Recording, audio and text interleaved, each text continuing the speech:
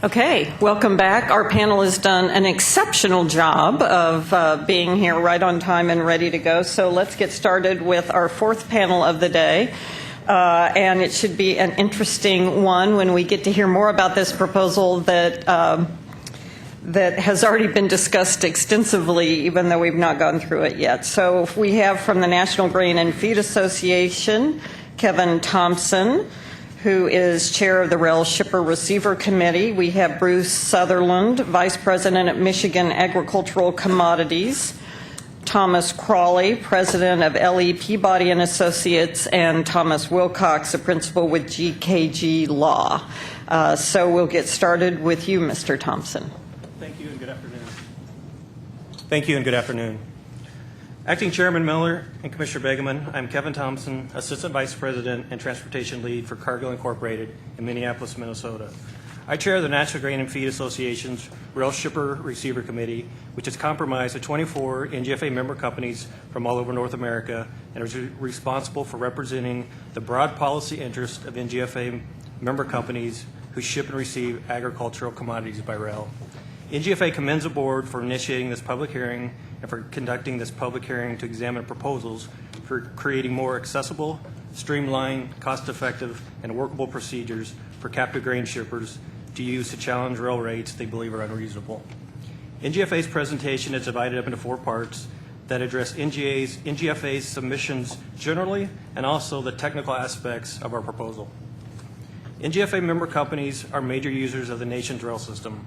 Rail represents a significant modal share within major geographical regions, particularly in the Upper Plains states, as well as for major agricultural commodities, including more than 70% of wheat, 52% of barley, 20 to 25% of corn and beans.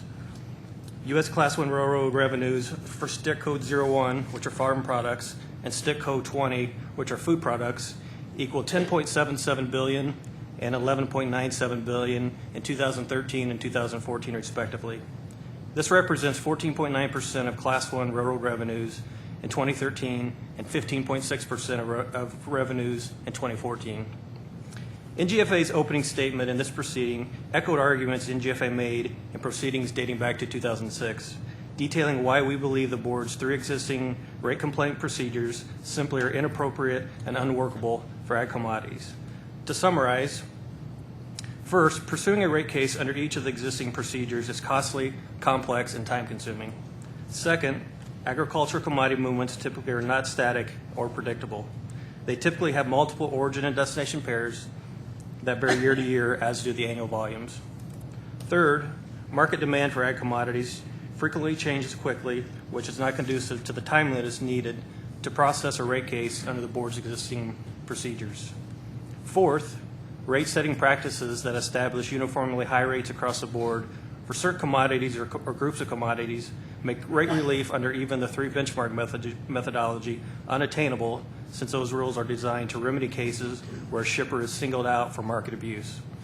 This flaw is compounded by the fact that under the current 3 benchmark rules, only the movements of the defendant railroad may be included in the comparison group.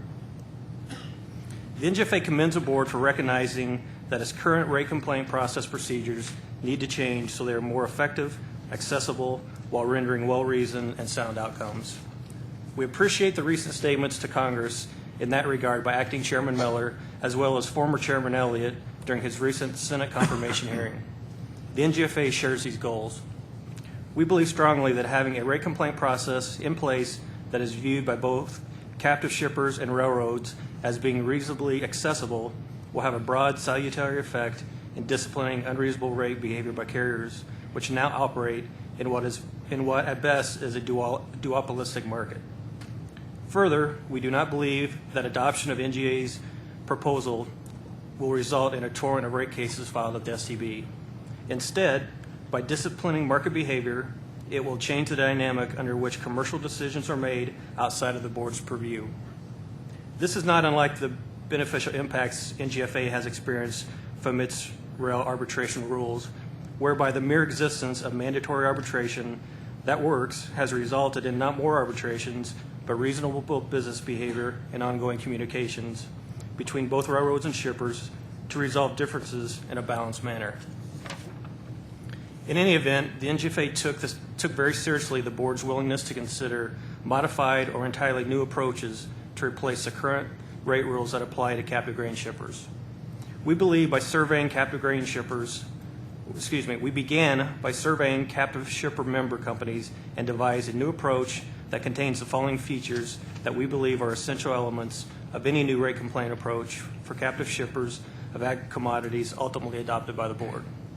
First, the approach must be accessible and inexpensive to administer, and preferably should be based upon an objective formula to provide a forum for complaints with smaller claims.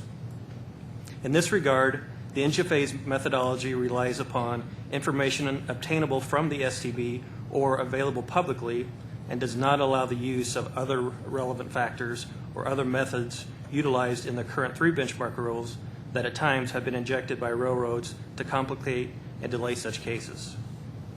Second, the rule must provide a meaningful constraint on the current unfettered ability of railroads to virtually dictate, if they wish to, the markets to which captive ag commodity shippers can serve simply through their rate pricing or other measures. The rules also should reasonably preserve rail revenues and carriers' ability to continue to invest in their networks. We believe the NGFA's proposed methodology accomplishes this by using a rate comparison approach somewhat similar to the board's current 3 benchmark approach that also takes into account both revenue adequacy determinations and the current market for the type of captive traffic whose rate is being challenged. Third, any new system must provide for expedited presentation of evidence, prompt agency deliberations, and timely decisions given the fluidity and inherent changes in the U.S. and global agricultural markets. NGFA's proposal achieves this by establishing a procedural schedule under which the board could issue a final decision within 170 days after a complaint is filed, which we believe is a minimum time for a decision that parties could reasonably expect. NGFA has also proposed that the new rate complaint rules apply to a broad range of agricultural commodities as opposed to a narrow subset of just grain. We recognize that our recommendations includes grain-based products such as ethanol and biodiesel. Our rationale is that the board should err on the side of being more rather than less inclusive at this stage of the process. We note that the 68 agricultural commodities and products that we propose be eligible for the new rate challenge process are identical to those that were agreed to by the railroads to be covered under NGFA's rail arbitration rules. Further, NGFA's proposal urges the board to reconfirm and, if necessary, clarify existing rules that allow parties directly or indirectly affected by potentially unreasonable rates to seek relief. This would permit parties, such as farmers, who do not directly pay rail rates but often bear the brunt of rail rate increases, to challenge the reasonableness of the rail rates charged to captive shippers, such as elevators, to whom they sell their crops, and to obtain refunds or other damages for their share of the increased cost attributable to the unreasonable rate levels. Finally, and importantly, the NGFA firmly believes that new rules to judge the reasonableness of the rates for ag commodity shipments must include a component that takes into account the revenue adequate status of the defendant railroad. The board and the industry have entered a new phase where the rail revenue related objectives of the Staggers Act of 1980 for carriers have been achieved, and that the Class 1 railroads are, or nearly are, revenue adequate under board procedures. This should change the way the board exercises its regulatory responsibility. So NGFA's proposed methodology includes a way that revenue adequacy can be accounted for in rate reasonableness determinations. As stated in NGFA's reply comments, the board should reject arguments to keep the status quo. These arguments ignore the ground truths that have emerged as a result of the reduced competitive options available to ag commodity shippers from the consolidation of the rail industry into regional duopolies. Simply put, ineffective and unworkable rate reasonableness rules have enabled and emboldened the railroads to extract excessive profits from captive agricultural shippers, at times determining who wins and who loses in serving domestic and global agricultural markets. Others will propose that arbitration should be the sole remedy available to captive shippers to challenge unreasonable rail rates. As the board knows, the NGFA is a huge proponent of arbitration and as a form of resolving disputes in a knowledgeable, cost-effective, and business-like manner. We believe the mere existence of arbitration encourages more direct and earnest communication between parties in trying to resolve business-related disputes. NGFA's rail arbitration system has been around since 1998. It was developed with involvement and cooperation of several of the Class I railroads participating in this proceeding.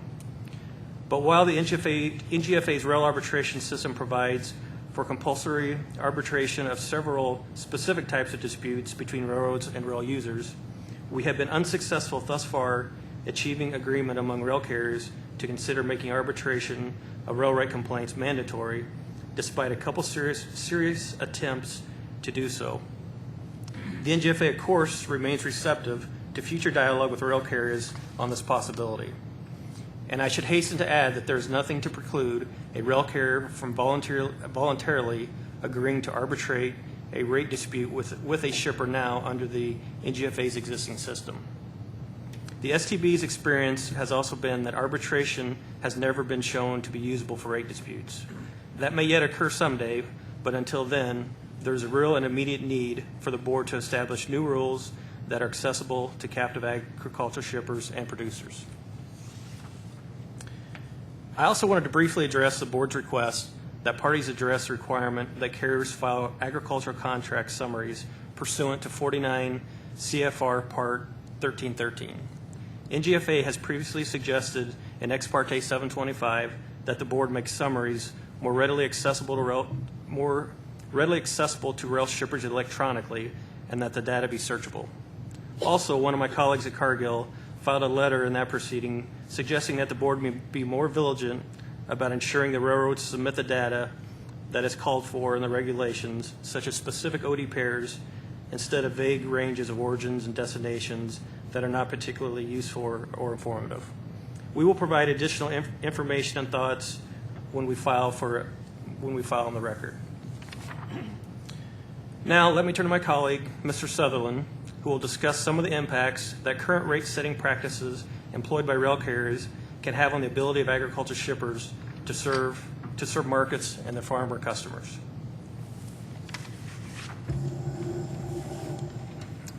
Thank you, Kevin. Good afternoon, Acting Chairman Miller and Vice Chairman Begeman. I am Bruce Sutherland, Vice President of Michigan Agricultural Commodities, headquartered in Lansing, Michigan. I am also a member of NGFA's Board of Directors and appearing today at the request of NGFA to add some current real-world perspectives on the rate issues you are considering in this proceeding. As a brief background, Michigan Agricultural Commodities, otherwise known as MAC, was established in 1976 and consists of 8 grain elevators at 7 locations throughout Michigan, with combined storage capacity of over 43 million bushels. Our facilities annually handle approximately 50 million bushels of corn, soybeans, dry edible beans, and oats.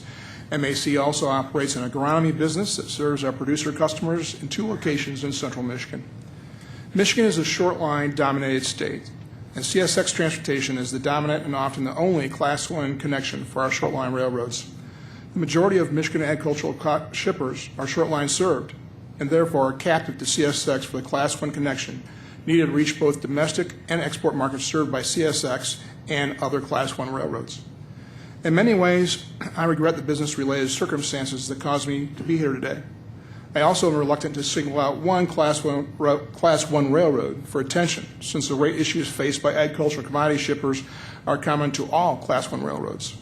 However, the recent actions finalized on May 29, 2015 by CSX that significantly changed its rates for agricultural commodities nationwide provided a timely example to this board as to why captive agricultural commodity shippers need access to a workable, cost-effective, and expeditious rate complaint process.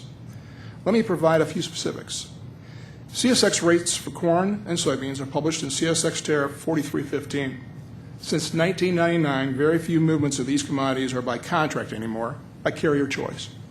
In April of this year, CSX announced to the agricultural industry they had decided to simultaneously make wholesale changes to many of its common carrier rates for agricultural commodities in Michigan and other Midwestern states.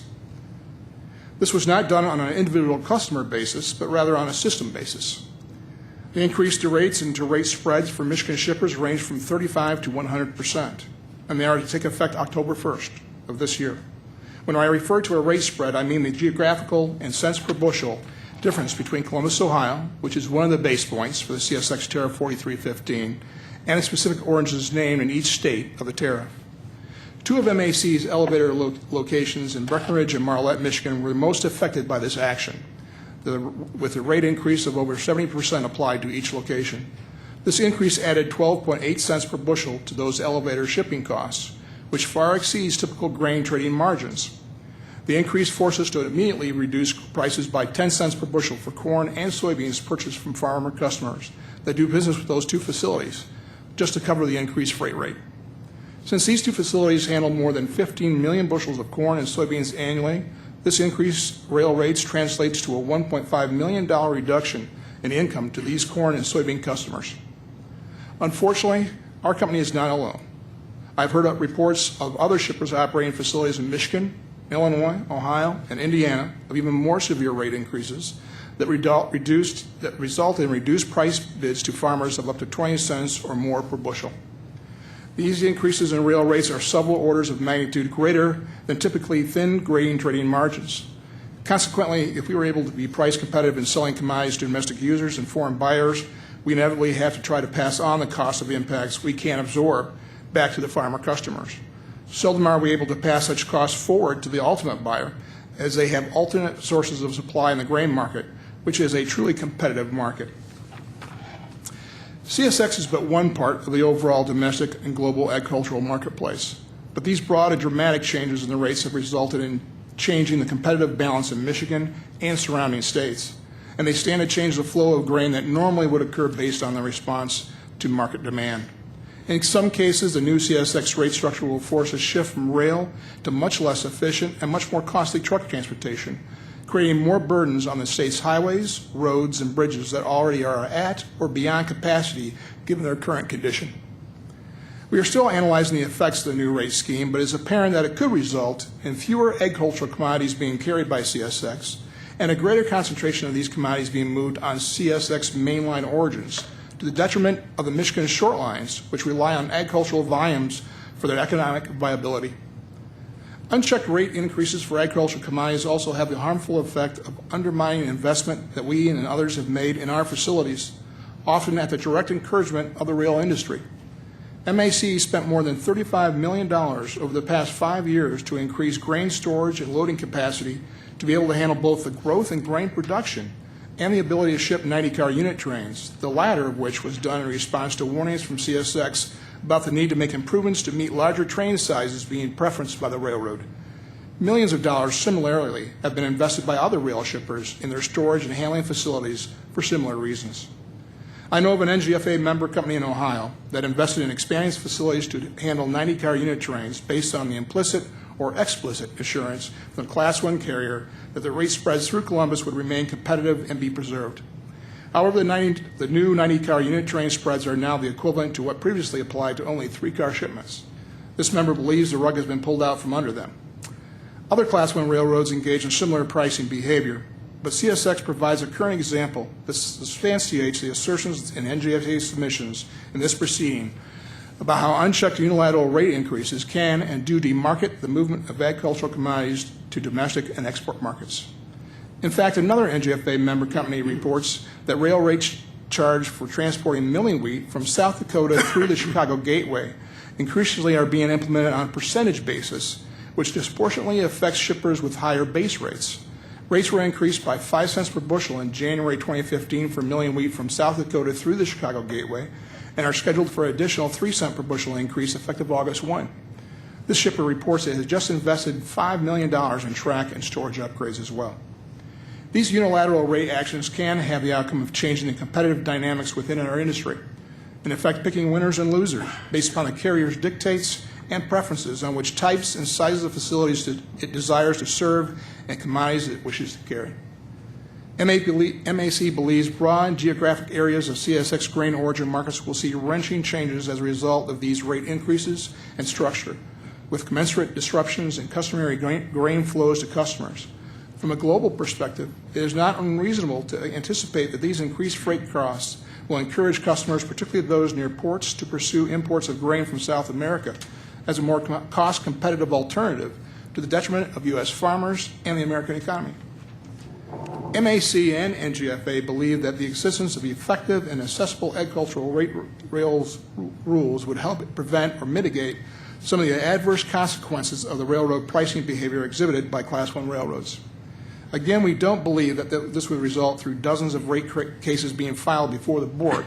Rather, such meaningful regulatory backstop would alter the current market dynamic such that the railroads might not be inclined to make such dramatic and arbitrary rate proposals in the first place. And captive shippers that conclude that they are harmed by such practices would have a better chance of reaching mutually acceptable commercial resolutions for their differences.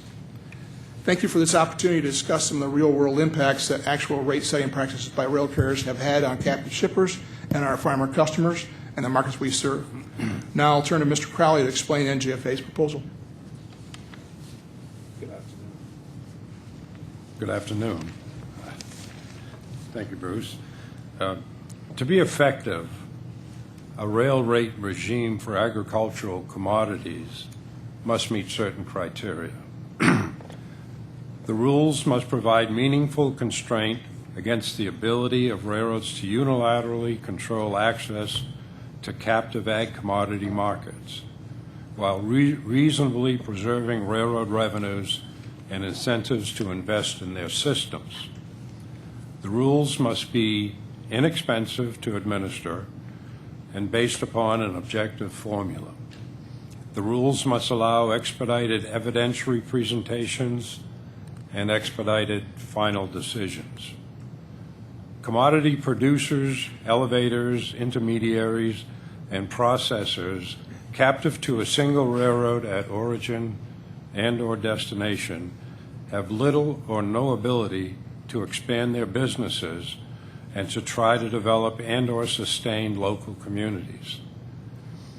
If rate reasonableness rules and processes are in place for ag commodities, it would allow shippers the opportunity to expand and sustain their businesses both nationally and internationally. NGFA proposes a new maximum rate approach for ag commodities, the Ag Commodities Maximum Rate Methodology, also known as Acmrm. I will now outline the major components of Acmrm and provide an example of how one would apply the Acmrm approach. And I have some slides to help me.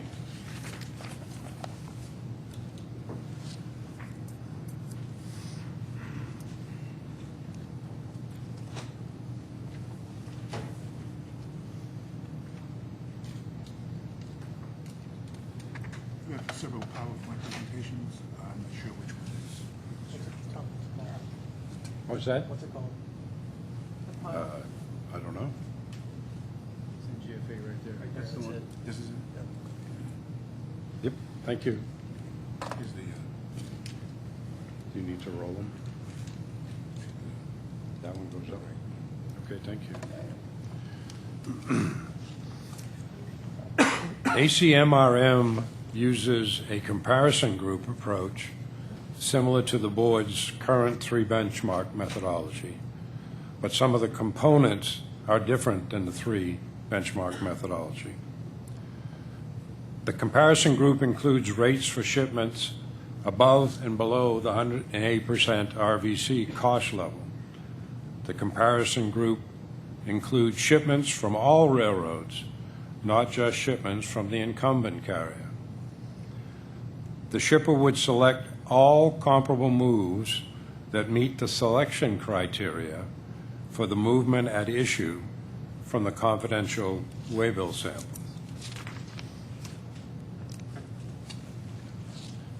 Okay.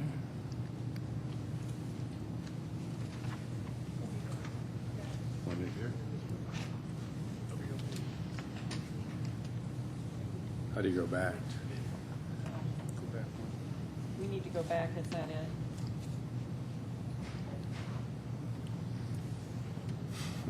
Get right to the answer.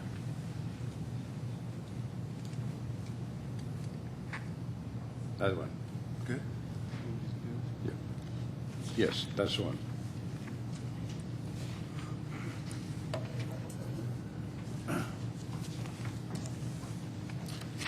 Comparability to the issue movement will be based on the following factors. First, distance plus or minus 20% of the issue movement miles. Second, commodity at the 5-digit stick level. Third, the rail car type. Fourth, the rail car owner.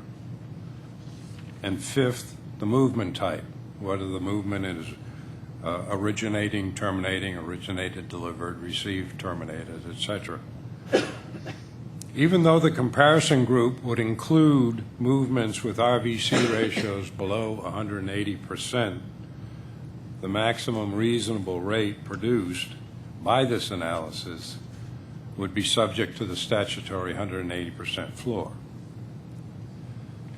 NGFA's Acmrm approach will not allow for the examination of other relevant factors.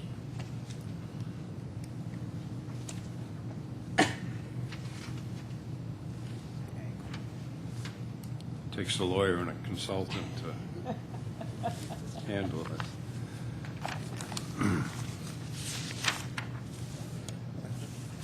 The Acmrm also makes commodity-specific adjustments to reflect each Class 1 carrier's revenue adequacy status.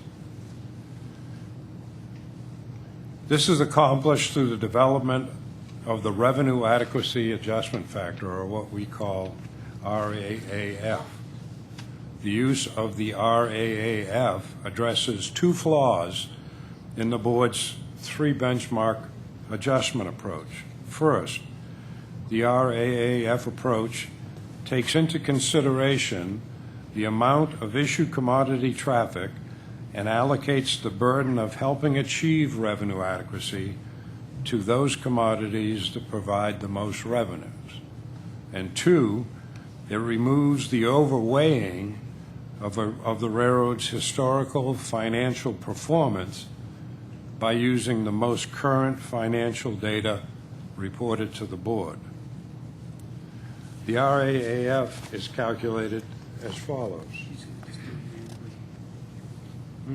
Just flip them Okay.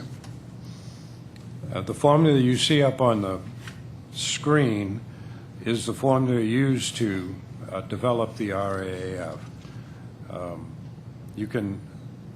We'll look at this formula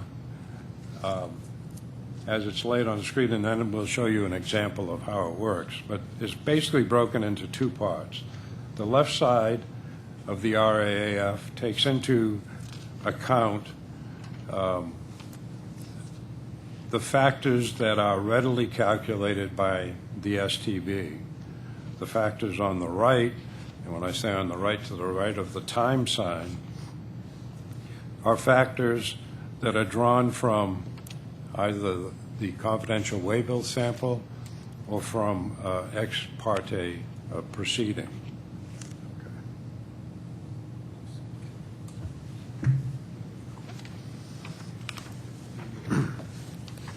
Using the Union Pacific 2014, I've calculated an example of the application of the RAAF for stick 01132, which is corn.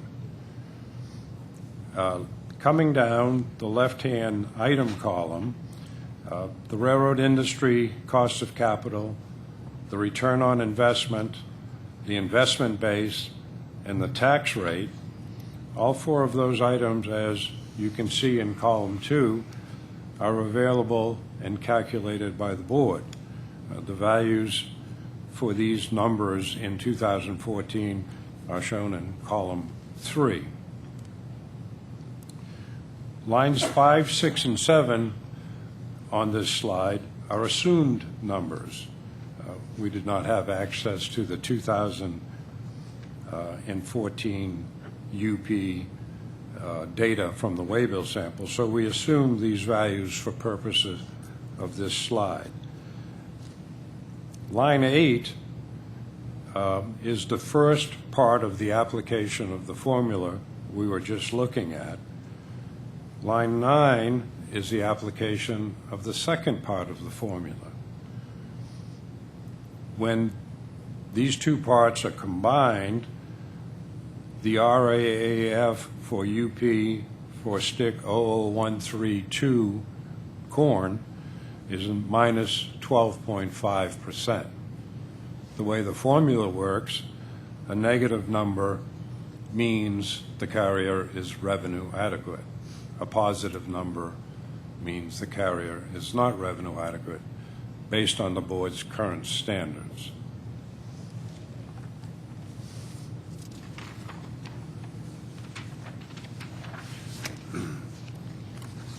The RAAF fits into the overall Acmrm formula, and the application of that formula is shown in the example on the screen. For purposes of this example, all of these numbers are hypothetical. I have included as part of my written comments in this proceeding actual examples of the application of the Acmrm using the highly confidential waybill sample. So you can look in that testimony, that file testimony, and see real-world application of how this would apply. But for purposes of this example, it's all hypothetical. Now let me walk you through the application of the Acmrm. The first thing we do is identify the issue movement parameters, which are the top 6 lines on the slide. First is the commodity at the 5-digit stick level. For purposes of this example, we're using corn, stick 01132. The distance in miles. For purposes of this example, it's 120 miles. Total revenue per car and the variable cost per car are shown on lines 3 and 4.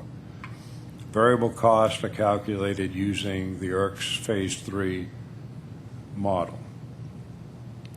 The revenue to variable cost ratio is simply dividing the rate by the variable cost, and the jurisdictional threshold is the application of the 1.80 ratio to the variable cost on line 4. Now the comp group. Based on the criteria that was previously outlined, we would search the confidential waybill file and find all movements that meet the selection criteria for all railroads, regardless of the revenue-cost relationship, and identify them. For purposes of this example, we have assumed there would be comparable moves on the Union Pacific, the Bnsf, and CSXT, as shown in column 2 of the bottom table. The distance, based on the criteria, is plus or minus 20% around the 120-mile issue movement parameter, and the distance in column 3 falls within that bracket. The revenue per car in column 4 is the revenue appearing for each of those movements in the confidential waybill file. Next, we identify the RAAF, or the Revenue Adequacy Adjustment Factor, for each carrier for corn. This RAAF would be calculated for each carrier for the particular commodity that's the issue movement. And those numbers appear in column 5. For purposes of this example, we have assumed, as I explained a moment ago, that the Union Pacific was revenue adequate and had an RAAF of 12.5%. You can tell the revenue adequacy by the negative sign. Bnsf, for purposes of this example, is also revenue adequate. As you can see, the negative sign before the 4.2%. And CSXT is considered revenue inadequate because there is no negative sign. And again, these are based on the current revenue adequacy procedures. We next apply the revenue adequacy adjustment factor to the revenues, and the results are shown in column 6. It's simply taking column 4 and either increasing it or decreasing it for the revenue adequacy adjustment factor.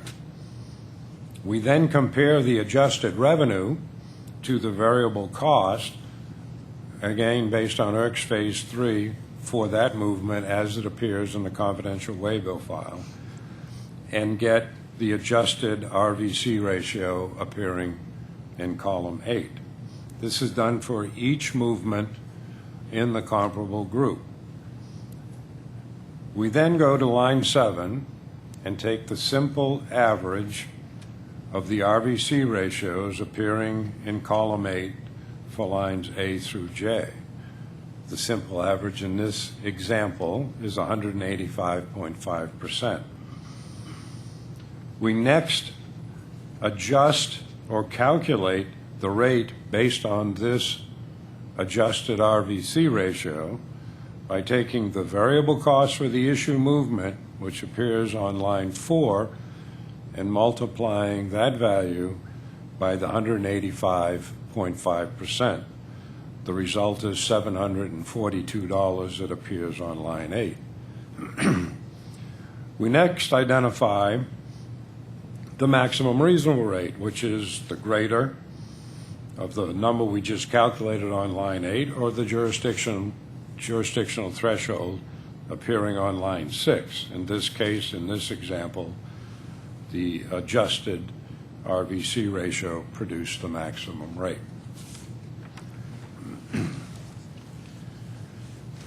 I'd like to change the subject slightly and talk about corporate structure and railroad revenue adequacy. Current STB rules and policies allow the railroads latitude in what subsidiaries they include in their annual report Form R1 statement. The board requires the railroads to include in their R1 reports financial and operating statistics for the consolidated railroad entity. The decision of what constitutes a railroad and rail-related affiliate, and therefore what and what not to include in the R1, ultimately lies with the parent companies of the railroads. In addition, the STB, in its role as regulator of railroad economic issues in the U.S., has chosen to require railroads to report only on their U.S.-based operations. The Canadian National R1 report filed with the STB covers the prior Grand Trunk Western, and the Canadian Pacific covers the prior Soo line. For ROI purposes, return on investment purposes, we suggest that the board change its policy and require the CN and the CP to report on their entire corporate structure. The chart on the screen demonstrates the difference between the ROI for parent CN and CP versus the ROI for subsidiary Grand Trunk and Soo. And I'd just like to walk you through that chart. On the left side of the chart is the Grand Trunk and Canadian National ROIs. The blue is the Grand Trunk, and the green is the Canadian National, which we estimated based on filings at the SEC made by Canadian National. You can see in all years shown the Canadian National as a parent had substantially higher ROIs than the Grand Trunk Corporation. On the right side, it's a similar analysis for the Soo line and the Canadian Pacific. The interesting thing here is the 2014 calculations. In 2014, there is no return on investment for the Sioux line because the report, the R1 report of the Sioux, included a write-down of the sale of the DM&E. While that write-down had little impact on the parent, as you can see, a 16.1% estimated ROI, for the Sioux line portion of the parent, there is no return. It's actually a negative return. That concludes my comments, and I'll turn it over to Mr. Wilcox.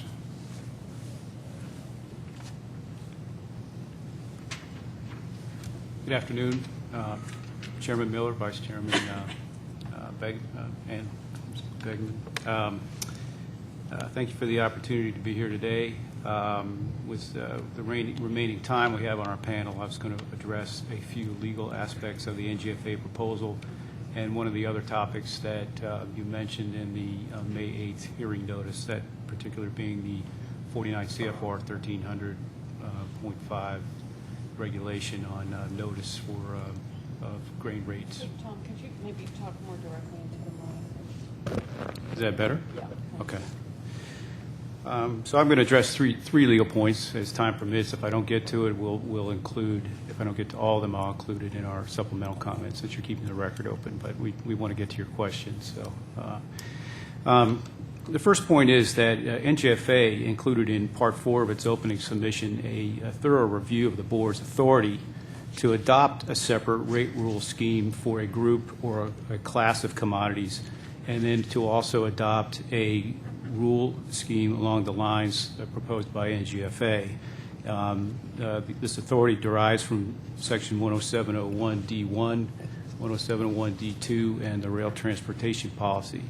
The original D.C. Circuit opinion in McCarty Farms, which you heard about earlier today from a couple of panels, affirmed that the agency has very wide latitude and discretion when adopting rules to test the reasonableness of rail rates.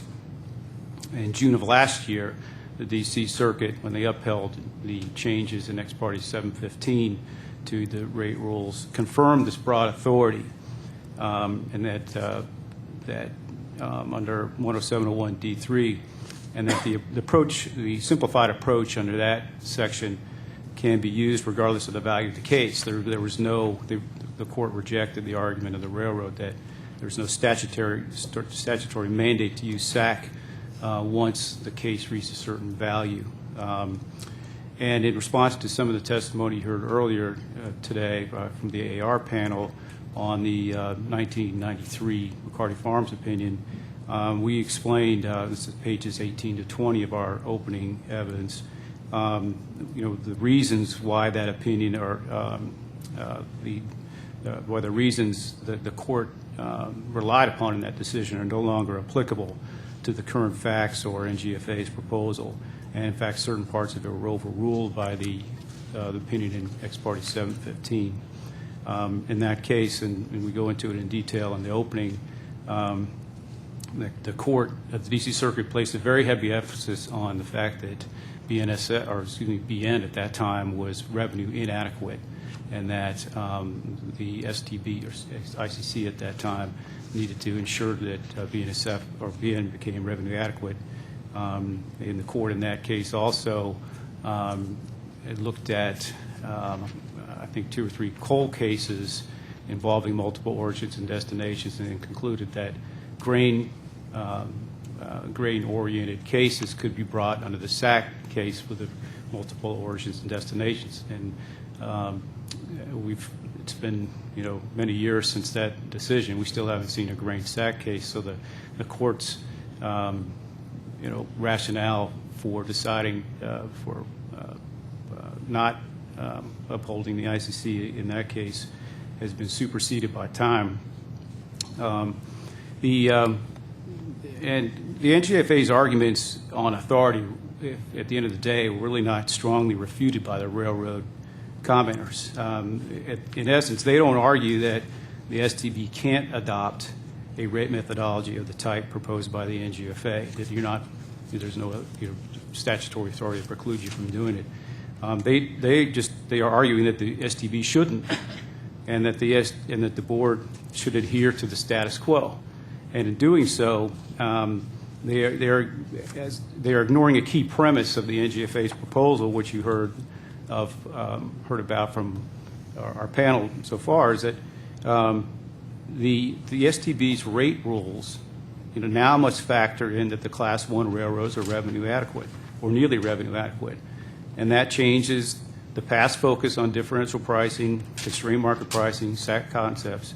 The board is addressing those issues in EP 72, as was mentioned earlier today, but it shouldn't ignore revenue adequacy in this proceeding. So NGFA's approach was to include revenue adequacy, some concept of it or some way to account for it in their proposal.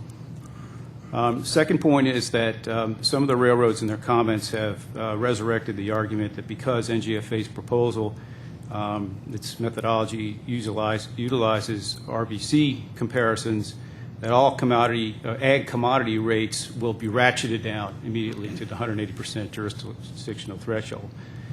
The STB and the D.C. Circuit put that argument to bed last year in the EP 715 appeal opinion, at least as to 3 benchmark, and our methodology is similar to 3 benchmark. In that case, the court agreed with the STB that ratcheting would not occur under the 3B rules because in those cases relief would be limited, an avalanche of cases would be required, and the board can reassess if it looks like they're being flooded with cases and the rates are ratcheting down. The board can reassess its rules. And then the last point was that there was a need to balance any ratcheting concerns with a need to give shippers with smaller claims a way to challenge rates. The third issue is NGFA, and you heard testimony earlier today on the issue of aggregating of claims and standing. NGFA feels very similar to the Montana witnesses you heard earlier today about how you're finding a way in a ag rate proposal to aggregate claims and to allow producers and other parties who don't directly pay the rate but feel the brunt of the rate to bring claims.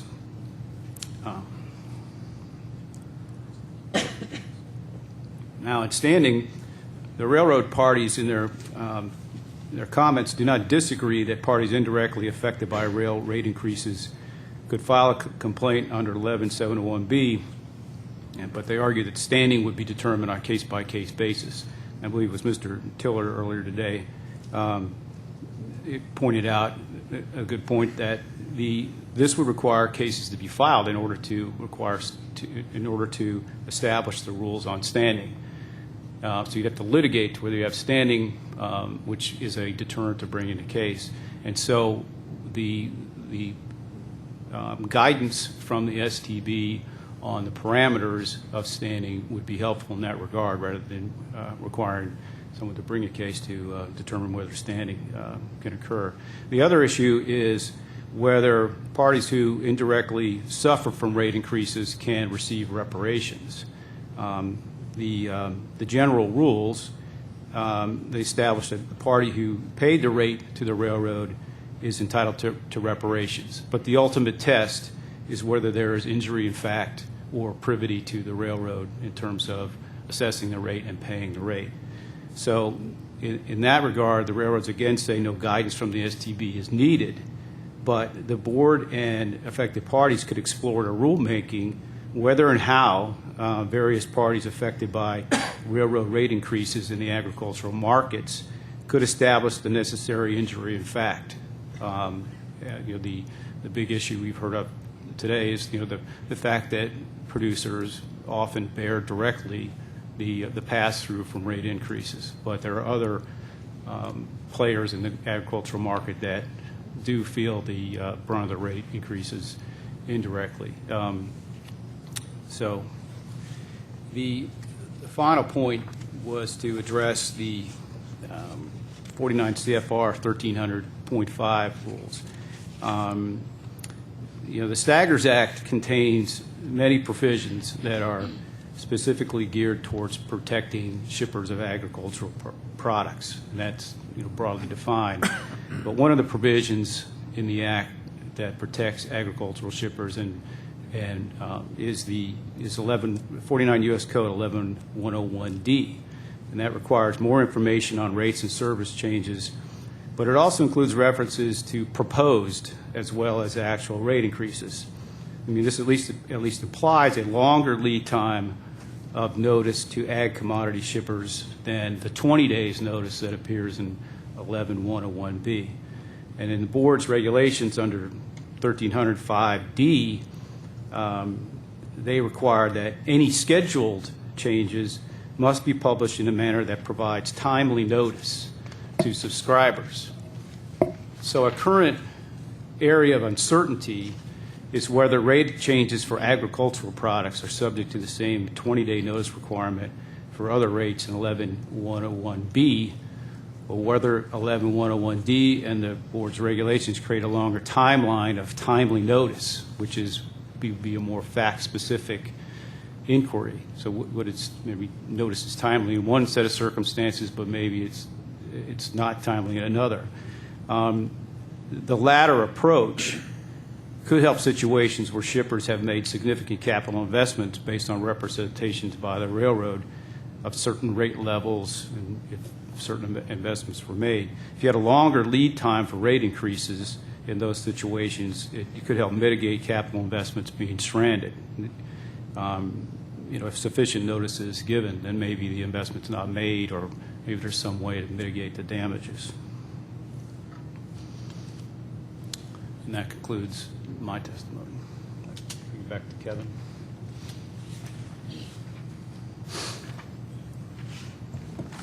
Great, thank you all very much.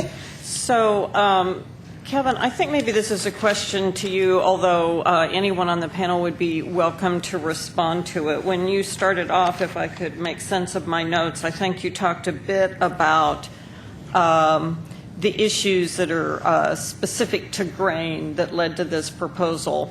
But really, the suggestion here is that we have a rate relief process designed specifically for grain shippers, and I would like to hear a bit more about what makes grain distinct from other commodities such that it should have its own rate relief process. Well, I think, Madam Chairman, Madam Chairman, I think the one thing is, grain is not a commodity like coal that typically moves from one origin to one destination all the time. We have a lot of moving parts. They're driven by global market dynamics, and because of that, spreads change, market changes, and because of that, the railroads can move their rates and spreads around to dictate where grain can flow. So just from the onset, you've got multiple changes, and OD pair changes can change years. That will change volumes. So really, when you look at just the commodity side of the business, there's so many different moving parts year on year. That could be regionally, that could be by commodity, it could be between eastern U.S., western U.S. There's just a lot of different things that can change year on year for ag that can be dictated by changing of rail rates and other things. Some of the things that Bruce talked about, that kind of makes ag a little bit different than some of the other commodities that only flow from point A to point B pretty much year on year. Isn't that also true, though, for commodities like any of the chemical commodities? A lot of the origin and destination pairs are changing all the time. To be honest, I'm not familiar with the chemical side, so I'm probably not the best one to answer that. That's fair enough. And Mr. Wilcox, you mentioned the issue of ratcheting, but that has been a concern expressed about the proposal, that in fact it would lead to ratcheting and bringing all rates to roughly the 180%. And you cited to a court case that said that our 3B process wouldn't likely lead to ratcheting, but could you say a bit more why this particular proposal wouldn't?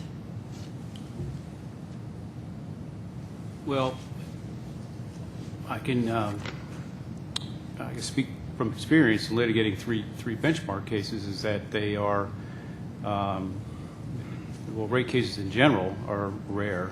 And their shippers are very reluctant to bring them to begin with. And so I think that the other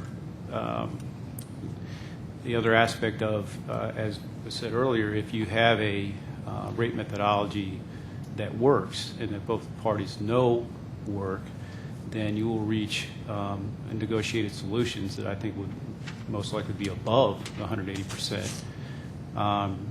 And then again, what as the D.C. Circuit said and the STB said in that case, if it looked like there was an avalanche of cases, we haven't seen an avalanche of 3 benchmark cases, and that was the same fear when we certainly haven't.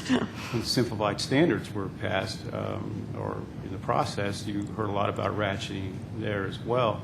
That if that was to come to pass, if there was an influx of all these cases, then the board could reassess, because, as I said at the outset, NGFA wants to find a solution to the fact that cases have not been brought in 30 years for grain shippers, but they want the railroads to industry to be healthy. And so I think those would be mitigating circumstances. And I guess, and Mr. Crowley can speak more to this than me, but in a revenue adequate industry, our SAMs come down to around 180% or less. I think it's in a revenue adequate situation, the 180% is not a objectionable rate. I want to go back, Mr. Thompson. I think at the end of your testimony you brought up the issue of the ag contracts, which was one of the things we are interested in pursuing.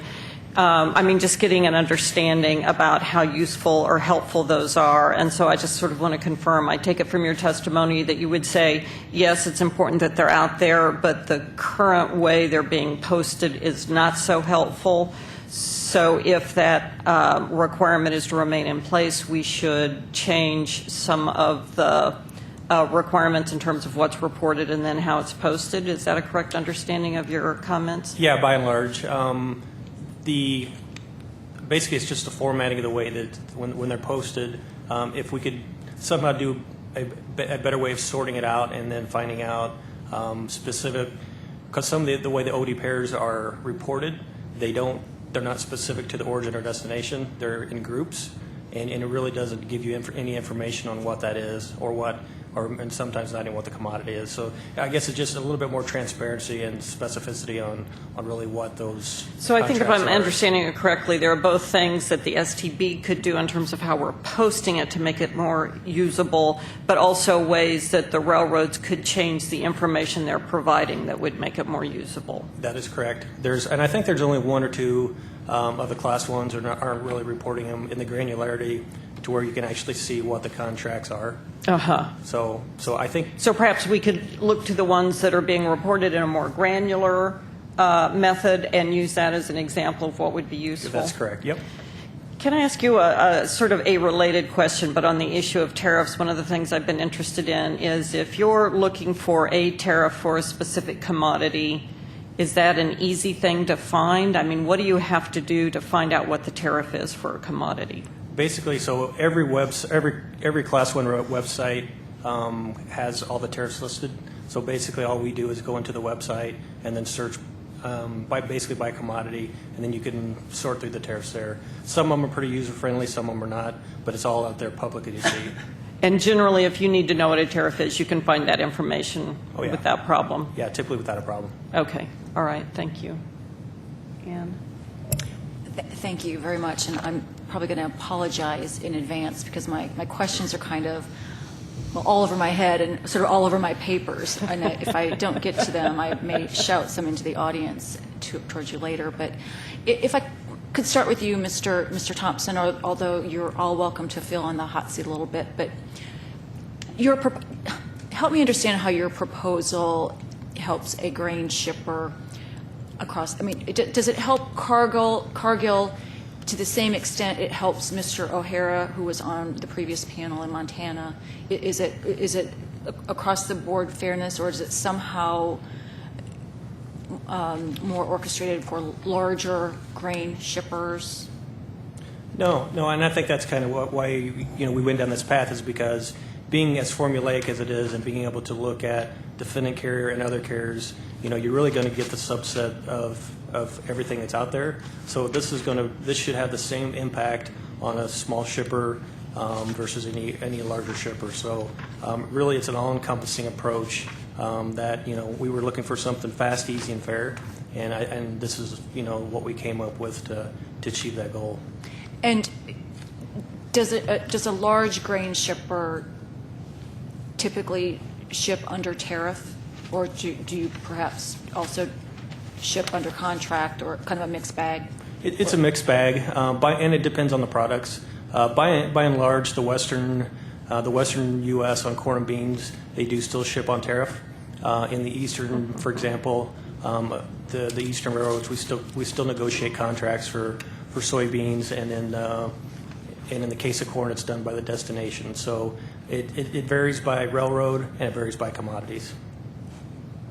And if we could, Mr. Carley, if you could help me a bit with your chart's actually really helpful, and I appreciate that you clarified things are hypothetical as far as some of the railroad data. But let's start with the fact that the comparison group would include both above and below 180. I'm trying to understand what I sort of criteria or what safeguards, that's not quite the right word that I mean, but because we want to have a fair process, I wouldn't feel comfortable putting something out that allowed every comparison group to be at below 180. So is it that the criteria, I guess the factors of A through E, the distance, commodity, is that going to constrain your comparable group, so you can't just go to 100% to get your comparison? The way the procedure works is you don't have a choice. You have to take all of the movements that meet the criteria. So in the example in the text, it was a 120-mile haul of corn. So all movements between 96 miles and 144 miles of corn, regardless of their RVC ratios, are in the comp group. So they're not selected. They're not selected. It's a given. You got to take them all. And that, in our opinion, is the relevant market for corn that goes 120 miles. And Tom, this may be a question for you, but I know that you do not care for other relevant factors, at least with respect to 3B. I guess I'd like to hear a bit more from you on it. It seems that, in my opinion, from at least my experience with one of the cases that it ultimately settled, but it sort of was one of, because 3B is so crude, it did allow some reality to be brought in, really, by either party. Well, the issue has, with other relevant factors, and I may know the case you're referring to, is that I think that the original intent of the three benchmark rules was expanded upon by the defendants in terms of with the aim of putting burdens on the complainant, and what it. And by burdens, do you mean costs? Well, yeah, the three benchmark methodology is designed to be simple, cost effective, and that was directed towards the smaller shippers. But the other relevant factors component of three benchmark, at least in the last case we've seen, was really expanded into some realms that involves, expert testimony, cost, that, that raised the, the estimate of what, or the expectations of what a complainant would pay to have his rate litigated to be greatly expanded in reality, and that puts a chilling. I think that's put a chilling effect on subsequent 3 benchmark cases. And so, our proposal, again, the emphasis is to try to find a way to get a decision done quickly. And as we also said in terms of market dominance, we propose that the board use its current market, the traditional market dominance rules as opposed to the limit price, but that it be done on an expedited basis. That that in essence is the reason why we did not include other relevant factors, was to make sure that understanding that the result and the process would be somewhat crude, like through benchmark, but also to get a faster result and keep the costs down. Mr. Thompson, could you, and Debbie are welcome to interrupt and ask questions, kind of free-flowing, but could we go back to sort of the beginning of your testimony? You mentioned the NGFA's arbitration process, and there's been some discussion, some outreach with respect to allowing rates to be arbitrated. Did I understand that correctly? So today, in our rail arbitration system, we basically arbitrate everything but rates. All right, so rates are not included. But as NGFA, we would be very open to have those discussions. What would have to happen we would have to have all the member Class 1 railroads agree to a mandatory arbitration system. And why would they all? Would they all have to? Could one just volunteer and sign? Let's say, I don't want to even make a hypothetical. One carrier said, "We'll arbitrate." Yeah. Could you not just allow your member? Yeah. So today, if a railroad came and agreed to arbitration with a member company, that could happen, as long as they were both members. Okay. Can I slip in there because I'm hoping I'm understanding this correctly, but I think under the board's arbitration procedures, there is one railroad that's agreed to arbitrate, and I don't think any shipper has stepped forward to take them up on it. Yes. Yeah, but not rates. But not rates. Thank you. So I will say that, with that being said, we have been approached within the last 6 months by a Class 1 that wanted to have open dialogue about the potential of starting up the rail arbitration process again, or probably not the process, but the discussion. So we have entered into discussions with one.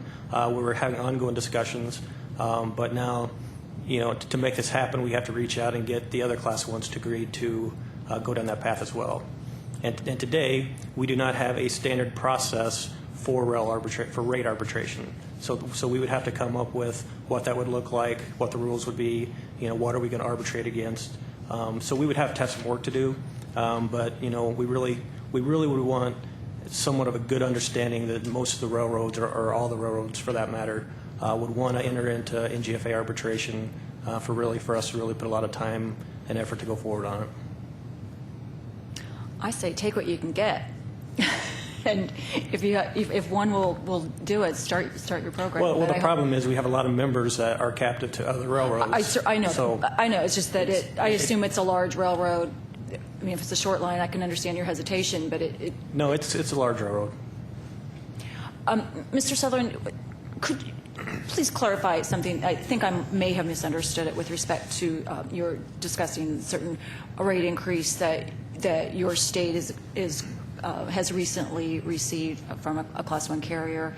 And I thought that what you said was that, no, I can't find my notes, but that it was going to lead to more traffic on that carrier's main line and off of the short lines. Right. We felt that, at first analysis, it certainly looks like short line origins with the new rate structure will be at a significant disadvantage to mainline carriers or mainline shippers because of the freight spread. Now, rail cost will be significantly more than perhaps what the truck difference would be out of an origin that would be in a short line area moving to a mainline point. So it puts that short line shipper at a disadvantage in the new structure to a mainline shipper. And are you saying that basically as a shipper you'd be induced to trucking your grain to a location where it can get picked up on the main line? That, or a farmer customer may see that they, because increased freight costs and the bid difference has gotten so wide that they can afford to actually now truck beyond your short line shipper origin to a mainline shipper because of, unfortunately, being an uncompetitive situation from a price standpoint. Mr. Crowley, I'd love to know if you have an opinion on some of the earlier comments, actually the TRB's first comment with respect to IRCs, and then kind of contrasted with Mr. Gray's comments of that actually it's fixable, but it certainly would cost us. And do you have an opinion on I have an opinion. this? I'm not quite ready to bury the IRCs formula. I think it is outdated. I think it should be updated, and I think we've been advocating that for a while. The regression analyses that form the basis of the variable cost calculations were performed back when there were a lot of railroads. There aren't a lot of railroads today, and so I think what you'd find from those... Is your microphone on? It's not on? I'm not sure. Or maybe pull it closer. How's that? Huh? You're good now. How's that? There's fewer railroads today, obviously, than there were when the regression analyses were done that have formed the basis of the variable cost calculations in IRCs. And so I think at a minimum that should be done. It's a formula. Any formula you can tinker with, and you can make it as expensive as you want it to be to update it. But to update the regression package, I don't think that's necessarily a big deal. It's not totally inexpensive, but not a big deal. And there is one thing that I did agree with that the AAR witness, Mr. Gray, stated, so I think I'll share that with you. It was only one. And that is, I believe he said that we should factor in density in these calculations, and I agree with that. Density was a part of Railform A, which was the IRC's predecessor, and it was captured through a curvilinear regression equation, which was eliminated when IRCs came along. IRCs is based on just a straight line regression, simple regression analysis. So if you're going to update IRCs, consider the curvilinear or density impact on the variable cost calculations. Did I answer your question? Yes. No,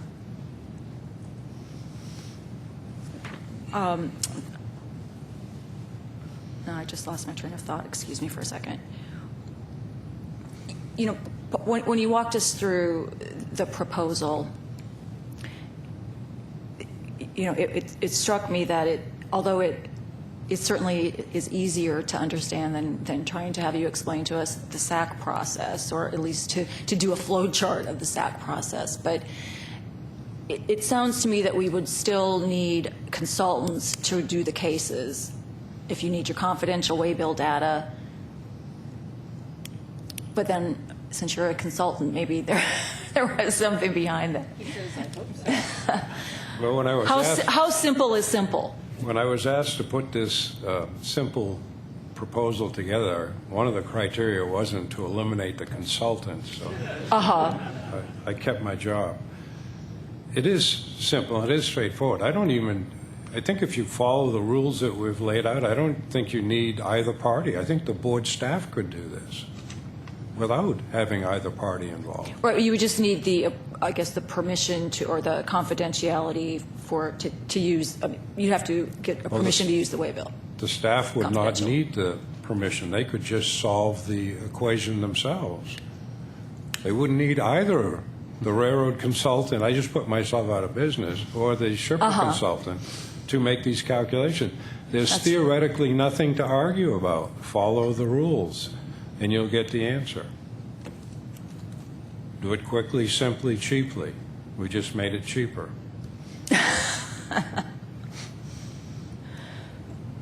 So I was curious, and I guess in some ways, reflecting on this, I don't know if I would have asked the question if it hadn't been for Dr. Schmolzensi this morning, basically throwing cold water on the relevancy of a revenue adequacy finding. And, really talking about quite a different process. And obviously built into your formula is a factor related to revenue adequacy. And I'm wondering what the consequences of using or not using the factor. If you just got rid of that factor, what would end up happening under the formula? There'd be one less calculation for each comparable move. That would be about it. It would depend on the revenue adequacy status of each of the railroads in the comparable group. If they were revenue adequate, the revenue comes down on the comparable moves, and the RVC ratio for the comp group comes down as well. So if you took that calculation out, they were all revenue adequate railroads, then the result would go up. And the opposite would be true if it's the other way. So the revenue adequacy adjustment factor protects both sides, both the revenue adequate side and the revenue inadequate side in the comp group calculations.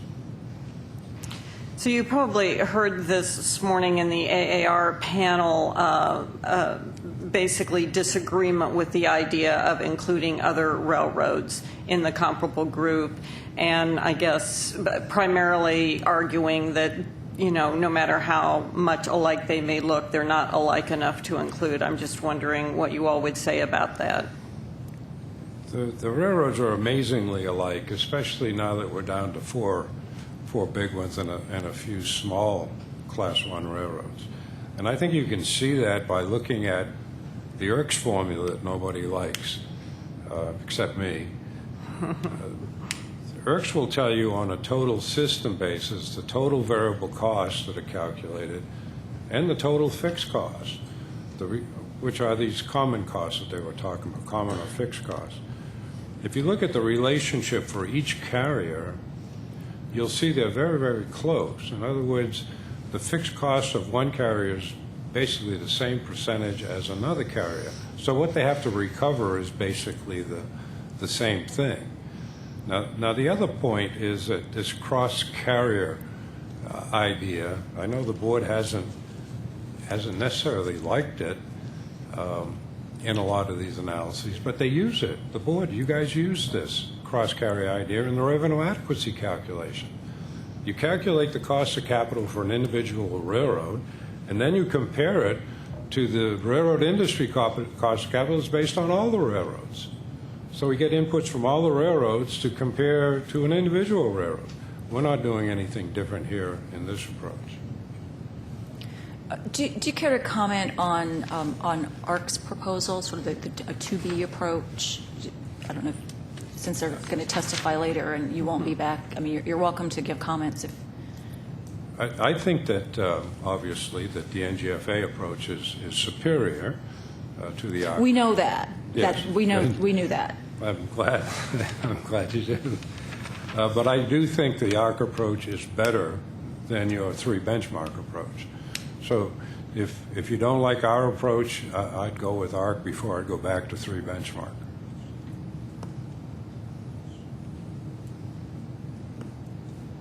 And do you want to say more about why you think the 3 benchmark would be a better approach than the 2 benchmark?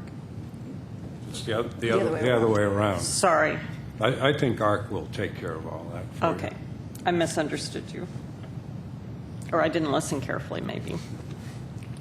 So, Mr. Thompson, did you say, or now am I confusing this with what I've read? Is it your proposal to broaden the definition of grain?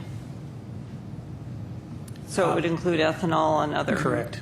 Basically, what we're proposing is that of the 68 commodities, that would mirror what we use today in our trade rules. So everything that's in what we use in NGFA today would be in there, which does include ethanol and the biodiesel. So could you maybe say a bit more about that? Because it seems on its face that shipping ethanol or biodiesel is very different than shipping corn or shipping wheat. I guess when we looked at it, we looked at ag products. And when we looked at ag products, it was everything that evolved around that. I guess I'm not quite sure what the dynamics would be versus shipping the ethanol. I mean, obviously, you get the tank car side and the regulations and everything that goes along with that. But basically, I mean, you still have your OD pairs. A lot of the ethanol is in contract form. So to us, it's another commodity. We're not really looking at this so much as a hazmat or a different product versus what we're doing on the grain, corn, beans, and wheat side of things. That's good. Well, I just really want to thank you for the effort that your association went to kind of heed our call and make a recommendation that we could explore and perhaps, tinker with or do more than that. But I know there was time and expense, Mr. Crowley, and thank you for the effort that you've made to help us get to the goal that we have. Thanks for the opportunity. Thank you. Yes, thank you all very much. Very interesting. Okay, we're ready for panel number 5, which includes Union Pacific and BNSF.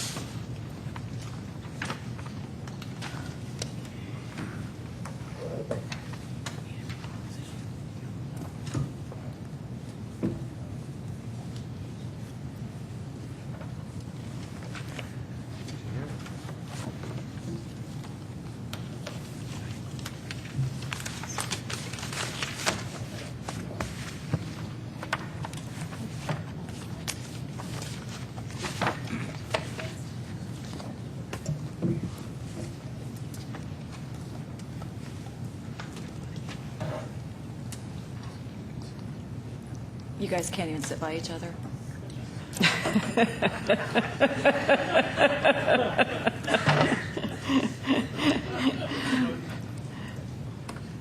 Welcome. Mr. Miller, are you leading off here? I am. Okay. That suits? You bet. Is this on right now, or can you hear me? If you do have a red light. There we go. Yep. Thank you very much. Chairman Miller and Vice Chairman Begeman, thank you for the honor to speak here today. My name is John Miller, Group Vice President of Agricultural Products, Bnsf Railway.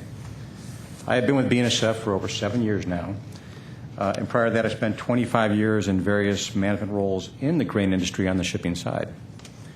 Again, thank you for the opportunity today. As the lead Class 1 rail carrier of agricultural products, we are continually investing to maintain and expand our network, our grain network. Our customers are responding to market opportunities with significant investments in BNSF-served grain facilities, which I'll describe in a bit. The massive combined investments between railroad and shippers suggest a very strong belief in our ability to deliver commercially competitive rates for reliable grain service over time, along with the expectation that when more investments are needed to meet demand for service, we will respond. In my remarks today, I will give a brief overview of the BNSF grain business and our record of innovation, which is well known to this agency and the stakeholders here. I will describe the virtuous cycle of investment by both BNSF in our agricultural business as well as by our customers on our railroad. I will address some of the concerns we know some of our customers have about the rate process, as well as outline the innovative steps BNSF has taken on its own to address its customers' concerns. I will take some of my time to address several of the issues raised by the groups and our customers that have been in testimony today. So before I get into the detail on our grain system, I would like to address a couple of issues from this morning. I'd like to speak for a moment to the small shipper. To the small shipper that feels that he or she does not have access to the rate relief that they feel is justified, we always advise our customer to come call us at BNSF at marketing to voice his concerns about the market rate. We get feedback about the markets all the time.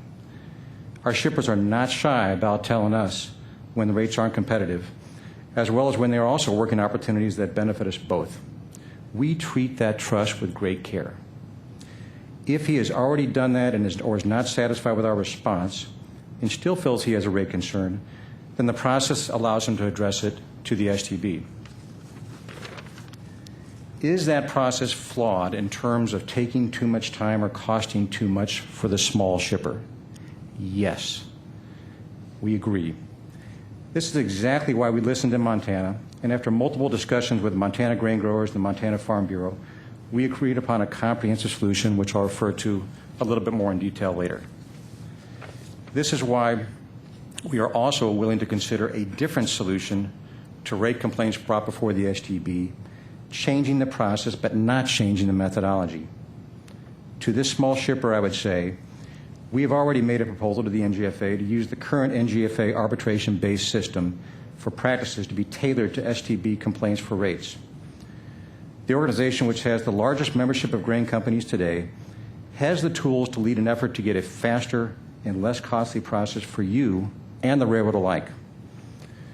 While we are waiting to hear back from NGFA, we are willing to support them in the effort to bring all railroads into the solution to get to the point where you do feel like you have better access to market-based solutions to address your rate concerns.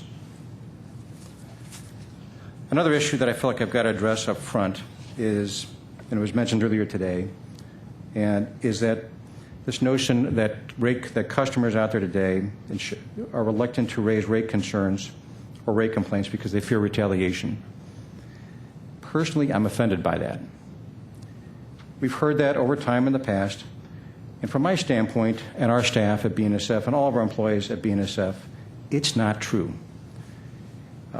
I cannot disabuse somebody of the way they feel, and they may feel that way. But today, the notion of retaliation at Bnsf is a personal affront to us, and it's just simply not part of our culture, and that's not how we run our company. To the contrary, we have robust, open discussions about rates with customers daily. In fact, we encourage the give and take with our customers about how to capture market opportunities. Our customers, again, aren't shy about telling us when they don't work. We encourage that. That tells us what works and what doesn't work. It's part of that daily discovery of what the market is for us. We are constantly assessing market dynamics to address those issues and how they may be raised.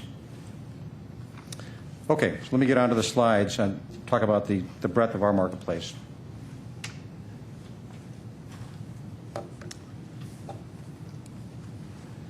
More than half of our whole grain shipments move to export markets. The export market is increasingly important to our grain shippers. Grain shippers need efficient transportation to participate in these export markets.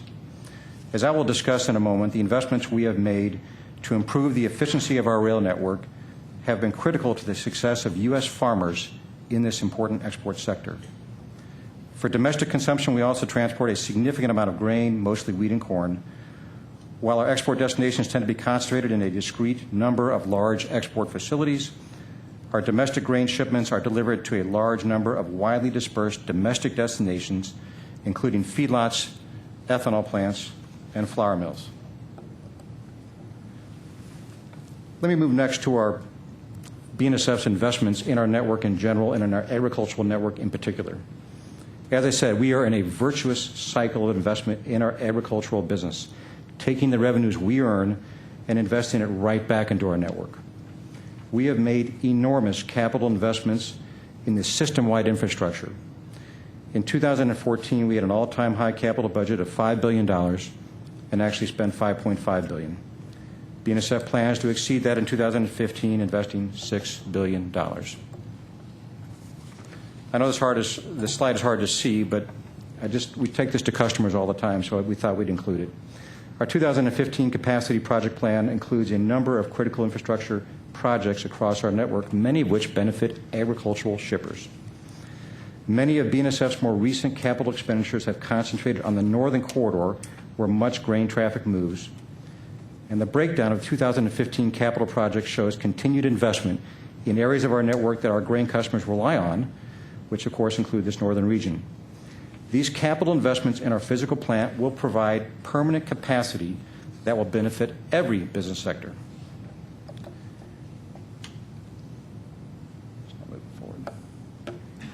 Our investments extend beyond just track. Our grain shippers benefit from the additional system-wide investments that BNSF made in 2014 and 2015 in locomotives and personnel. BNSF also makes significant investments that directly benefits its grain shippers, including over $1.5 billion in investments in our own fleet of grain cars. Our rail service is improving as a result of these investments. We are seeing strong velocity in our agricultural business, reflected in a return to historical trip-per-month shuttle figures in key lanes and minimal past dues across our network. Those investments and resulting velocity gains have brought reliability back into the grain system. I will also note we are currently storing over 7,000 BNSF grain hopper cars as a result of slackening demand at the moment, which just simply highlight how cyclical ag really is. Over time, our innovative programs and investments have enabled producers in many states to access destination markets, whether they be overseas markets, Mexico, or domestic markets like California.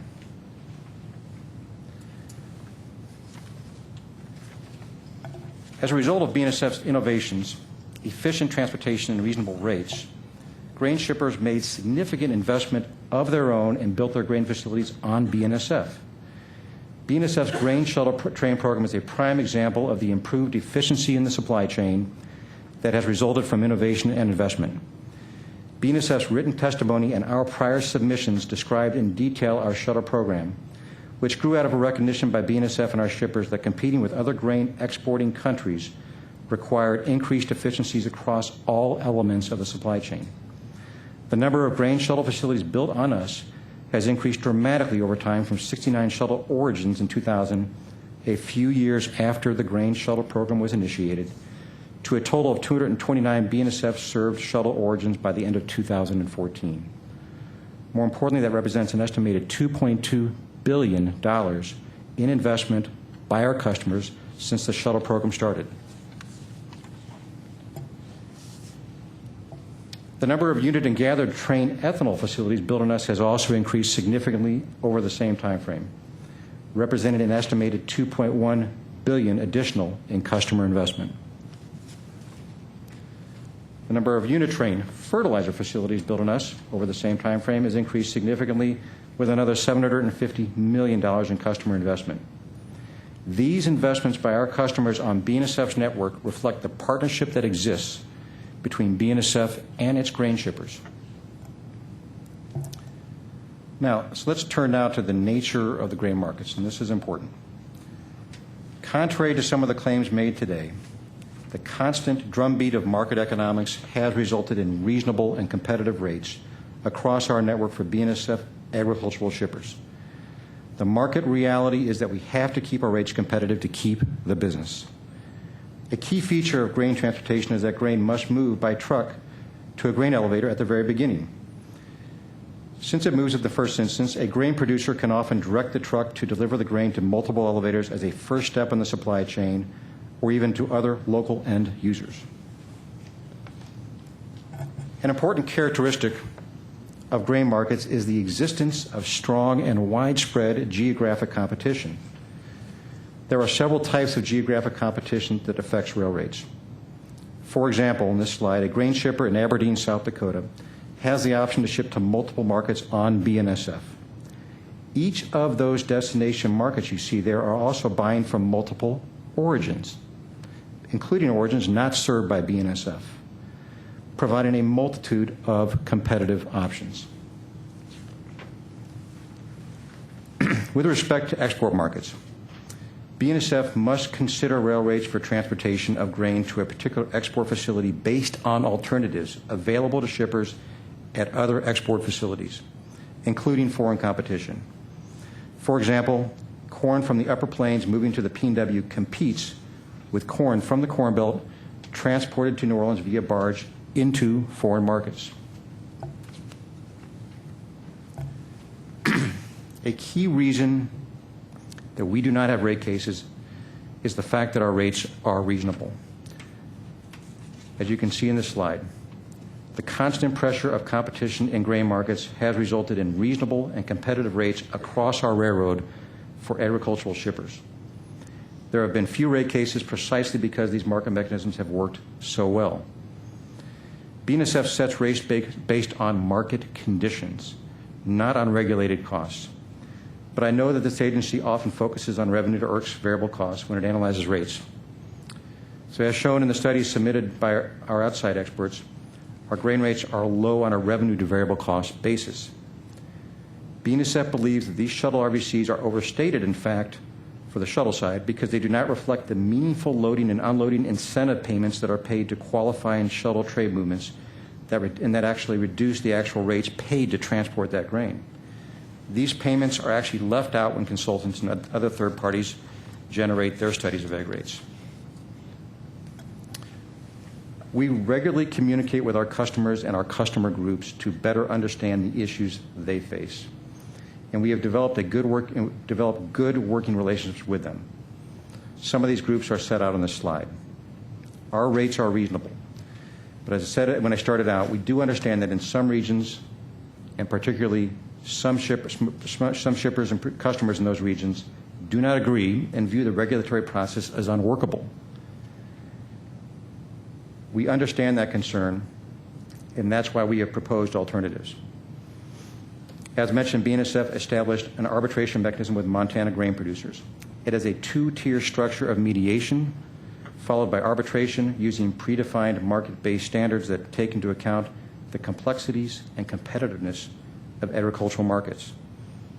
And as mentioned, we have recently offered ideas to the NGFA Executive Committee and our support for expanding their existing arbitration process to cover rail rates without undermining the current rate case criteria. We remain interested in discussing ideas that will provide expert-based, market-focused resolutions that also maintain a strong incentive to continue to reinvest by all in the industry. We are proud of the level of investment we have made in our agricultural network to meet current and future agricultural demand and the significant investments our grain customers have in turn made to bring more and more of their business to BNSF.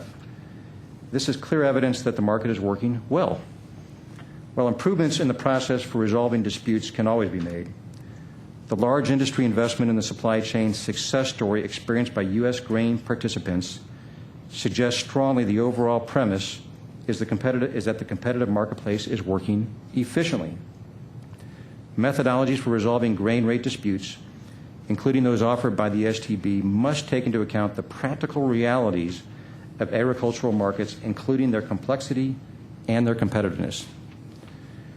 We believe that the alternatives proposed by others here, even if well-intentioned, will create a range of unintended consequences. Some of these suggested rate-setting alternatives will enhance the influence of larger market participants through the either cost-based or distance-based rate-making and will encourage volume-based contractual agreements. A result would be to limit producer market and geographic access, a net decrease in competitive market-based solutions. A longer-term result will be fewer dollars to support rail network investment and a less responsive and resilient rail system with less ability to provide capacity. Making thoughtful changes to the process by exploring market-based arbitration solutions that embrace industry expertise in a complex market environment makes sense.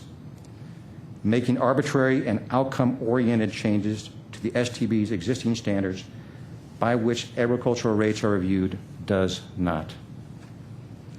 Finally, let me just address a couple of points from earlier today, and I'm done, from earlier in the testimony. Rate increases that were mentioned earlier in the state of Montana. A couple of points. After not raising rates on the pulses and wheat rates across the whole system, and certainly in Montana, for the last couple of years, back since 2013, we engaged the industry to understand what the market competitive rates would be this year. And after announcing our wheat rate increases earlier this year, we actually pulled back part of that rate increase after discussion with the Montana grain growers, and that was not mentioned. We also have a rather good and robust discussion with all of our pull shippers And the feedback from the pulse shippers about our increases in pulse rates this year are market responsive, and we have had no complaints about the price increases. In fact, the most often response we get back is keep investing in the railroad. We love the massive reinvestment plan that you have out there. Make sure that you have capacity to move what we want to move. And the rates are certainly rates that the market can absorb. As far as the standing in Montana, a farmer does go to the association if they would like to file a rate complaint for wheat and barley. And they can ask them to represent the farmer to BNSF in the arbitration proceeding, so they do have standing. The percentage of wheat and barley that moves on us out of Montana is 90% of what we move. So of all the agricultural products, you can certainly make the case that the farmer that moves stuff on BNSF in Montana is very well representative in terms of what we move. It's a vast, vast majority of what we move. And then one other comment about contracts out of Montana. There was an allusion to contracts of wheat being moved to Montana and the difficulty of understanding what they are. We don't have contracts that move wheat out of Montana. They all move on tariff. They're all public, and I just want to make sure that's clear. So thank you for the opportunity to speak to you today. We do appreciate it. My colleague Jill Mulligan and I are here to answer any questions as follow-up and when the panel's done. Thank you very much. Ms. Wren?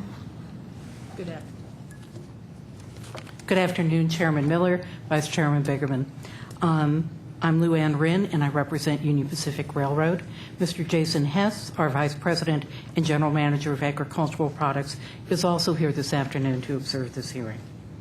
In my remarks today, I will explain how competition to transport grain ensures reasonable rates, how the results-oriented rate tests proposed by the grain shippers have no economic validity, and how such special rate rules for grain shipments would raise serious public policy concerns. Competition to move grain and the resulting market-driven rates explain why no grain rate cases have been brought, despite numerous changes by the board to make it easier to pursue complaints. All of the parties agreed that competition to sell and buy grain between nations and within the U.S. is intense. Such competition extends to the transportation of grain. If Union Pacific's rates are not competitive to the national and global markets, someone else will move the grain and we will lose the revenue. All grain moves by truck to either a barge terminal, nearby processor, or an elevator.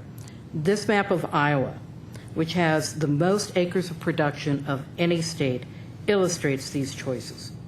Producers can send grain to dozens of processors, those are the blue squares, to receive corn or soybeans by truck. They can send grain to hundreds of elevators located on different nearby railroads. There are 5 railroads that crisscross Iowa east to west, and in addition, KCS and NS have haulage rights that allow them to transport Iowa grain. And don't forget the brown triangles near the rivers representing the barge terminals. Iowa, with access to multiple carriers and modes, is far from unique among the major grain-producing states that we serve. Illinois, Minnesota, Missouri, and Wisconsin are crisscrossed with railroads with at least 4 and as many as 6 Class I railroads, not to mention the short lines, placing most farmers within trucking distance of 2 or more railroads. Likewise, they have many processors and they have barge access. Even states with fewer railroads and perhaps not as much water benefit from geographic competition. And what do I mean by geographic competition? Railroads serving different origins but similar destinations compete to move grain. For example, BNSF, CN, KCS, and UP all compete in the Midwestern grain states to take grain to the Gulf ports.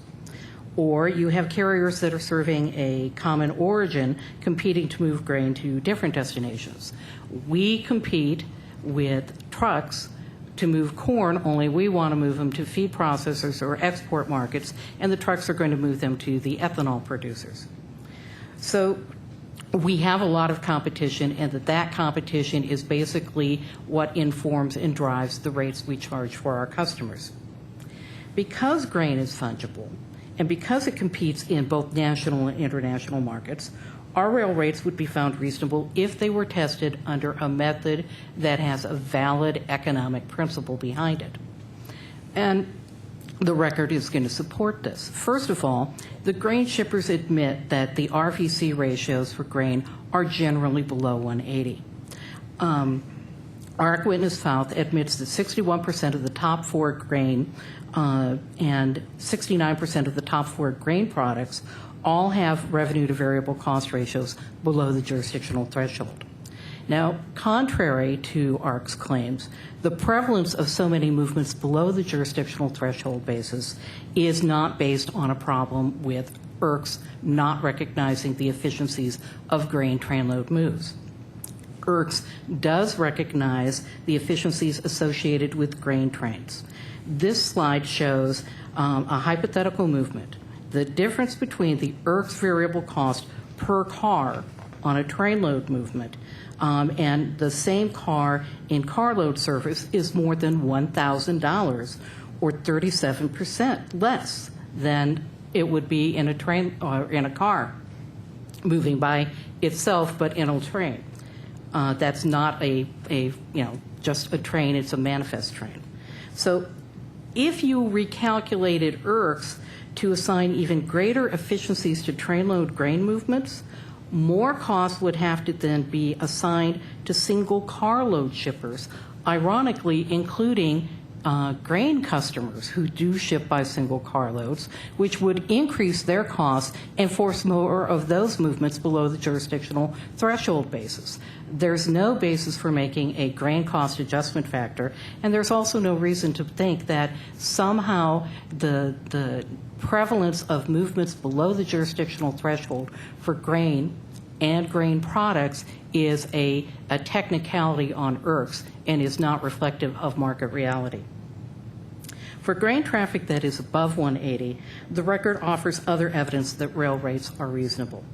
The shippers justify their proposal on claims that railroads are charging higher rates and capturing an unfair share of the economic rents.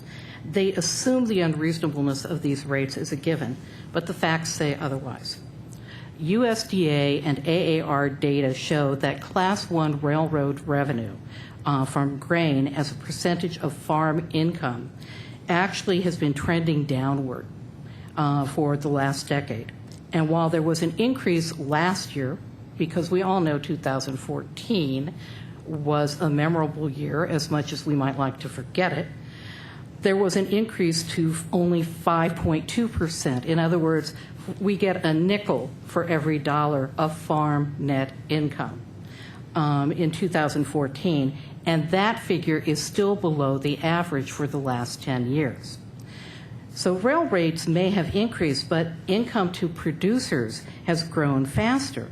Pervasive competition and market-driven rates are a better explanation for the lack of rate cases by producers than problems with the STB rate complaint process. I will also add one point here, that we, of course, do market-driven rates, but we also look at, if we think there's a danger zone, we look to comply with what the board standards are. So we actively are trying to not get into rate cases. So we're going to claim credit for that and not blame the board. The NGFA and ARC proposals are result-oriented, and they are not based on economic principles. Neither the NGFA nor the ARC proposals simplifies the 3B test. Both seek to change critical features of the 3B test with a clear goal. Rates for grain should be reduced to the jurisdictional threshold. Our reply comments and those of other railroad parties address in detail about how those proposals are merely mechanisms to drive rates down. Critically, both NGFA and ARC would expand comparable traffic to include movements with RVC ratios below 180 and movements on non-defendant railroads. In reality, this would merely collect a large set of mostly irrelevant data points. It would not constitute a meaningful market or economic analysis. To take an example from outside the railroad world, if you were considering buying a first-class ticket from New York to LA on United, you would not compare United's RVC for that ticket with what the RVC would be for Southwest to take you from Baltimore through Denver to LA.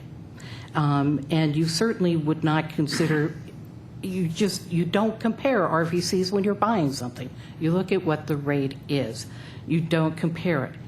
The RVC, particularly the RVC by other firms, does not tell you anything about the transportation market for different transportation products. And it doesn't tell you anything about the cost structure or what the returns are of one carrier versus another carrier. That's why this is not an economic or a market analysis. And the special rate rules for grain shippers also would, that ignore economic principles, would raise serious public policy issues. Grain shippers can't justify why they are entitled to special rules, especially once they extend the scope beyond commodities grown by small farmers to include agricultural products that are processed and made by large conglomerates. Grain product originations on Union Pacific are not widely dispersed. More than 80% of our shipments are accounted for by only 21 origins for ethanol, 8 origins for soybean meal, and 5 origins for corn syrup.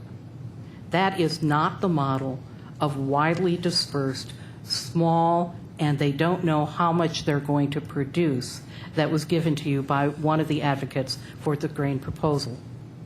With regard to corn, wheat, and soybeans, the majority of our traffic is shipped by large companies that could well afford to bring a 3B case, and they concentrate on 60 origins, which draw from producers in a larger area. Yet the NGFA and the ARC proposals would apply to all of those. They are not making any distinction. As much as they may press forward with a certain subset, they are not limiting their proposals to any such subset. They want everybody to be able to use these rules. The grain and grain products customers do not appear to be markedly different than other customers in terms of the majority of traffic still moves over certain lanes. I believe that Chairman Miller, you asked about chemical shippers. Yes, in more than one proceeding, we have had the ACC and chemical shippers say that they are the very same as grain in the sense that they move to a lot of different destinations. They don't know where it's going, and they're moving in carload, not as many train load. But they identify with many of the complaints you've heard from the grain customers today. But even if there were a subset of small grain customers who really were different than all the other shippers in a way that justified special rules, the rules would still have to be economically valid.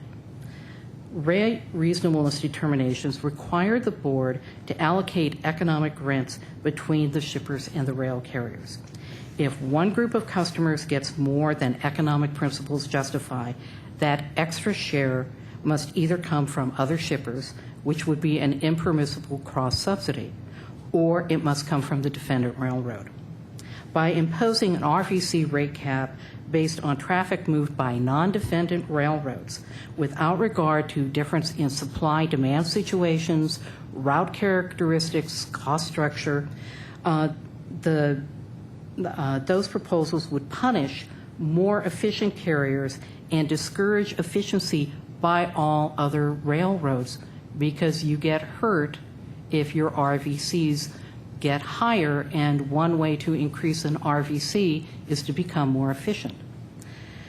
Worse, by completely detaching the conclusion about whether or not a rate is reasonable from market information from your customers on the traffic that you're originating or terminating or interchanging, you're losing critical market signals about the demand.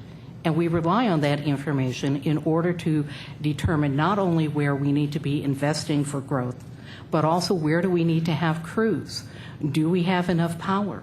Are we prepared to handle the traffic? And without that kind of information, you end up not providing the reliable type of service that our customers want to have.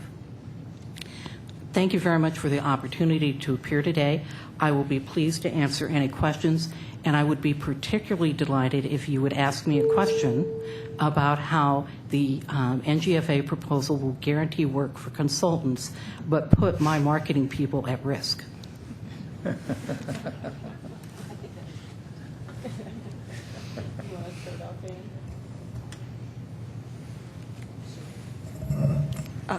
Thank you very much. Mr. Miller, I don't want to put words in in case I didn't write it down quite precisely. I think what you said was that,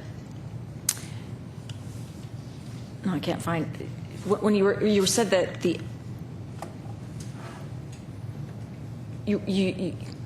with respect to whether or not there is a workable rate methodology for the board, that you're not necessarily sympathetic, but you recognize there needs to be a process. You support a different process, but not a different method. Is that what you said? I'm sorry, I can't find where I wrote it. Yeah, it's a good question for clarification. It's the process by which a resolution is resolved. So that'd be moving to an arbitration process that, again, uses market-based and sort of expert-reviewed processes that we can agree on with. And we're just at the starting stages here to try to define that. But those are sort of key characteristics. By methodology, I'm referring to the change in methodology being proposed by the NGFA in terms of just all that essentially a soft rate cap, which I allude to in terms of the consequences, which would be, I think, very wrong for both shippers and the railroad. And since you would, and I commend you for your willingness to have the discussion with NGFA to try to establish a program with their members. What would your hesitation be of joining an arbitration program here? It simply has to be, we have to be involved, I think, since we're part of this, at the design phase. So the key is what is the design of the criteria used to decide the arbitration. You would want to know what you're signing up for. Exactly, right. So when it talks about, for instance, in Montana, use that as an example. Montana was carefully negotiated on both sides. I think we took into consideration what the association and farmers needed, and they took into consideration, frankly, the market-based nature of the markets and what was really, quite frankly, prevalent and obvious in determining rates.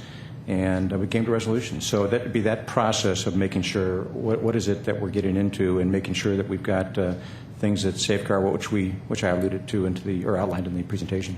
And did you say that 90% of all the ag products that BN moves is eligible out of Montana, but is eligible for that arbitration program? It's wheat and barley, so it's eligible for arbitration. So 90% of our egg products of your egg products, right? The rest are going to be pulses and small grains.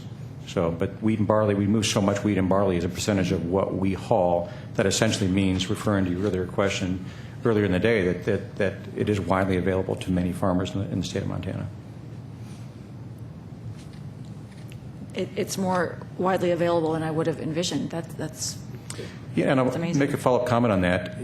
We've had the most recent case, which was the Shelby case referred to, that was December of 2009. And part of the arbitration proceeding we agreed to is there's a mediation at the very beginning.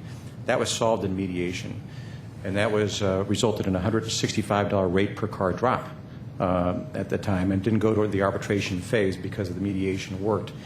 But what happens now quite frequently is we have rather robust conversation and frequent conversation with the groups in Montana, with customers in Montana, about what works and what doesn't work. So if a strong advocate, as a former shipper and also with Bnsf today, that if a procedure is known and defined and clear ahead of time, and both sides believe that there's some consistency and predictability to what it will get at, it causes all sorts of great discussions, and some others mentioned that too. But before you ever get there, that that's one of the reasons why you don't see any arbitration cases, I think, today in Montana, is because we're constantly talking.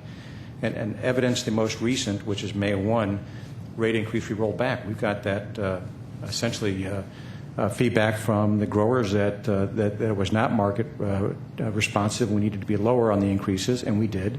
And we came to a good accommodation for both. So no arbitration needed, no mediation needed. That's a discussion that ought to be had. And certainly that's preferable by all of us for our customers, right, to have that constant discussion so that it doesn't, we're eliminating cost and time when we have those kind of discussions. And it does work that way.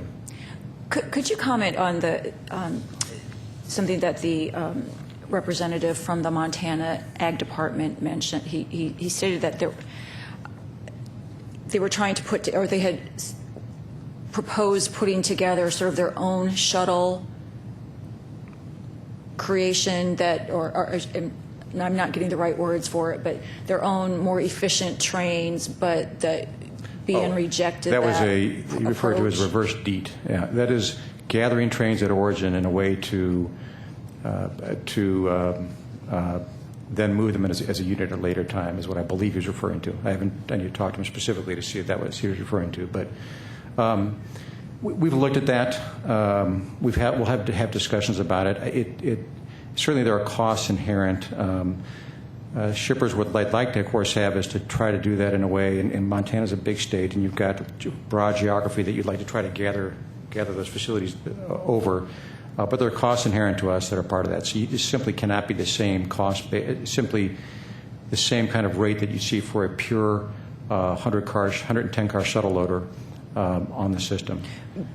Because you have to pick up gather, assemble, along the way. move. It's not that it's all in one spot. No, they haven't moved it to one spot. You have to gather it. Right. They're miles apart from each other, so that's why they're called gathered, is that you'd have to bring them together and move them together. So there's costs in doing that, as opposed to a 110-car shuttle loader that loads and then it moves all the way. That once it starts moving, it moves straight without stopping all the way to typically speaking, the P&W. So could you say, I mean, in that, just now I'm curious, in that proposal, what were they doing then? Just like sort of lining up the number of cars and getting a commitment? I mean, what was their role in sort of assembling? Well, I think the proposal is that they would like to do that and have access to a rate that's better than the less than 100-car shuttle rate that's out there today, right? So try to create a different product. We're always amenable to those kinds of ideas, but we need to it's typically when they don't work, it's because the rate that they would like to have is not the rate that we can provide in that kind of for that kind of product. Have you explored whether it would make sense to try to offer an arbitration program, a private program, as you have with Montana, to other states? We have, but it's going to be difficult. Montana has got some unique characteristics. We are, by and large, the primary and only railroad. You've got two of the railroads that do come into the southwest and the northeast, but it's very small. Montana, this is wheat and barley, so it's very specific to one or two commodities. Typically moves all in one direction. It makes it. It's created a platform that makes it more amenable to making this kind of system work. Other states, other railroads, you need to make sure in that case, and that you have to have other railroads that both buy in. For competitive reasons, we need to make sure we're all adhering to the same proceedings.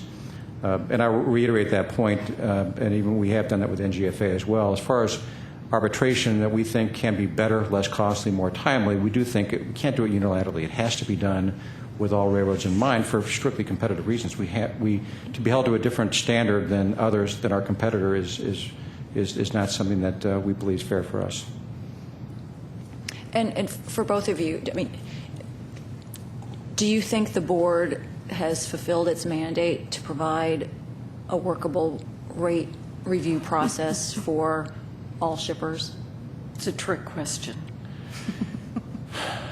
The feedback, since we have lots of discussions with folks, I think the feedback is that small shippers, and I will agree with our counterpart at the end of the table, that large shippers, if they want to bring a rate case, they certainly can, right? They don't lack the resources or the time to do this. It's really a case for the small shippers, and that's why I spoke to the small shipper early.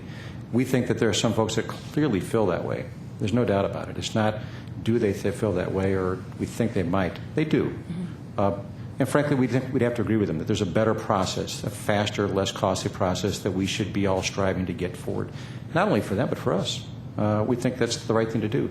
We're in markets that change all the time. So sort of alacrity in getting a response and clarity and consistency and predictability of what the outcome is they're all equally important. And they need to be market-based because, as you know, we are in a rabid market-based environment at the railroad, and those things have to be taken into consideration. And I will agree, they're complex, but they're not unsolvable. They can be solved. It just takes sitting down and walking through the specific lane that is out there that to be looked at. It's important for that small shipper, we think, to know that they have that option. I really don't think it creates a cavalcade of cases. I don't. But I do think it creates more discussion, and it creates a chance for the small shipper to be heard, or at least feel like that he can be heard. And today they're not. There are some that feel like they can't. I think we're always looking for ways of improving the process. I think that the feasibility of 3B can't be condemned now based on current experience in grain cases, because I'll point that the last two 3B cases, one of which was litigated against Union Pacific, both involved chlorine, a TIH. So clearly you've got issues about who pays for PTC. You've got what is the risk. And at least in the case that we had, which was litigated to a victory, by the way, by Mr. Wilcox on behalf of his client, also involved a lot but a very serious difference of opinion where UP said you've got to use other chlorine movements to determine comparable traffic, and USM disagreed, and they came up with a group that was mostly ammonia. We did not make that issue up to create costs for USM, and I want to make a personal record that I thought that comment was uncalled for, and that Union Pacific has a definite record of stipulating to market dominance. We have stipulated that we wouldn't win a SAC case, and all we have to do is figure out what 180% is. We do not try cases in order to drive up costs for our opponents, and I think the record needs to be clear on that. So if you take away the very unique and very serious issues in the first time either of those parties or lawyers had tried a 3B case, I don't think you can take the USM as an example or as a benchmark as to what it would cost for grain. We move a lot of grain. We don't move much chlorine. We move more ammonia, but we don't move that much more ammonia. So there should not be anywhere near the issues of finding comparable traffic. And because grain is fungible, I cannot rule out that there are no other issues, but the likelihood of there being the type of contentious issues that complicated the record in the USM and the other last 3B case, I think are not there. So we haven't seen whether 3B can work in a grain case. And we are certainly, and I will make one point, there was a lot of discovery in the USM case, but it was discovery propounded by the shipper against UP. Our discovery requests were very modest because we were too busy producing all of the documents we were requested to produce. Do I have any ideas right now on what we can do to improve 3B? No, but if we come up with any by the 24th, we will share them with you. We'll extend the comment period if it's necessary, if you ask, yes.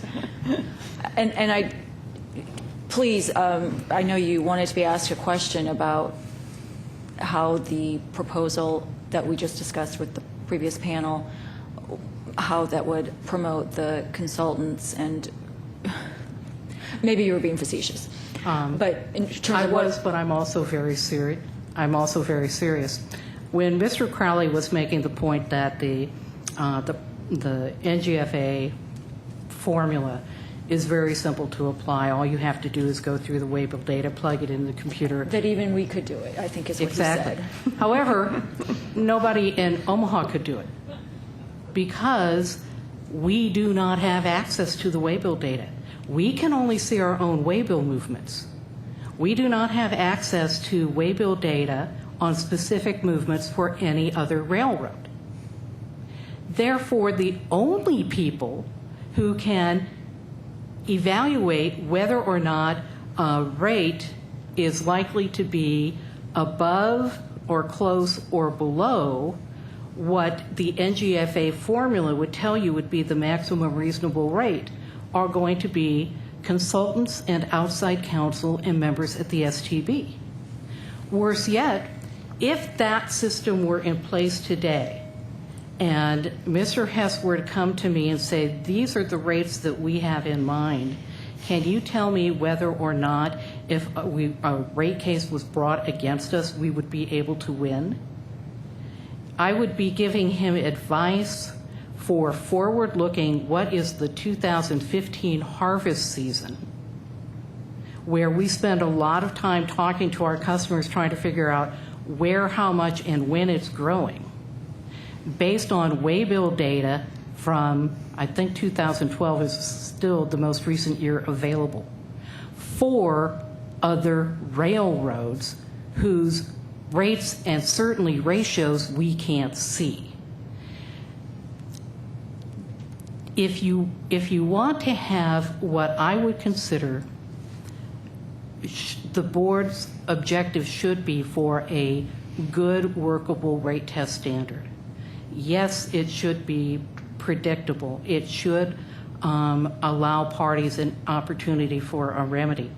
But it also has to be workable in the sense that those who are subject to the standard have an ability, particularly when you're talking about it applying to a whole large block of business, they have to be able to comply with it. And that system makes it impossible. It makes it impossible. So the only way I could guarantee that we would be able to comply is if we drive our rates all down to 180, which is not what I understand to be the purpose of, or a proper objective of a definition of a successful rate test.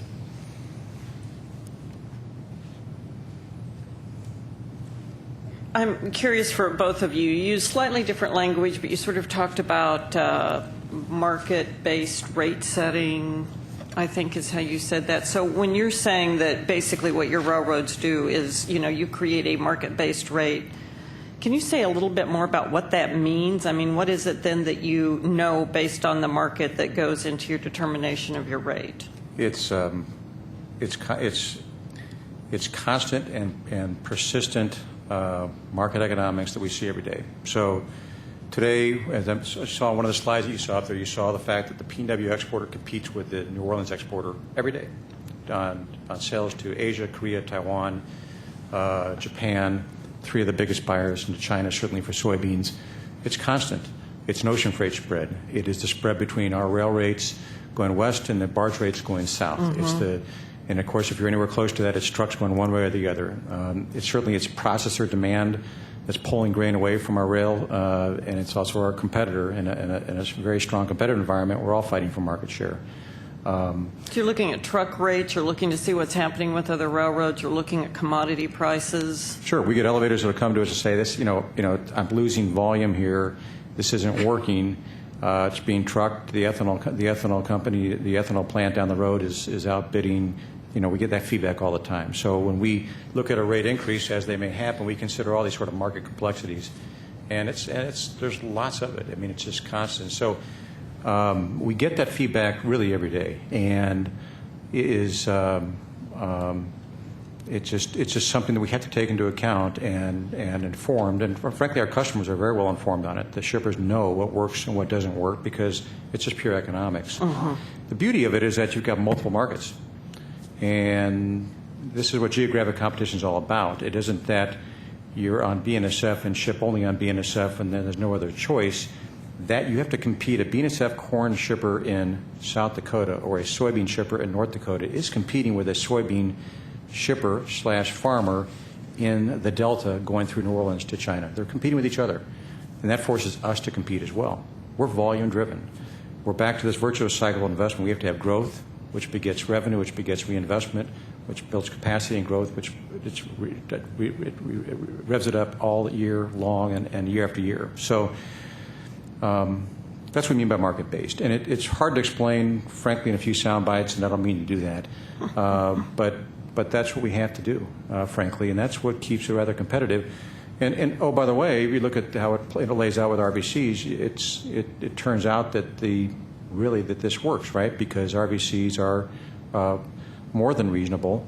And in fact, if you look at the RVCs, as you saw on the chart for the manifest shippers, they're extremely reasonable. So, and that's a result of this market-based competition. Mr. Hess and his team are doing the same thing. We're looking at what are the production, what are the weather reports here in Canada, in South America, in the rest of the world. Are people shifting to this? Are they shifting to that? Is there a new product coming up here? What is it costing to send it overseas? What are the barges costing? If you're talking about the pulse products in the areas we serve, ours are mostly in domestic markets. Are we competitive with truck that would either be moving it to, say, the Snake River and Columbia River, or is it going to be competitive with trucks that are going to be moving it to processors? It's just we are always getting information. We make our best guesses. Our customers tell us when they think that we've got it wrong, and they press us for adjustments. Sometimes we agree with them and we make adjustments. Sometimes we don't. But we are always in a two-way dialogue with the customers on the origin end and the customers on the destination end, not to mention all the brokers who are out there who are using the same information to figure out what the markets are. It is not as simple as basically sitting in and putting a program in Omaha, and it comes out with the rates. So how often, I mean, generally, I guess we're talking tariff rates. I suppose that same kind of thinking goes into your contract negotiations. But if you're setting tariff rates, is that something that gets done annually? Does it happen when you think there have been significant changes in the market conditions? Well, and as you know, we have the right to raise them every, in 20 days' notice or drop them immediately. But we don't, the industry would like some certainty from us. We have to take that into account. So we do have we do our best to certainly give them plenty of notice. So typically speaking, 60, 90-day notice if we're going to take a rate increase. Partly that is to put it out there and then have discussions with the customers about this. Does this make sense? But it's also mostly to give them some notice about what's coming so they can, before they make sales or purchases based upon a certain rate, they have an idea. In some cases, we're actually talking 6 months ahead of time. We're notifying them of rate changes, particularly ahead of a harvest, which has got lots of volume. So typically speaking for us, you'll see rate changes once or twice a year. Now that can change. It certainly can be more frequent or less dependent upon the market conditions, but typically that's what the customer sees from us. And that's, again, varies by commodity, but it's typically 1 to 2 times a year. It would be very much the same. We have, and this is based on the feedback we've gotten from our customers. I guess they're looking for something that's relatively stable in what is obviously a very dynamic marketplace for them. But we aim to give them, here is the price for this season. They know when we're going to give that price, but before that price is established, there is discussion going on saying, this is what we're looking at, what do you think? We get that feedback before it's established, and it is published before the rate becomes effective. We're not rigid about that. If something happens and there has to be an adjustment, again, we talk to our customers and we do that. That may or may not be in the form of a tariff. And your tariff rates on a website, searchable, even I could figure out what they are? Our tariff rates are available to all of our shippers that are shipped on us, and if you ask us for those rates, that we could walk you through and explain those to you. For Bnsf, virtually all of our movements are tariff based. I know that there was allusion earlier about the railroads are different, and we are virtually all tariff based. We've got very few contracts on the grain side. They're very narrow and very specific, but we are virtually all tariff based.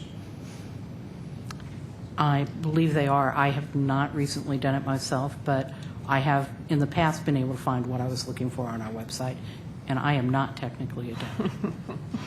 So here's the other thing that I'm wondering, and I thought, Mr. Miller, your charts were very interesting, showing, the huge growth in shuttle facilities and investment made both by your customers as well as by the company, and, certainly and broadly, just even for the U.S. economy, that kind of an investment has a wonderful effect.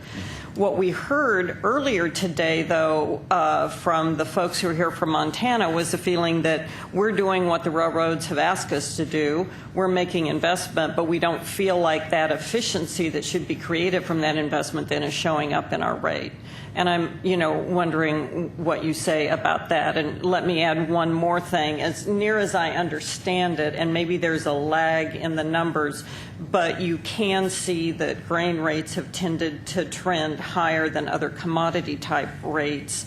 And so I'm wondering where it seems like there is a lot of investment from ag shippers in this world.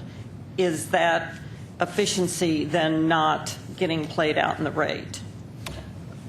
I think it's a really different argument to make it that way.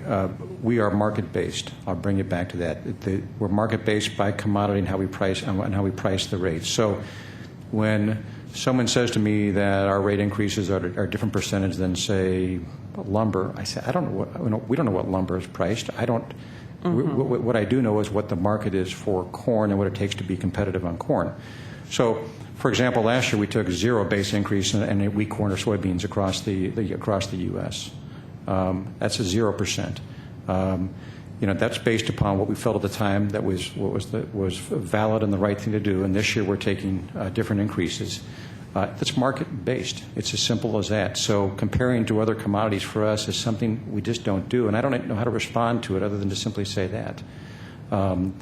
We are also talk a lot about it being about earning the right to grow. So we are, again, this virtuous cycle of investment. We are massively reinvesting in the railroad. That is putting tremendous amounts of money and cost back into the system. That's also the right thing to do. That's exactly what our customers want us to do. That's how we all grow. So I think the combination of being market-based and making sure we earn the right to grow at Bnsf results in rates that the market sees. And again, I hate to harp on it, but as we get feedback that if the rates aren't valid with the marketplace or they're not competitive, and if we agree, we'll assess them over multiple inputs that we get from the marketplace, as we did on May 1. We'll pull them back. We pulled back part of the wheat increases. So that's an argument that pulls me in a direction that, frankly, isn't the reality about how we set grain rates. It's set to the market for each commodity. And I would just add to that, just on the some evidence that's in the record. Like John said, he doesn't pay attention to it, but we did take the waybill sample that was available in this proceeding, and we looked at the relative increases across different commodity groups for BNSF. If you look at our opening evidence under the FTI verified statement, there's a chart there that shows where the various grain commodities fit in terms of percent increase versus other commodities. And they're pretty close to the median in one case, and then both the other two major grain commodities are significantly below that. Thank you. Ms. Wren, you used the term that, if your rates are getting in the danger zone, you do something about it. But can you say a bit more about what you meant by that?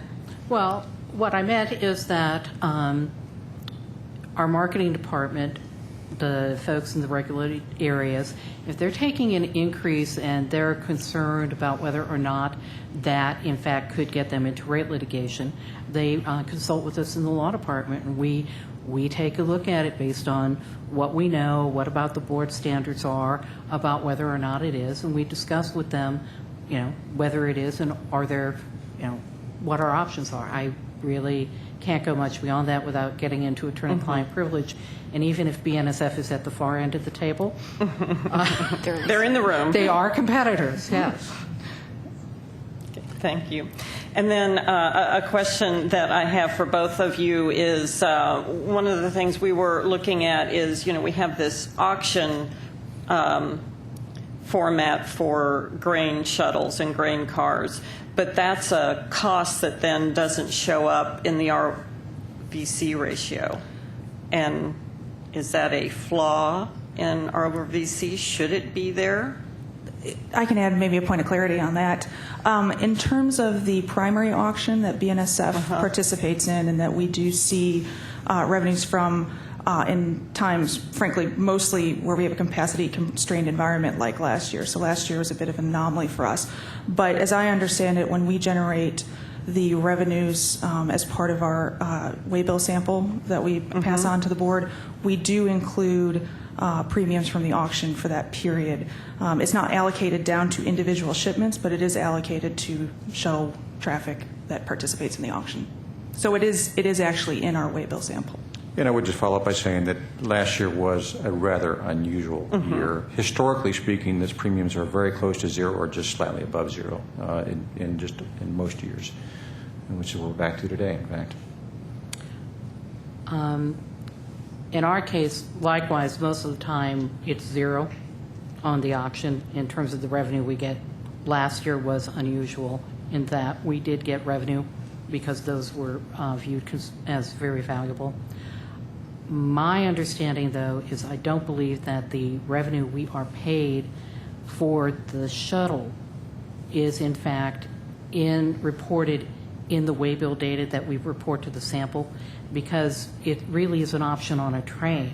And then that customer basically decides where that train is going to be loaded. And we don't know that at the time they give us the money. We also have incentives that are associated with the shuttle. So we pay to the parties who load and unload the shuttle to make sure that they load it quickly and they unload it quickly so that we can keep the locomotive with the shuttle so that train is always ready to go. So that's a cost, and we don't get that, is not treated as an adjustment, and that's not in the waybill sample. Plus, if we have a mutual commitment on the shuttle that the customer is basically going to get that train, and as soon as it's basically dropped off one load, they're supposed to send it someplace else for another load. If they live up to their volume commitment, we give them an incentive, and we likewise don't reflect that as a net adjustment because we don't know when that, again, is happening at the time we have to report the waybill movement. So they are commercially related, but from an accounting point of view, trying to match them up on time for our reporting basis does not work out. Thank you. And then I'm just curious, one of the things that you said was that the ROVC ratio doesn't really tell you about the transportation market. And that seemed to be, that made me think back to what I heard this morning from TRB in their report when they were talking about this alternative model where you would use market-based rates, or rates that had been determined in the market, I guess is the way I would say, to determine what your threshold was for when you could bring a rate case. And I was just sort of curious maybe I didn't hear what you said correctly, or maybe I'm still not quite understanding the proposal, but I'm just wondering if that resonated with you, if that felt like that was more of a market-based way to judge rates, what you were hearing the professor say this morning. I am also very curious to see that report and how they did that market analysis. Yeah, we don't know too much about it yet. I'm not trying to, trick you into endorsing the TRB report. But I will make one observation. In my experience, when I see marketing people assessing the market and trying to figure out what's the sweet spot for the rate, I don't see them comparing RVC ratios for different customers. What I see them doing is trying to come up with something, whether it's mils per ton mile or it's dollars. They're using something about that goes to what is the price the customer pays in the relevant market to try to figure out whether or not it's market-based. Any more questions? Just maybe one or two. Mr. Miller, you mentioned that you currently have 7,000 cars in storage. And again, not that we want to relive last year in any way, probably especially you.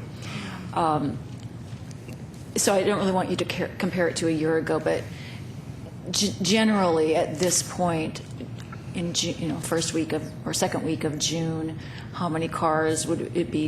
Is it normal that you have 7,000 in storage, or is it? I mean, you have what, 28,000 cars. 28 total. So it's not. It's more normal than people realize. I think 3 out of the last 6 years we were near this number. So, but it really changes to the crop size and crop demand. We're in an environment right now where the U.S. dollar is hurting U.S. exports. We're massive crops in Brazil, Ukraine, Russia are hurting the ability to compete because their currencies have devalued and they've had massive crops.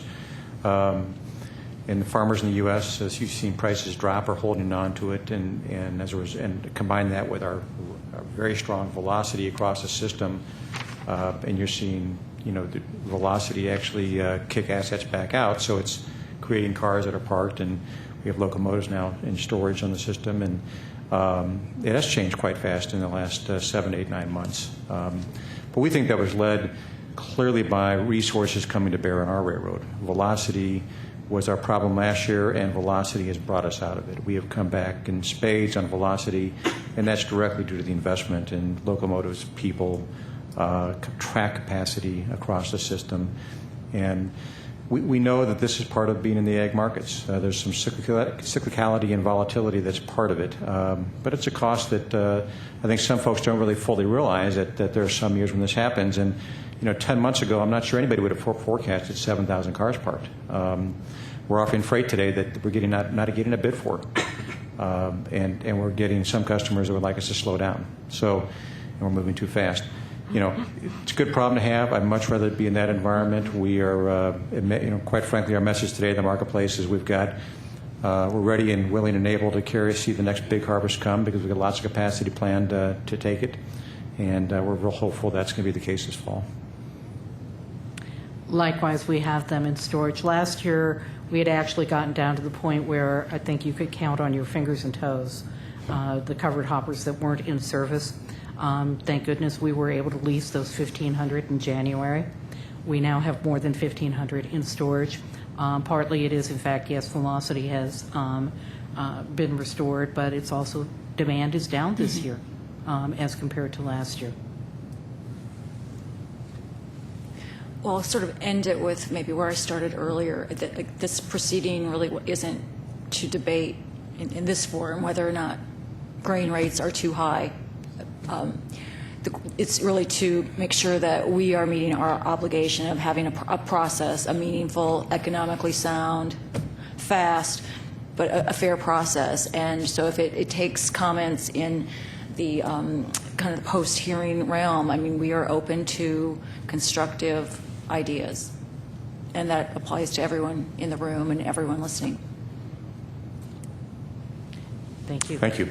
Thank you, Ann. Thank you, panelists. And I think we'll take a 10-minute break before we start our next panel. When we come back, it's panel number 6, and that'll be NS, CSX, CP, and CN.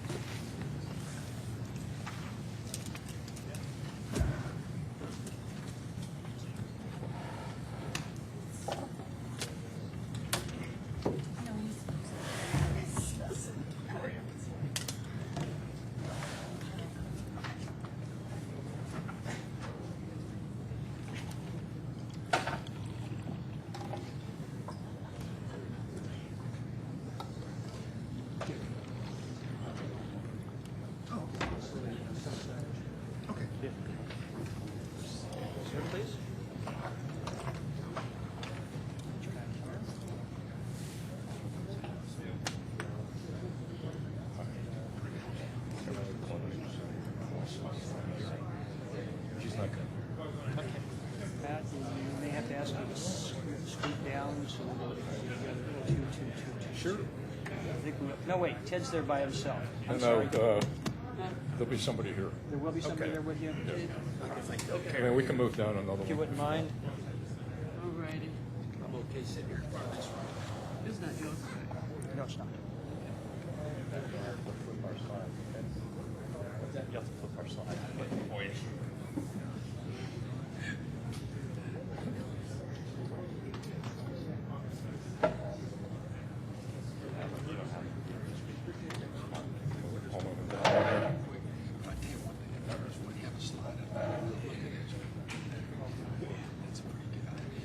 See, I didn't want to sit over there because I didn't want to be looking at my own air.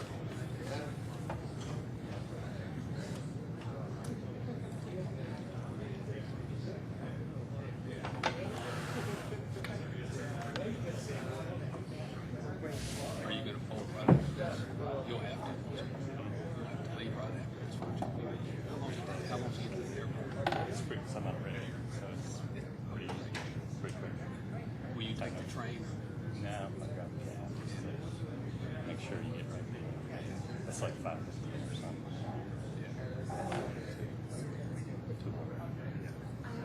You meet home by midnight.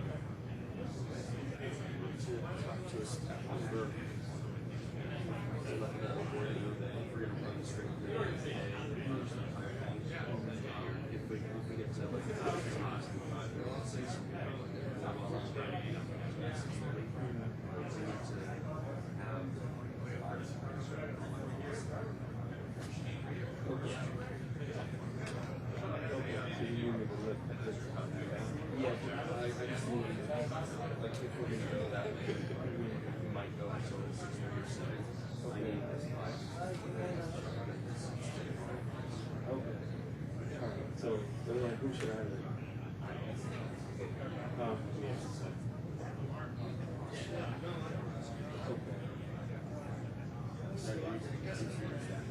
Yeah. That's I mean, I think when we started in besides the work. I don't know. Tell Kelly to see So if we're gonna go straight through and go on, No, we're not just the same issue. if there's any way I can get breaks, 5 or 6. Happy to do that. I am really hopeful and reasonably optimistic that's not going to happen. But if it does, so 5:30 is when you kind of between 5 and 5:30. If we get to a point where it looks like it's going to go till 6 or 7, sometime between 5 and 6. Okay, all right. If it's going to go that late, we'll probably all need a little bit of a break anyway.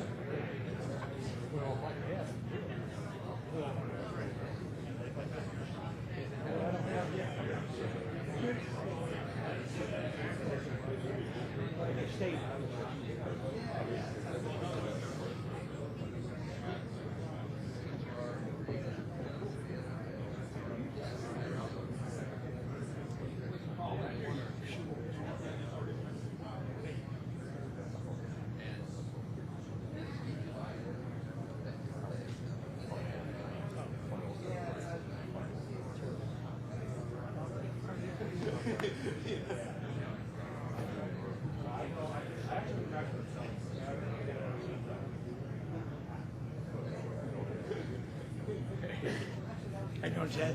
Good to see you. Pretty good. Busy, real busy. I have to figure out where I'm going here. 37 and a half years. Not too bad. So, a year ago, I guess. Huh? Oh, check, CSX, department, and strategic planning. Nobody went up once. It's in June. Now, who used to have that job?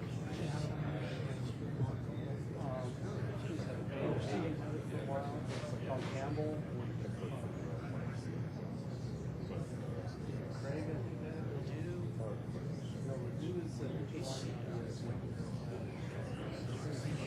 Well, I have some of these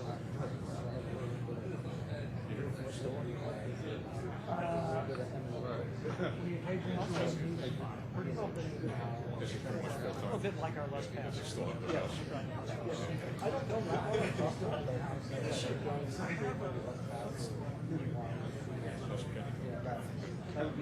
Those are the parallels. Oh, you're very fortunate. Great job. Revenue.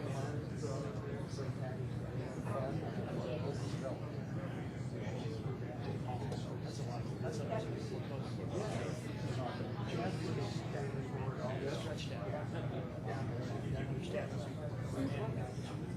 Regulatory and economics.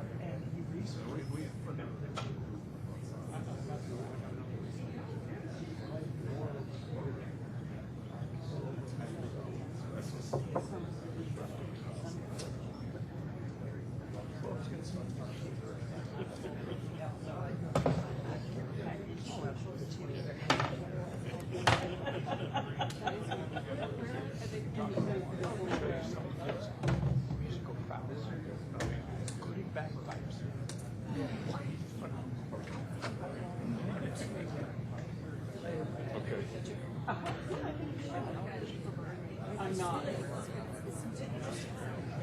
No, I agree. I think the combo aspect that's the second thing. I think I actually agree. I think it's really good.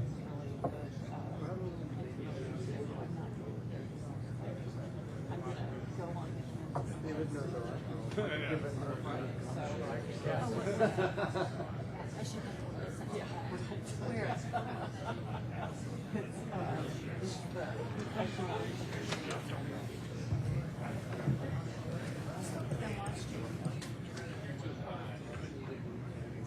spoke at engineering. Oh, maybe that was it.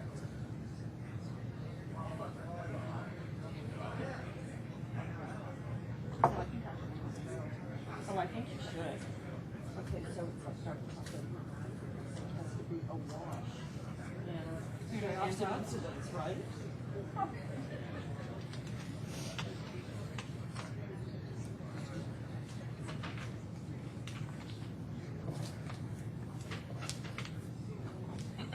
Tim, I've never seen you outside a grain car council environment. It's good to see they let you out. Hi.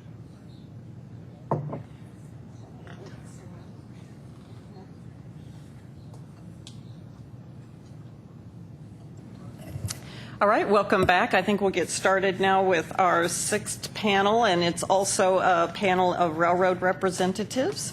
So we have Patrick Simonik from NS, along with John Scheib. And with CST, we have Tim McNulty and Pat Hitchcock. With Canadian Pacific, James Clements is here, and with the Canadian National Railway, Ted Kalick. So welcome to you all. Thank you very much, and we'll start with Norfolk Southern. Well, good afternoon. My name is John Scheib, and I serve as General Counsel, Commerce, and represent Norfolk Southern Railway Company this afternoon. With me is Pat Simonik, who serves as Group Vice President for Agriculture, Fertilizer, and Consumer Products. Mr. Simonik will open our presentation by discussing the extensive competition Norfolk Southern faces to transport grain, which NS believes is a core reason why there have been no grain rate cases involving Norfolk Southern. As you've seen in the highly confidential record, NS's grain rates are such that only a small percentage of those shipments could meet the quantitative market dominance test before even considering the qualitative test. Then I'll return to address some of the issues raised in the board's notice. All of those issues have been fully briefed, and so obviously we incorporate all our positions stated in those papers. Pat? Good afternoon. As John mentioned, my name is Pat Simonik. I'm Group Vice President of Agriculture, Fertilizer, and Consumer Products Group with Norfolk Southern. Today I'll define our network and the diverse markets we serve, the competitive landscape in which we operate, and some of the operating challenges this business can present, and you will see that we are quite different from some of the other Class 1s. For the purpose of definition, my comments will refer to the commodity group grain as defined by the AAR using the the commodity group grain as defined by the AAR group, standard transportation quantity codes 0113 and 0114. Although NS hauls less grain than the other railroads, NS moved approximately 200,000 carloads of grain in 2014. Of those, 120,000 carloads were corn, and approximately 40,000 carloads were each wheat and soybeans. That total expands to approximately 350,000 carloads when you include the AAR group grain mill products. My testimony will briefly highlight a few of the ways that the different types of grain transportation on Norfolk Southern face very different market conditions and defy any sweeping generalizations. First, our average length of haul for grain is approximately 565 miles, but specific movements vary widely due to the variety of markets we serve. For example, we receive wheat from beyond Chicago and deliver to milling facilities at distances in excess of 1,200 miles. But we also handle unit trains of soybeans and corn traveling within one crew district, which sometimes can be less than 40 miles.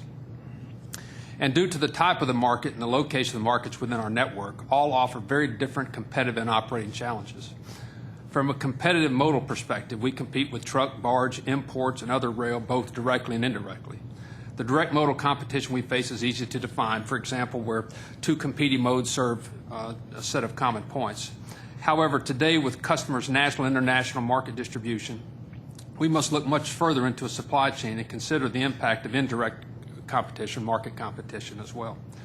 For example, take a hypothetical move of corn from an elevator in northern Illinois to a feed mill located 1,200 miles away in a destination market where both the shipper and the receiver are both served by NS.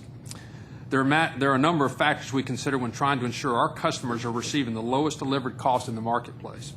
First, on the supply side, we want to attract as much grain to our network as possible. The farmer has a number of choices before the corn can even get to an NS-served elevator. The corn can be delivered by truck to another elevator on another competing railroad, or to a river terminal, or to a local processing plant, or it can simply be stored awaiting future sales depending on certain market conditions.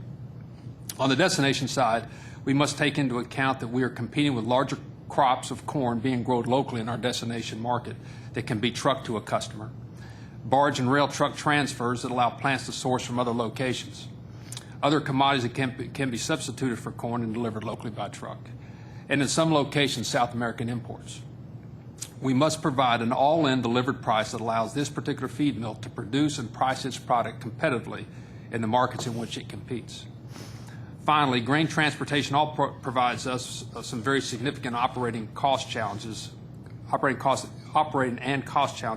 our network. Agriculture's products are seasonal, cyclical, and many of our agriculture customers are located in rural areas on our lighter density network. For example, unlike most non-agriculture production facilities we serve, grain and grain products do not always load at the same location or at the same time of day or at the same day of the week or even the same time of the year to a single common point. Due to this, we are unable to schedule these movements and in turn plan resources in advance. So a lot of our grain and grain product shipments require on-demand service, which can cause a major strain on resources, track capacity, equipment, and our crew base.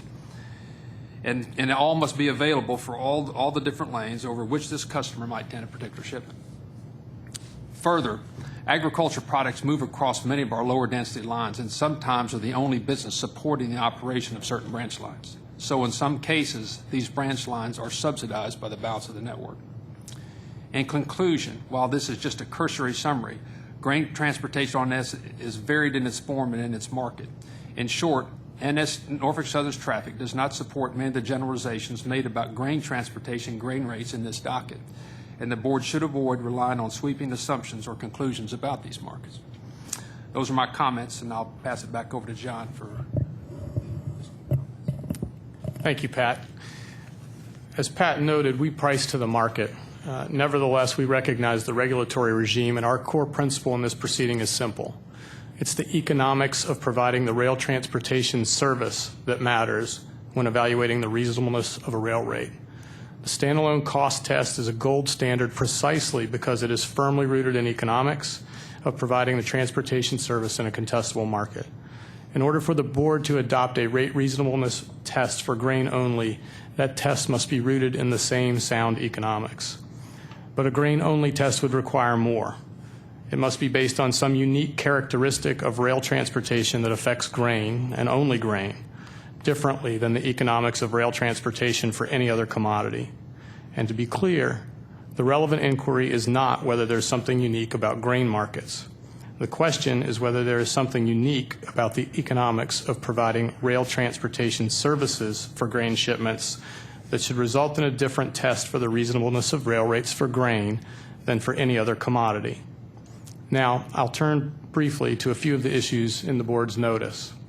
First, the board asked the parties to address whether the board should revisit the prohibition on movement-specific adjustments in determining the quantitative market dominance threshold in rate cases for grain shipments. The real question the board is asking is whether the board should allow movement-specific adjustments in all rate cases. If grain shippers believe that the system average cost of IRCs overstates the cost of their shipments, that means they also must believe that IRCs understates the cost of other shipments, perhaps like coal and chlorine. Or there may be under or overstatements based on whether a commodity moves in a single car, a unit train, or a multi-car service. It's simply the nature of averages like IRCs uses. Some movements are actually above the average and some are below. And that proposition is not controversial. Even a shipper witness, Mr. Fouth, witness for ARC in this proceeding, acknowledges this fact when he says, quote, since IRCs reflects a railroad's system average cost, movement-specific cost adjustments can work both ways. Actual variable costs can be higher or lower than the system average, close quote. Accordingly, in order for the regulatory system to account for all railroad costs, the issue of whether to permit movement-specific adjustments is simply an all-or-nothing proposition. Second, we've presented substantial evidence that the specific proposals for new rate methodologies in this proceeding are all arbitrary at best and in some cases completely unsupported. Arbitrary rate regimes have been struck down by the courts time and again over the years. These proposals in this docket lack any economic underpinning. In fact, this morning when you heard about proposals, they didn't once explain the economics underpinning them. And they're merely designed to eliminate as much economics as possible to magically result in lower rates. In fact, both the proposals that have been discussed thus far are merely a rate cap. Finally, they fail core principles. They're not economically sound, and they do not account for any aspect of rail transportation that's unique to grain. Indeed, the D.C. Circuit has already expressed skepticism that grain requires a test different from any other commodity in Burlington Northern versus ICC 985 F. 2nd 589. In short, the STB is not an ATM. The economics are the economics, and sound economics cannot be sacrificed for the political desires of a single segment of shippers. Third, the board invited comment on the issue of revenue adequacy in the context of this proceeding. Any consideration of revenue adequacy in this proceeding is premature, given the fact that there is a separate revenue adequacy proceeding in an upcoming hearing. Therefore, we're not going to spend a lot of time on it, except to say that the evidence in the revenue adequacy proceeding clearly shows, first, that the only statutory purpose behind revenue adequacy was to establish an annual benchmark to ensure that the agency was doing its job to help railroads become revenue adequate. Second, the annual calculation substantially overstates whether a railroad is revenue adequate. And third, a separate top-down revenue adequacy constraint would function as a rate of return regulation, which is the kind of regulation that is disfavored by economists and is being abandoned all over the world and across the United States because of the substantial disincentives that it creates. Finally, the board asks whether more information should be provided in agricultural contract summaries in the interest of, quote, greater transparency, close quote. Those reports are not filed for general transparency. 49 U.S.C. 10709G clearly states that railroads file those summaries for only one reason, so that a shipper can bring a complaint and the board can open a proceeding within 30 days after the summary's filing based on 4 limited grounds. All the information necessary to achieve the only regulatory purpose is already included in those contract summaries. Now, our point's different. No such complaint has ever been filed. So NS and CSX petitioned about a year ago to have the board exempt from regulation the requirement that railroads file summaries of agricultural contracts because it's not clear that these summaries are needed even for that limited regulatory purpose. Although they take substantial resources to compile, it appears shippers hardly, if ever, access them at all, much less review the summaries to evaluate or file a complaint under the statute. The shippers basically admitted as much in response to our petition.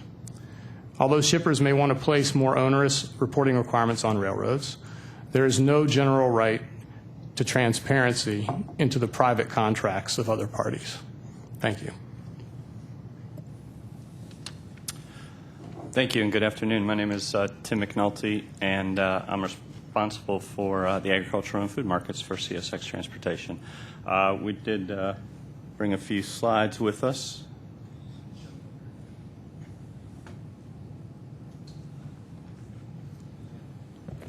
The slides are already showing here on this monitor, so we just need to get them connected to the screens. Perfect. Perfect. Thank you. Now, if I can figure out how to work the remote, we'll be in good shape.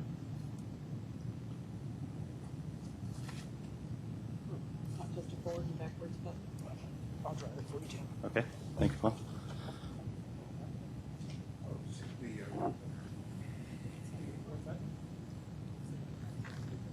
Right here.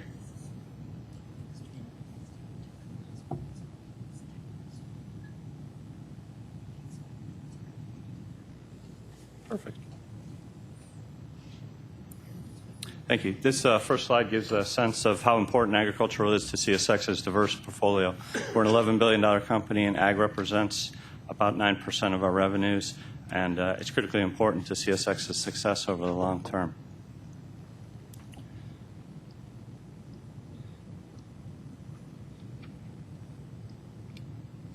Red button? I think it might be a distance thing. Why don't you just drive them for me? That'd be great. And this next slide represents, again, just to qualify a little bit, about 60% of CSX business is related to feed grain commodities, and those are really what we'll be discussing over the course of the next several slides. Of those commodities, really the preponderance of it is feeding animals in the Southeast. About 60% of our business of the category we're talking about represents animal feeding. There's 25% that goes into processing markets, which are mostly soybeans or wheat that'll move into a further processing channel. And then the balance is export grain. So 15% of our business is export grain. While export grain is an important commodity, just the eastern dynamics don't necessarily allow for a large quantity of grain to be exported off the East Coast. And there's several options relative to river facilities and or lake facilities. It just makes it difficult to compete. Just from a perspective of public versus private rates, CSX's structure, only 18% moves under the public domain, and there's really 3 reasons, I think, for that. First and foremost, we try to reach agreement with our customers on economics that they need to enhance their business. We understand that there's feeding costs are a large percentage of chicken production, and rate stability is an important component of our customers in terms of how they treat their business. So we strive to reach agreement.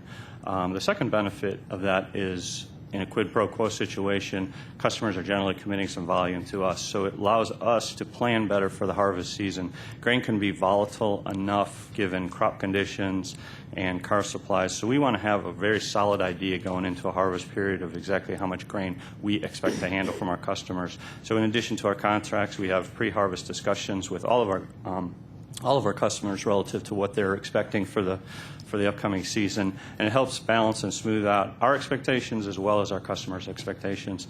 And thirdly, just to comment a little bit on that public domain, our tariff rates are readily available on the internet, and what we find is they're used for a lot of different reasons across a lot of different size companies. So even some of our larger customers will use our tariff publications to handle spot movements, to handle rejected cars.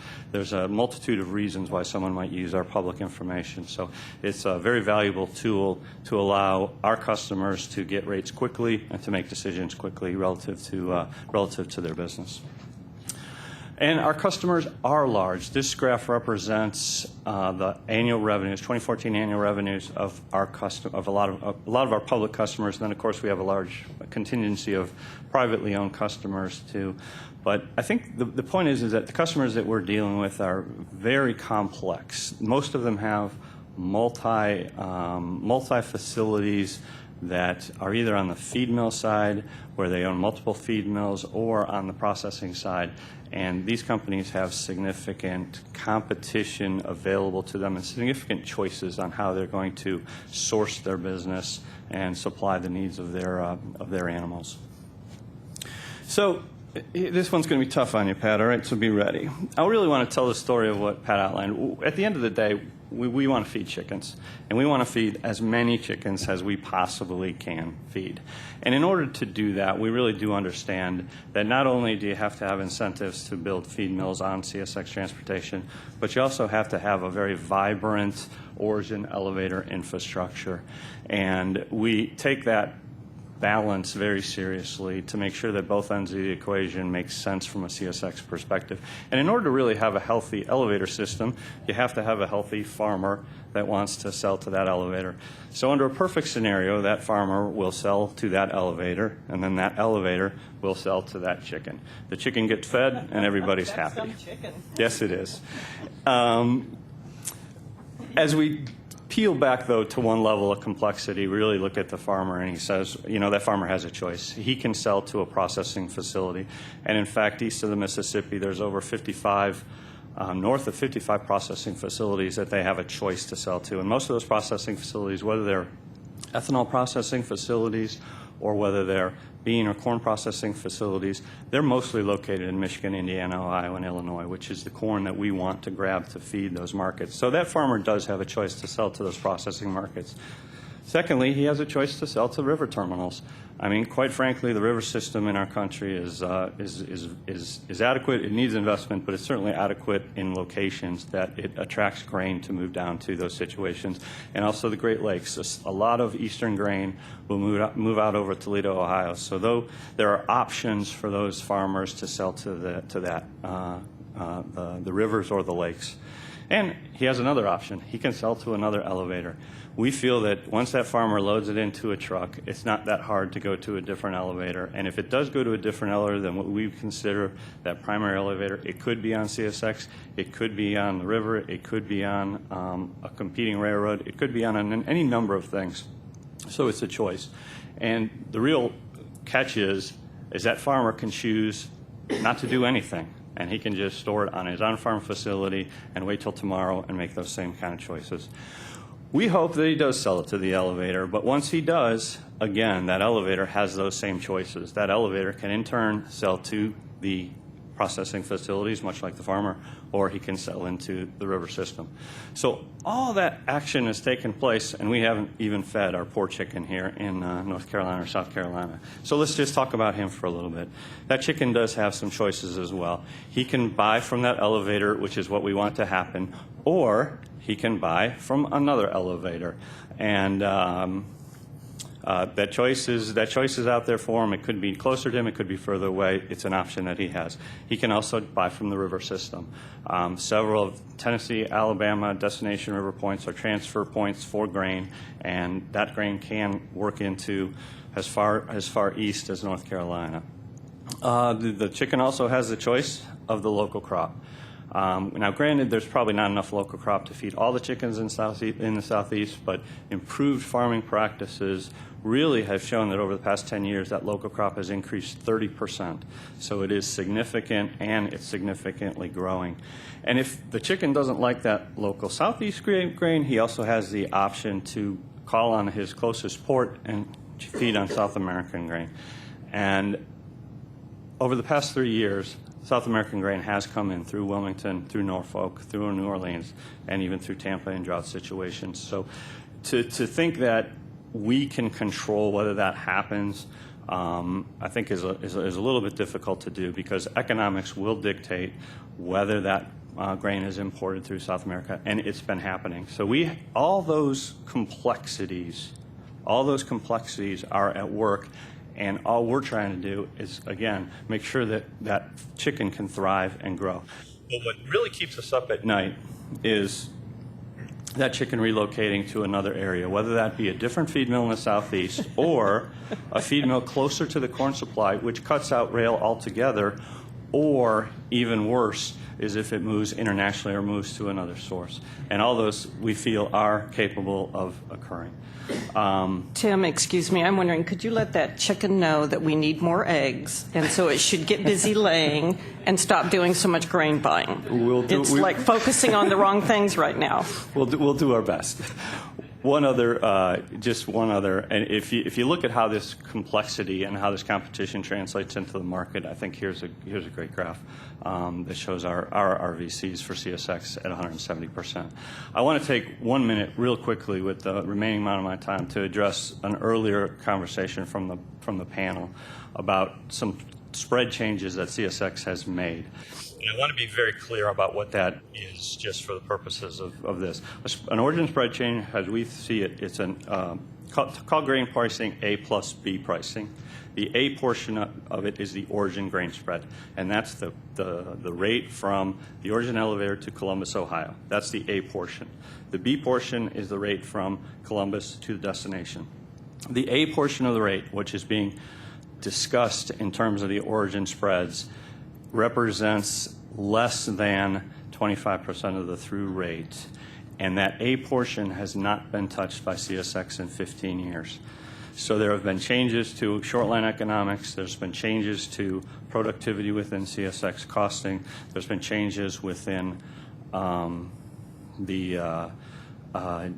short line industry, as I said, and just things that have really evolved that we needed to address that. I think before you can make any assumptions on that, we have to look at the total through transportation and the rates that have changed on that. So just keep in mind as we talk about origin spreads, that is a significant factor. Number two, not to confuse origin spreads with capital investment and incentives of our origin elevators or destination feed mills to grow, because we have encouraged investment in our feed mills, and those investments are separate from the origin spreads. We offer anywhere from 15 to 18% rate discounts for facility developments through rate encouragement, and we also have express load incentives that offer additional rate incentives to be efficient and load quickly, and that can amount to 2 to 4% of the rate. So keep those separate in your mind also. And really, what I really want to address is the process, because we did change those origin spreads, but we want to be very clear on the process associated with doing that. We announced these changes back in April, and we did give a 45-day kind of discussion period with our customers, with our short line partners, to give them an opportunity to discuss with us how those changes were going to impact them, should things be done differently, and we encouraged and did discuss with every major agricultural customer across CSX about how it should evolve. After that 45-day period, we did reissue the spreads, and they were different than what the spread was in April. So when you talk about process, we want to make sure that we're very clear that we implemented that process to take feedback back from our short lines, from our customers, and then secondly, we gave 6-month notification that come October 1 is when those changes were going to go in. People can argue that that wasn't long enough or that was too long. I don't know what the right answer to that is, but 6 months appears reasonable from our perspective to prepare yourself for some of those economic changes. So thank you very much. I appreciate it. Thank you. Thank you, and I'm grateful today to be in front of the board with an opportunity to present the comments of Canadian Pacific Railway Company on its own behalf and also on the behalf of Sioux Line Railway Corporation, Delaware and Hudson Railway Corporation, and Dakota, Minnesota and Eastern Railway. My name is James Clements. I'm the Vice President of Strategic Planning and Transportation Services at CP. I have over 20 years of experience at CP, and I think most relevant to this hearing includes more than 3 years in various roles in our Canadian Grain Marketing and Sales Group and another 3 years as the Director of our U.S. Grain Marketing and Sales team. Today, I will specifically be addressing the proposal made by the National Grain and Feed Association in this proceeding that the board should consider the revenue and costs of CP's combined U.S. and Canadian system operations when determining revenue adequacy in the rate reasonableness challenges of grain shipments. I will note that the issues raised by the NGFA proposal and my remarks apply more generally to all of CP's business as well. In terms of policy issues, the NGFA proposal is bad policy. It focuses only on the immediate, allegedly positive impacts on revenue adequacy determinations for the purposes of making it easier for U.S. grain shippers to obtain rate prescription from the STB, and fails to take into account the unintended and adverse policy implications. Firstly, this proposal would distort the measure of financial health of the U.S. rail operations and undermine the board's ability to regulate effectively the rail operations subject to its jurisdiction. In 2001 deliberations regarding consolidated reporting for commonly controlled Class I carriers, Ex parte 634, the board recognized that due to different regulatory and labor regimes in Canada and the U.S., which can affect cost structures and earnings of railroads, and require them to report their non-U.S. operations may distort the operations subject to the board regulation. And to avoid that distortion, the board confirmed it would continue to require reporting only on rail operations within the United States. Secondly, the proposal makes U.S. regulatory decisions sensitive to Canadian regulatory decisions and the economic environment in Canada. If the regulatory and economic conditions in Canada create superior financial performance for the Canadian rail entity, this proposal would essentially amount to cross-border subsidies to the U.S. shippers. Similarly, if those conditions create inferior financial performance for the Canadian rail entity, the proposal would make it more difficult for the U.S. shipper to obtain a rate prescription. Consider a situation where there is an adverse Canadian regulatory situation that lowers the rates for moving Canadian grain and negatively impacts the CP's financial performance in the Canadian entity. That regulatory change could then have a negative effect on the revenue adequacy calculation for the U.S. grain shippers and making it harder for them to obtain rate relief. The end result is that the U.S. grain shipper would be at a competitive disadvantage. In some ways, you could say it's a double disadvantage because you had a decrease in Canada and now no access to rate relief on the U.S. side at the same time. Thirdly, the NGFA's proposal could penalize and discourage corporate structures that enable railroads to provide more efficient cross-border service and realize economies of scale. Consolidation of management, back office, and other functions translates into lower costs for operating entities on both sides of the border. These lower costs are reflected in the U.S. operating entities' data reported in the R1 and in turn flow through to the revenue adequacy determination. Finally, the proposal is discriminatory as it focuses only on CP and CN. It ignores performance of the foreign operations of railroads affiliated with other Class I railroads. A summary of the differences in the Canadian and U.S. regulatory environments highlight the potential that Canadian changes could distort U.S. Regulatory determinations under the NGFA proposal. CP is subject to differences in labor laws in Canada and the U.S., and the differences in those laws and other regulations mean we have different work rules and separate labor agreements for our U.S. and Canadian workforces. The result is that the cost structure and nature of the operations in Canada are different from the U.S. operating entities. Likewise, the potential financial and operating impact of labor disputes in the two countries differ.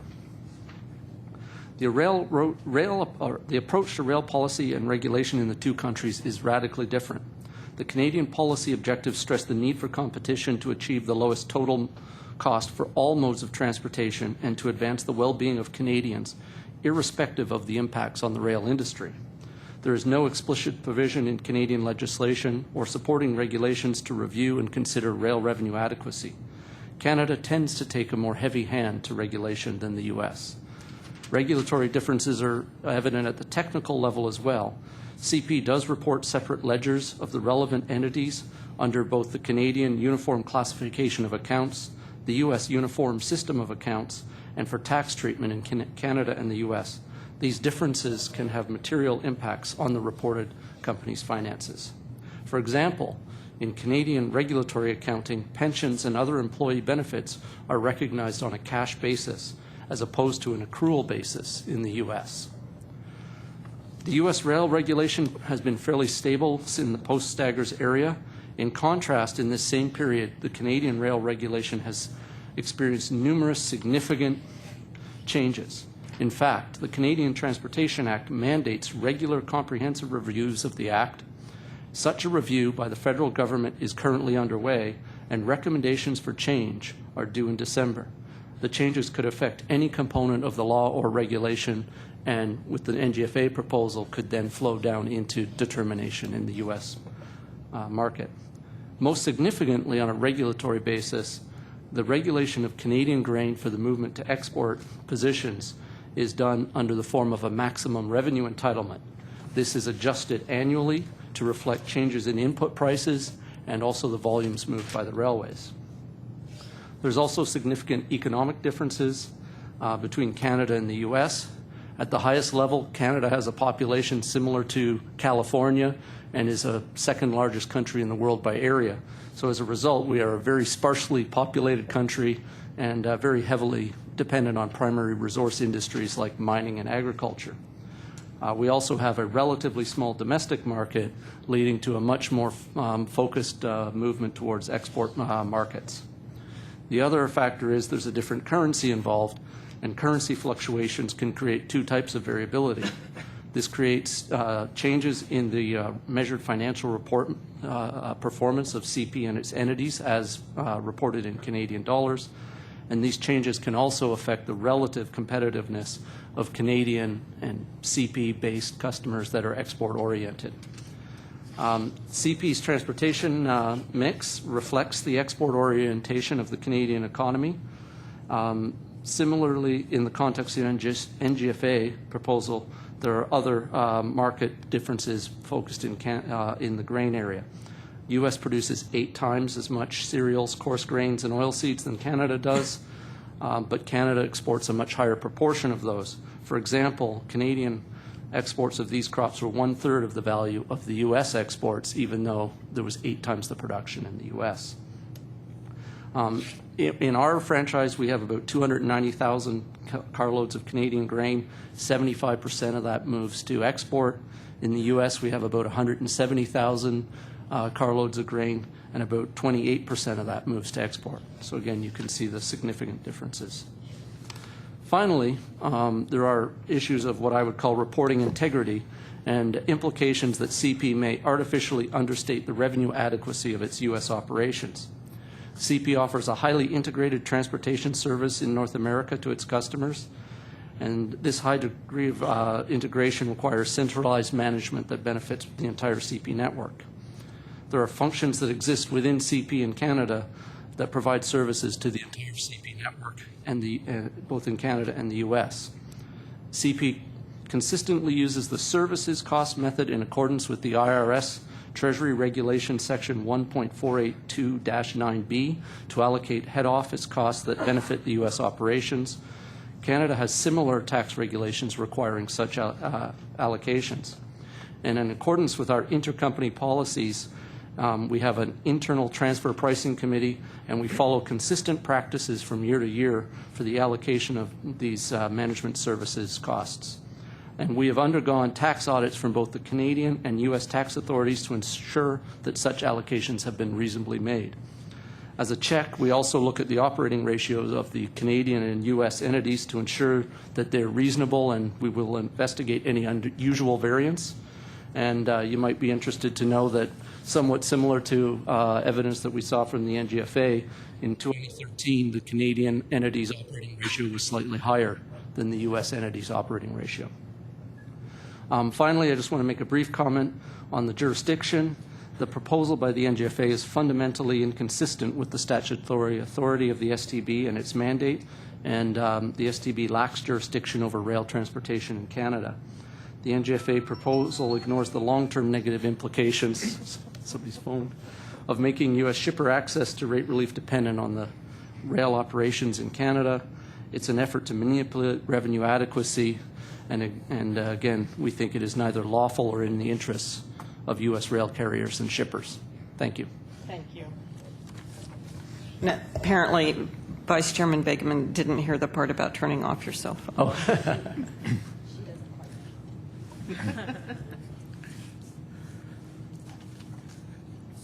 Chairman Miller, Vice Chairman Begeman, good afternoon. I'm Ted Kalick, Senior U.S. Regulatory Counsel for CN, and I'm happy to be here this afternoon. CN joined in the comments today of the AAR, and we echo many of the comments of our rail colleagues with regard to the importance of maintaining sound rail economics as a basis for evaluating rate reasonableness. CN is here today, like CP, to address the question raised by the board in its notice of, quote, whether the board should consider the revenues and costs of Canadian carriers' full system operations to include the parent company and subsidiaries when determining revenue adequacy and rate reasonableness challenges of grain shipments. Just to make a couple of points and a contextual point at the outset.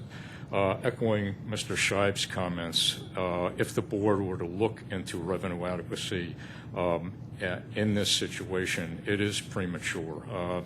The board should be looking at that issue holistically, not piecemeal, and it has a proceeding, as you well know, set up to do that in July. There really is nothing you can see from this record or the testimony that would somehow require grain to be treated differently, grain rates to be treated differently in that context if the board were to undertake that examination. There is a legal point to make that Mr. Clements just made, and that is that the board's jurisdiction is confined to transportation in the United States. What does that mean, really, when it comes down to it? It means that if you were to order a parent Canadian company to provide reports on its Canadian revenues and costs per its Canadian operations, we respectfully submit that would exceed the board's jurisdiction. But I think the important point here, and maybe equally important with the jurisdictional point, is not whether you can do that, but whether you should do that. And there, the board has looked at that matter before in the ex parte number 634 proceeding some years back, when it ordered commonly controlled U.S. railroads to file consolidated reporting. And the issue was raised there whether Canadian information should be included in that report, and the board found that it would distort those results. There really has been nothing since then, to my knowledge, or anything presented today, that should change that result. Would also suggest that it's really important for reasons of regulatory comity as well, that it would be imposing different and overlapping reporting requirements on carrier operations regulated in Canada would be an inappropriate intrusion into Canadian rail regulation. It would wrongly impose regulatory requirements on cost on entities properly subject to Canada's rail regulatory regime. It could create new regulatory coordination issues, as Canadian regulators must take into account relief granted by U.S. authorities based on conditions in Canada. And it would, in the end, I think, be generally viewed as an attack on the control of Canadian authorities over entities delivering rail service within Canada. And as a matter of regulatory comity, we would respectfully submit the board should avoid this course. Lastly, Mr. Crowley's presentation this morning on making the request to include Canadian information had a chart comparing revenue adequacy determinations in the U.S.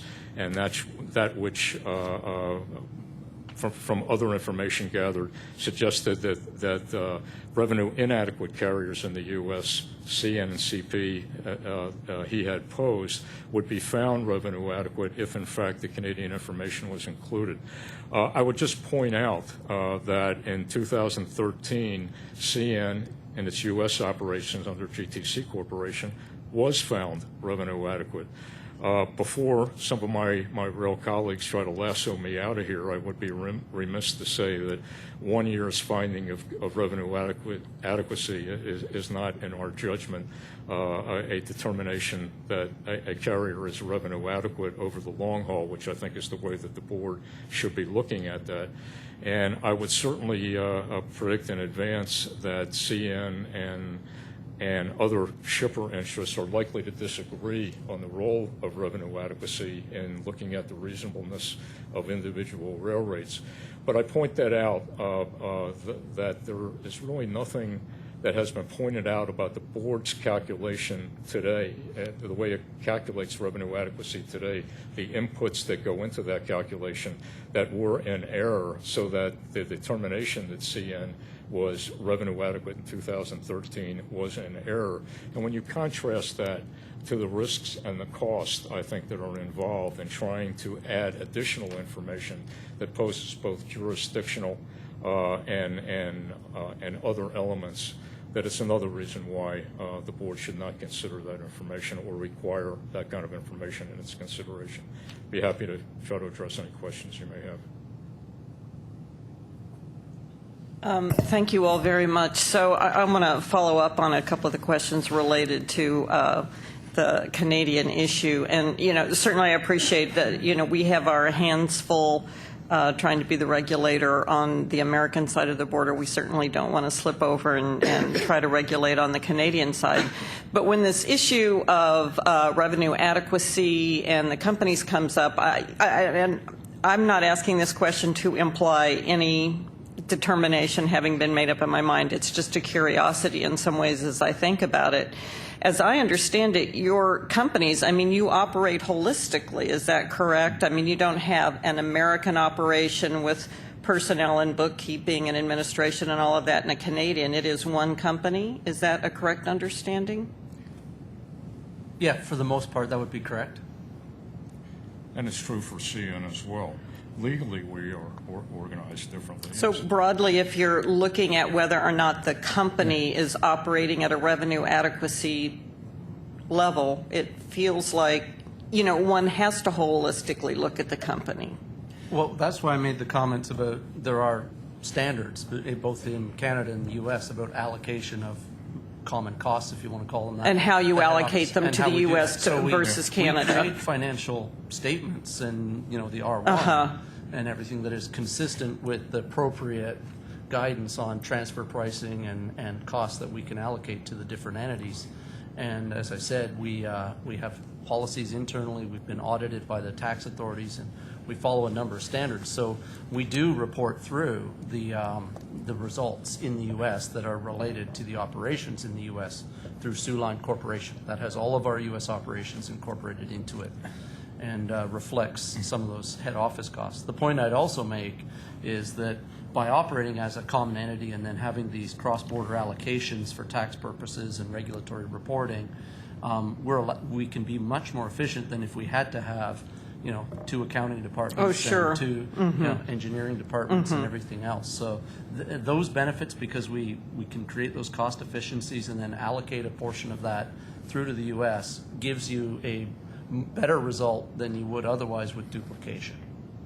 I'm wondering, after we had the presentation this morning from Dr. Schmolzensee on the TRB proposal, and one of the things they focused on was the issue of arbitration and final offer arbitration, I think is what he called it, and referenced the Canadian approach. If you all have any comment about that. You're probably talking to one of the few people in the room that's participated in a Canadian final offer arbitration. The biggest thing the first thing I'd say is that it's a very contentious process.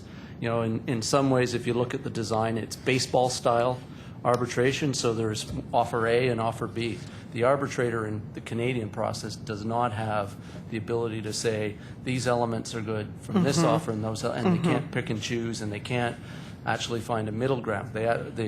Yeah, that's the way I understood from our discussion with TRB. That was their proposal as well. Yeah, but what that does is it creates a lot of tension, a lot of animosity, where really you should be looking to try and create a solution between you and the customer in a more, let's say, standard arbitration process where the arbitrator is trying to help the 2 parties come together or find a solution to the problem at hand. There's also, and we've said this in the Canadian regulatory proceedings, there's no test about competition and market dominance. So you can end up in final offer arbitration when there's alternate modes, competing railroads, and a number of factors. And so I think without having some kind of test, you can create unneeded final offer arbitration and then end up in a very aggressive situation with a customer. So it's not ideal, if you want to say that. I would concur with Mr. Clements. While I don't have first-hand experience in participating in an FOA, I certainly know from my colleagues the difficulties with the process. And the only thing that I would add is that at the end of the day, there really are no standards attached. You essentially get a one-line answer as to what the rate is.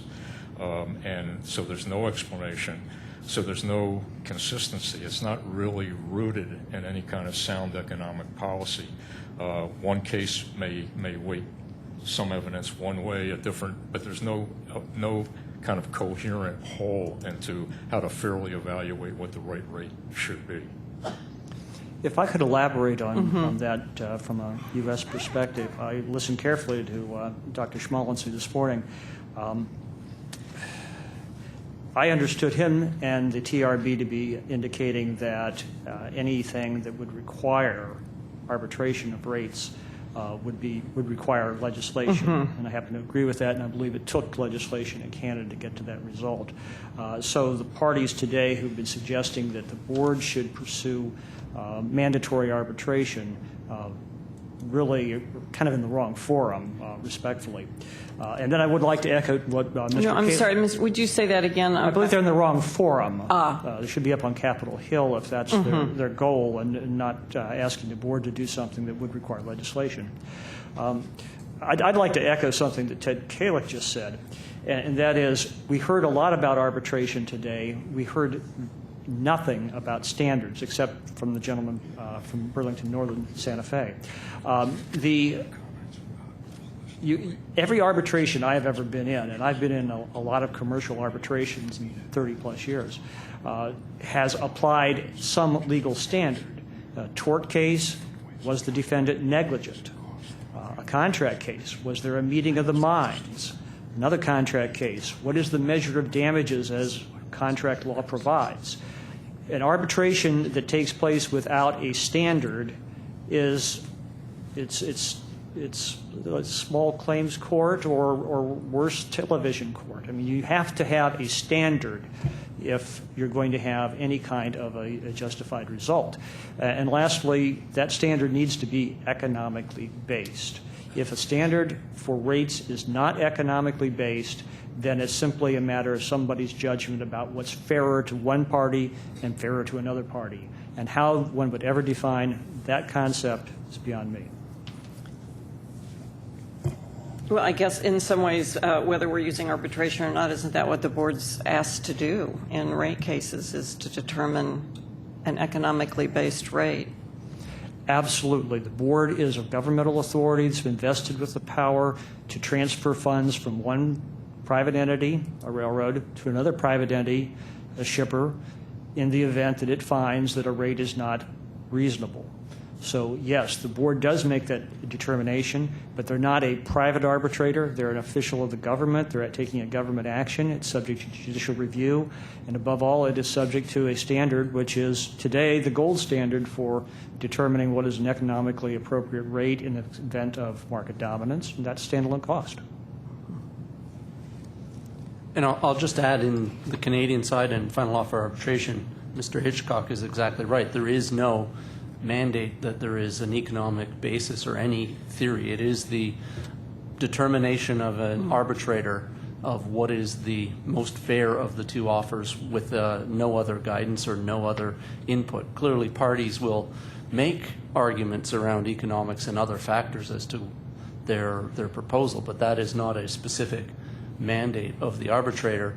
And in fact, one of the other flaws is the arbitrators often don't come from the rail industry, don't have any understanding, and so you can have somebody making on a very arbitrary basis a decision, an economic and regulatory type decision, with no expertise or understanding of the industry, and it can create considerable inconsistency in the decisions that come forth, because you get, it's somewhat, what arbitrator do you end up with, and what do they think, and what are their own individual personal philosophies? It's been interesting today, though, how often arbitrations come up and how many different witnesses have mentioned it, in one way or another. So I wonder if arbitration would be a feasible decision-making approach if one did fully define the standards to be used and address some of the issues that you found to be lacking in the Canadian system. I think other people said it. I would say I think that is reasonable if it's defined, well-defined, and with a clear process around it. I think it creates an opportunity for more efficiency and lower cost in the process. One last thing, I guess not really a question, but one of the things I found interesting in Dr. Schmalensee's presentation this morning was just, his point that arbitration was an informal way to discuss the issues, and these more complicated issues can more easily and quickly be dealt with in a arbitration kind of setting, not a legal pleading setting. And I don't know, probably have a room full of attorneys who might all have strong feelings on that. But actually, one comment I'll add while we're into the Canadian piece, and maybe at danger of saying too much. Final offer arbitration has been around for a little while in the Canadian regulatory environment. They have actually added a informal mediation and arbitration process subsequent to the creation of the regulation and legislation around FOA, which wasn't mandated through legislation because of some of the concerns, I think, around FOA and other proceedings. And that has been used a number of times as well, and it's a process supported by the agency in Canada. Dispute resolution in the context of a commercial disagreement between a seller and a buyer occurs only after there is a failure of the parties to come to an agreement. Now, the parties may fail to come to an agreement for many different reasons, but one reason the parties can sometimes fail to come to an agreement, unfortunately, is that one party may see dispute resolution as a better alternative to a negotiated settlement, and therefore looks to the dispute resolution process as a better result. I have a few questions that Debbie, you didn't quite. You asked what I was really interested in with respect to the Canadian system. But so, how does the arbitrator get picked? In the final offer arbitration, or the other one? There is a submission of proposal, and I may not get this exactly right, proposed arbitrators by both parties. If there is a common recommendation on arbitrators, then there is usually the agency will pick that or appoint that person. If there's a failure to have some commonality, there's a bit of a negotiation between the agency and the two parties to try and determine who's going to be the arbitrator for the process. And how long has the process been in effect for Canada? You know, I can't remember exactly which iteration of Canadian but a rate. while. I think it was since '87, but let me confirm that back to you. Okay. And between the two carriers, has it been used against one of you more than the other? The process at final offer arbitration is supposed to be completely confidential, even the specific even if it's existence of happening. cases. So Okay. yeah, so we don't really know specifically what has happened with the interesting. Canadian National, and they don't know specifically what's happened with us, so I can't comment. So we don't really know there's not a way to find out how much it's utilized. No, unless the agency would share it with yourselves on a confidential interesting. basis. And I'll stay with you, Mr. Clements. Just because of some of the discussions that got kicked off about IRCs and subjective cost allocations, et cetera, when you talked about the cost allocations between your operations in the U.S. and Canada, I assume that they are more robustly and accurately accounted for. Well, there's tax law in particular that prescribes what you Oversight. can and can't do, and you have to have a logical and sort of methodological approach that they agree with on the allocation of those costs. And like I said, there is audits, and we've been subject to tax audits. So yes, I would say it's a little more robust. If I could comment on the IRCs discussion, IRCs got a pretty bad rap this morning. It did.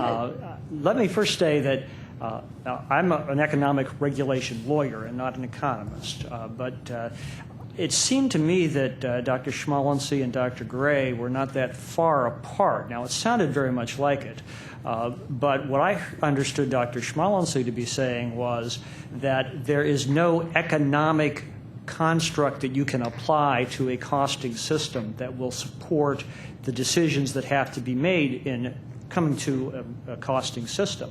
Now, any costing system takes a set of total expenses of an enterprise or an organization and attempts to break those down, attributing some portion of those costs to certain activities. And that's a very effective way for management to make evaluations of what decisions it should be making internally. Should it be producing this product, increasing its production of another product?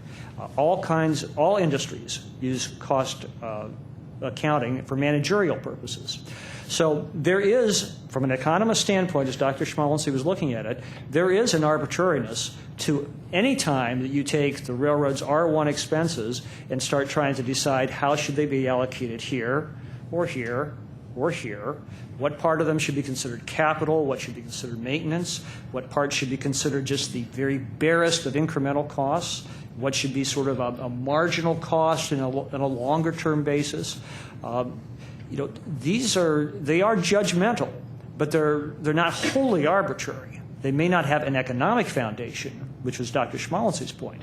But as Dr. Gray said, there is value in them. They are, if not perfect, they are directionally helpful in making management decisions, including making regulatory decisions. Can any costing system that involves decisions about how to allocate costs be made better? Absolutely, no question about that. And you heard the experts, including Mr. Crowley, agree with that, I think. It could be made better, but I don't think that the two of them were in such violent disagreement as it might have appeared because they were looking at IRCs from two different standpoints.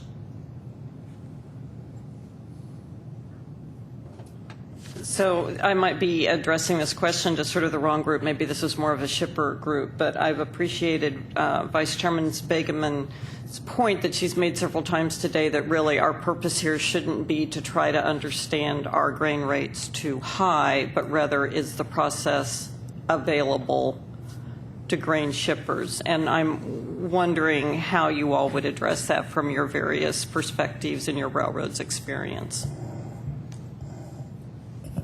I'd be happy to take a crack at it. Surprise us, John. No.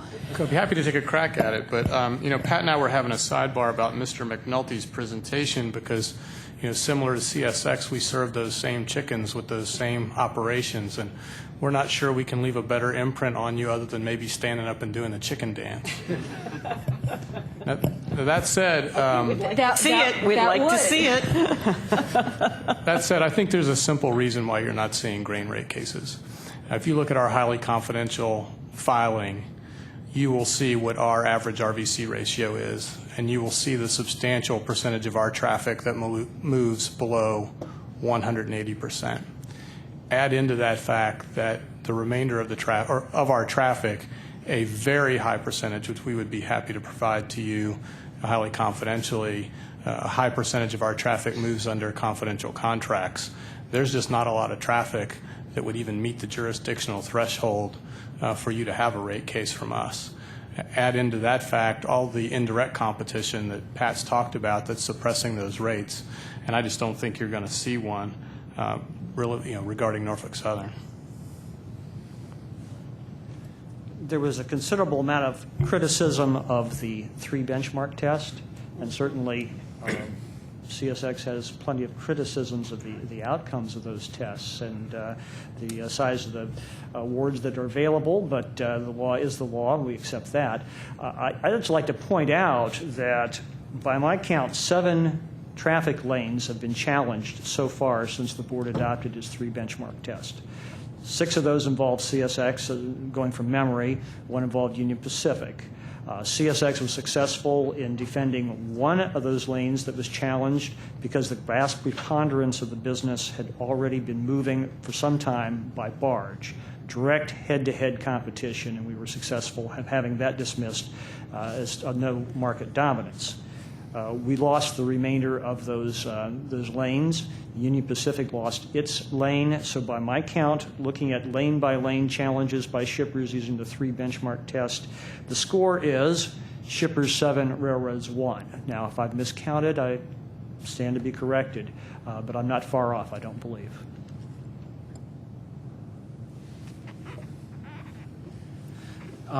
In terms of the system, I first would look at the CP system and say competition is alive and well. You've had a number of people testify that grain gets in a truck before it arrives at an elevator, and if you look at the regions of the states that we serve, there's a competing elevator on another system or ethanol plants and other processing that overlays the entire production territory that we serve in the U.S. So I think you've got a strong market-based system that is setting the rates across our network. We haven't put in evidence on the RVC, and we haven't done a recent analysis, but there's a very strong competitive environment. If there is any opportunity for improvement, I've heard the comment of the very small shipper, and I'd echo those that their perception is their reality. And so there's always opportunity to improve, I think, the efficiency and the access and the cost to expeditiously deal with the complaints of the small shipper. The large shippers are sophisticated multinationals. They have as many resources as any of the railroads, and I think have the capability, if there's a concern that they have with their rates, to bring forward complaints. Anything to add? No, I think I would just echo some of Mr. Shive's points that I think, there are forces out there, whether the board considers them or not, on rate matters that keep rates at competitive levels. I think that may be a reason, why you don't see as many rates cases as you do. In terms of process, I think, like the rest of the railroads, I think we're all interested in making a process that works for you, in essence, to serve your objectives. I think at least the discussion with regard to final offer arbitration, as discussed this morning by the professor, and I don't want to mangle his name, but I think leaves a lot to be desired. It's something to look into. Certainly, based on a Canadian experience with FOA, it's not a good process for the reasons that we've discussed. If there's something in between, that can, let's say, improve the current system and make it more accessible, I think the industry is open, to considering that. I think we have to be careful of arbitration. I know in terms like informal arbitration as compared to regular arbitration leaves a lot, to be defined. I think I can speak for myself, my own involvement in commercial arbitration with CN. Arbitration can approach full-blown litigation, whether at the board or in court. So, it really depends on the process and the rights that are involved in arbitration, including the right to discovery. You can have an arbitration proceeding that lasts a long time, and there are fairness reasons, to do that. I think, at least with regard to, moving to arbitration, I think it needs to be studied pretty carefully. Well, I'll just, one of the, I guess, benefits that all of you have on this side of the dais is that, for sort of starting with BNSF's conversations with the Grain and Feed Association and the kind of the idea that hoping to get other carriers to participate, et cetera, and everyone kind of develop an agreed upon process, or what the I don't want to say benchmarks, but what the criteria is for both sides and how it will be judged. You have the ability to more freely have conversations about how to hopefully get it right than what we can do.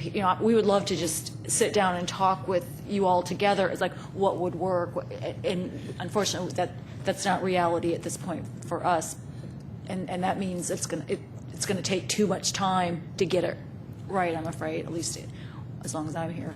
But to any extent, dialogue and efforts in the private sector can bear fruit. And then you could also, bring it our way. We certainly are interested in. Again, we're just trying to help. I guess the small shipper, you said it best. The perceived problem is that he thinks, then he feels that he has a problem, he or she, and has nowhere to go.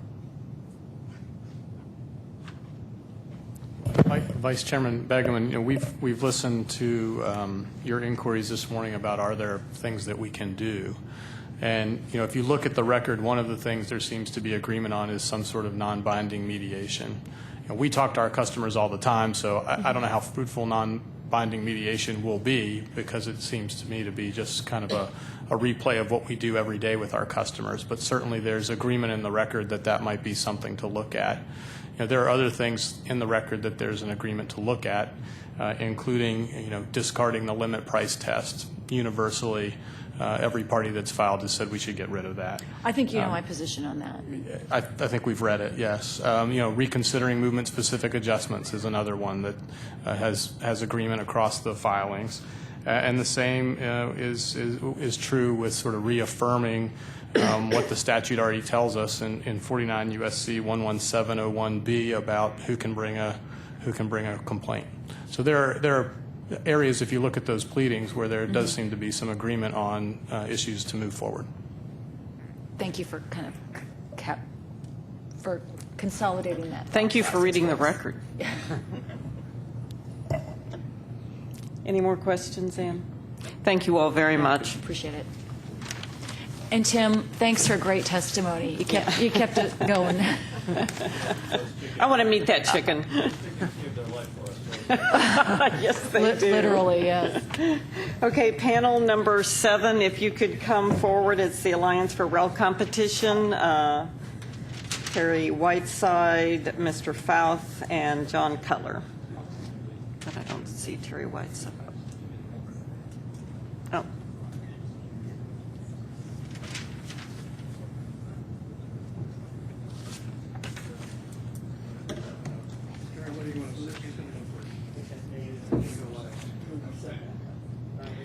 You're killing me with these. Gosh. Move on. Really good, aren't they?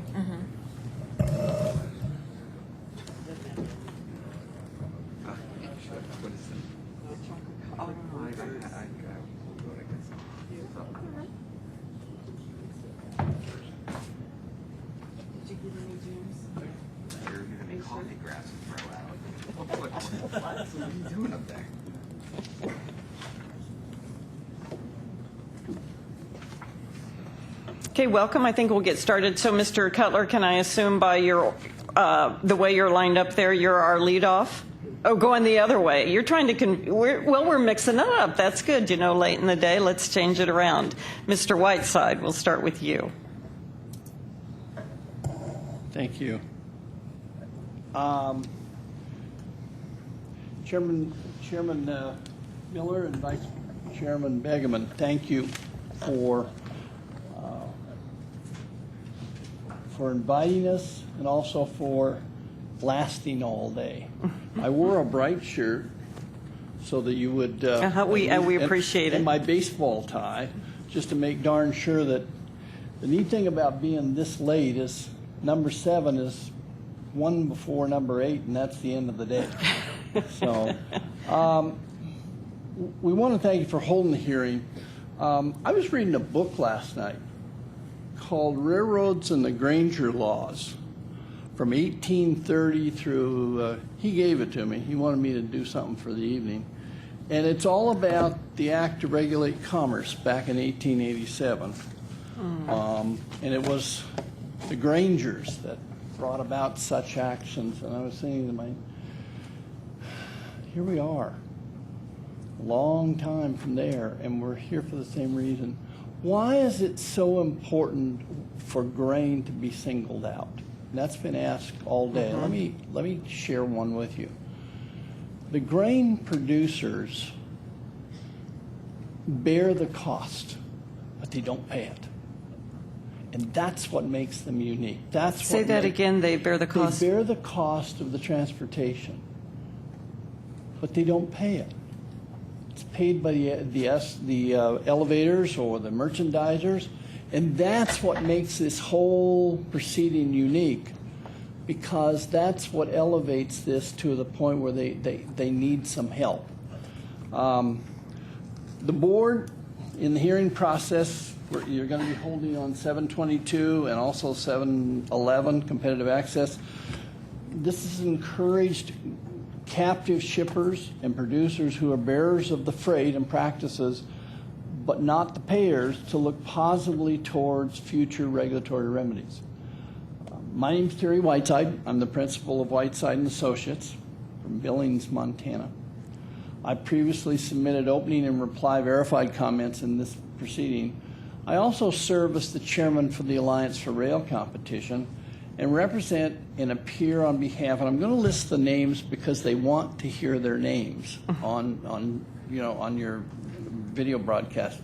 Montana Wheat and Barley, the Alliance for Rail Competition, Colorado Wheat Administrative Committee, Idaho Barley, Idaho Grain and Idaho Wheat Commission, Minnesota Corn Growers and Minnesota Farmers Union, Montana Farmers Union, Nebraska Corn Growers, Nebraska Wheat Board, North Dakota Corn and North Dakota Farmers Union, Oklahoma Wheat Commission, Oregon Wheat Commission, South Dakota Wheat Growers and South Dakota Farmers Union, South Dakota Wheat Commission, Texas Wheat Board, Washington Grain, and Wisconsin Farmers Union, along with the Wyoming Wheat and Marketing Committee.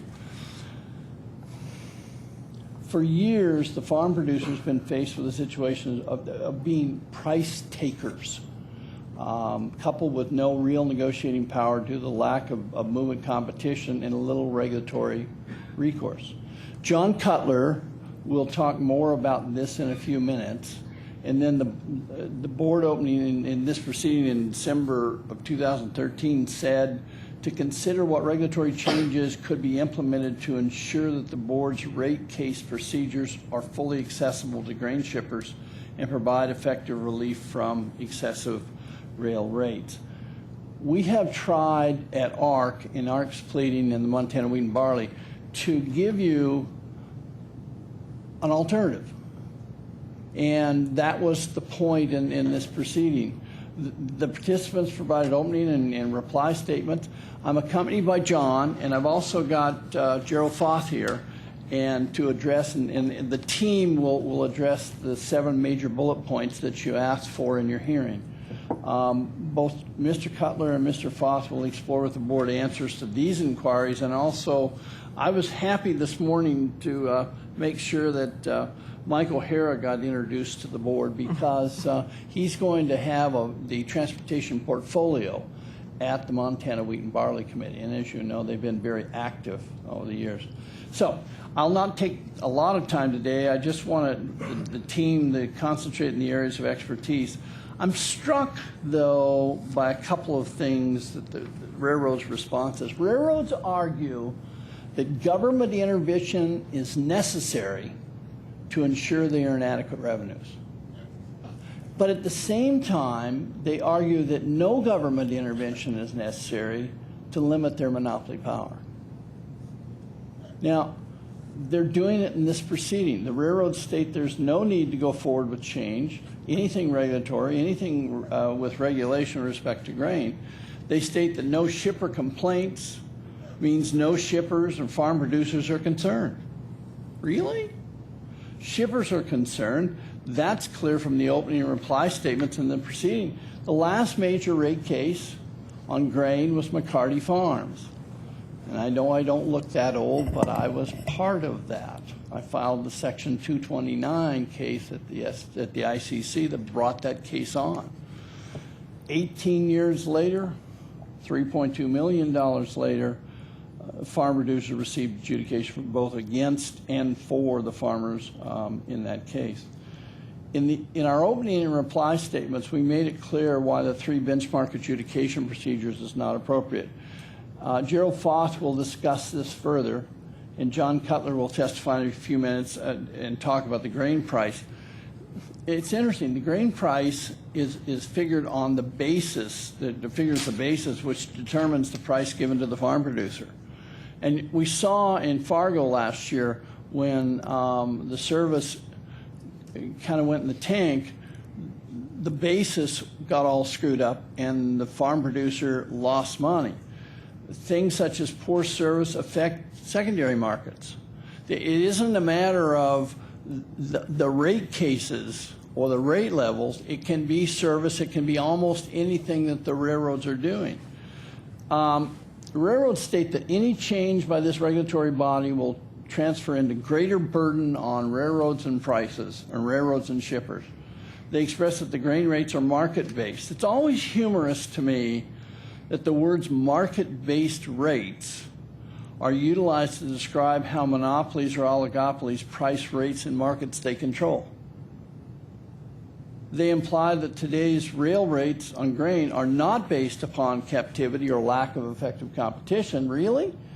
Well, if they truly were based upon the market, as the railroads claim, then when the price of grain falls, shouldn't the rail-based market rates fall? Shouldn't the rail-based, doesn't happen. Let me try this. If the demand for grain falls, shouldn't the market-based freight rates fall if they were built on market rates? When corn doesn't move due to low prices in the marketplace, do the rail rates fall? The railroads even state that they are there to open up markets for the grain producers, yet time again we've observed in various states that the railroads close off the markets they don't want to a particular group of farm producers. Why? To fit the operational models the railroads want. For example, in Colorado, they'll force the railroads down to, oh, you got that chair? Yeah. I usually get that chair. They force them down to go down to the Gulf Coast because they don't want to take the transit times into the Pacific Northwest. John Cutler will talk the practice of how the railroads love to ration prices in high demand or service meltdowns to fulfill operational or financial goals. Railroads state that they're just like every other U.S. industry. They are? In fact, the railroads were given a federal franchise to operate, and they were protected from competition. As many courts have stated over the years, the railroads are, quote, greatly affected with the public interest. And the federal government has seen fit, when it granted these protected federal franchises, to operate in the public interest, and the regulatory oversight was appropriate. That's why we're here. And thus established the ICC and the STB, especially captive shippers, for the protection of market domination. We've talked about, you heard earlier today, about barley producers, the inability to move shuttles, but the railroads are trying to force them into shuttles. pea and lentil people, the rotational crops don't lend themselves to shuttles and quick loading, and yet the railroads are giving them equipment that is bad ordered. There continues to be rate and service issues on grain in 2015, which our team will discuss. So when I watch all of this, I think to myself, we're still here working on the same problem. That's why we came up with the 2B rules, to see if we can morph this into a process where we can get the farm producers and the ones that are actually bearing the freight to have some access. I was impressed with Mr. Miller starting to think about arbitration, but arbitration isn't the total answer. We've got to still have something that we need to arbitrate because there is a regulatory process. So I thank the board for initiating this and holding the hearing, and I want the team to testify. So I'm going to have Gerald Foth talk a little bit about the 2B process. Good afternoon. My name is Gerald Foth. I'm president of GW Foth & Associates based in Alexandria, Virginia, and I previously testified in both the opening and reply comments and submitted confidential and public versions of those. The board, as Terry mentioned, specifically invited comments on several issues, and I'll try to go through those one by one, and I'll try to be brief and to the point. The first one was concerning movement-specific adjustments to IRCs and whether the board should revisit this prohibition on movement-specific adjustments, which was adopted in 2007. I believe there's some form of IRCs cost adjustments to grain movements is justified. Many grain shippers and grain product shippers were hurt by the STB's adoption of unadjusted IRCs jurisdictional costing in 2007, under which movement-specific adjustments, which are more accurately reflect the railroad's variable costs, are not allowed. Since IRCs, as some railroad witnesses have made the point, and since IRCs reflect the system average cost, movement-specific cost adjustments can work both ways. Actual variable costs can be higher or lower than system average, which makes sense. In other words, there are winners and losers, and most grain and grain producers would be in the loser group. Many grain and grain products move in efficient shuttle trains and larger than average grain train loads, which represent some of the most efficient and least costly movements for the railroads. In my opening comments, I indicated the vast majority of corn and soybeans move in train loads, and nearly half of wheat and ethanol moved in train loads, which the board currently considers 50 cars.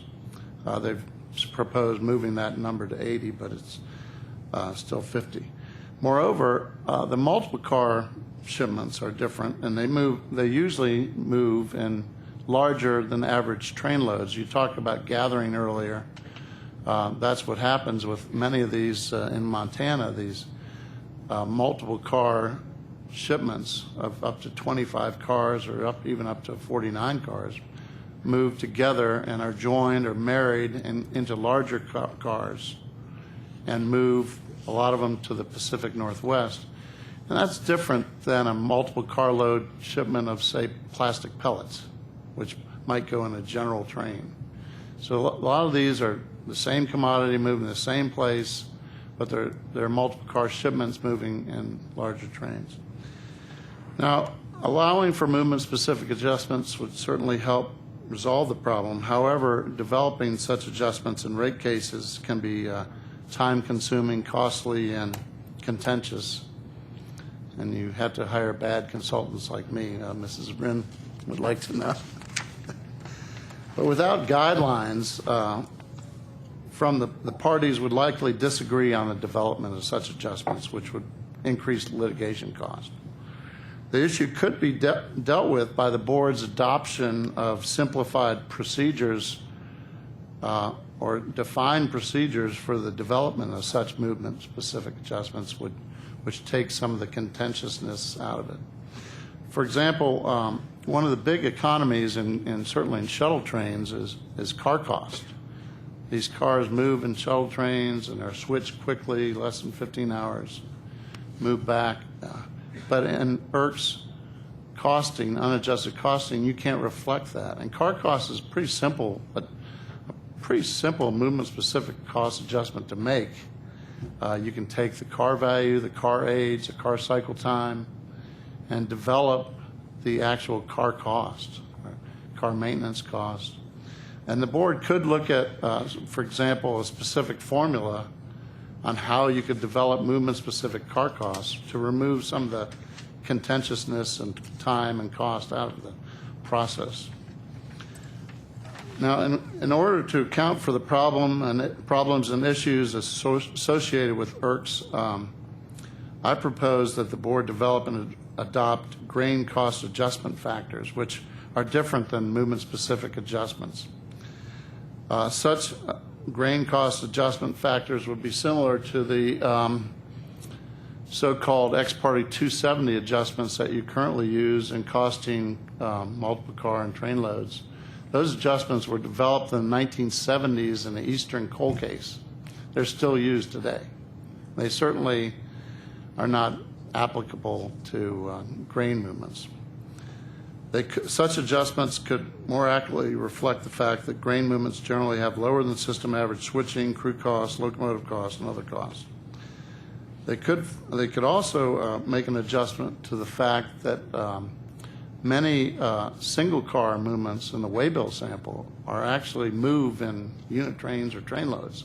I don't think there are really any true single car shipments anymore. If you look at it, it might show up as a single car in the waybill sample, but that car could be one of 110 cars.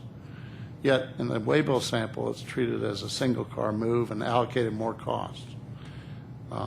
You'd be hard-pressed to find a movement, I think, in Montana where a BN comes out and switches a single car from a facility. It just doesn't happen. But you'll find, if you look at the waybill sample, there are many number of single car movements. If properly developed and applied, such grain cost adjustments would likely increase the amount of grain and grain products traffic that would be potentially subject to STB jurisdiction. So that's how the grain shippers are hurt. They can't even get in the door because the way IRCS currently allocates cost, it's the shippers without such adjustments are barred from this place. As I said, it wouldn't. If you adopted such adjustments, it wouldn't require the STB to reverse its position concerning no movement-specific adjustments. They'd be done by commodity and by railroad, and thus would not be movement-specific. But for example, you could do a study of BN and wheat and apply grain adjustments to BN by railroad and to Union Pacific. So they may differ greatly by railroad and by commodity, but they wouldn't be, quote, movement specific per se. The railroads maintain that IRCS understates the cost for hazardous commodities and continues to support the board's effort to utilize IRCS to more accurately cost specific railroad movements as appropriate. However, the railroads are strongly against piecemeal adjustments or favoring grain shippers over shippers of other commodities. In other words, the railroads maintain that it's okay to increase IRCS costs for hazardous traffic, but not to decrease IRCS costs for grain or other low-cost traffic. This could be called wanting to have your cake and eat it too. But I want to address one point that Dr. Grace brought up.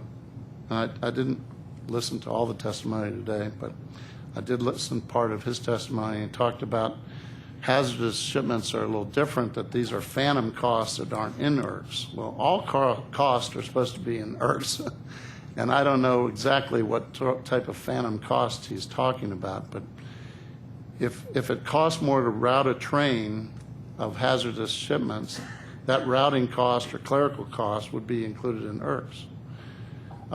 Maybe the loss and damage cost is included in IRCS.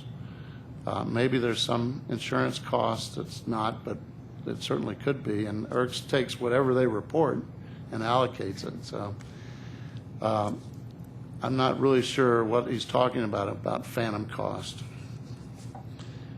I would also say that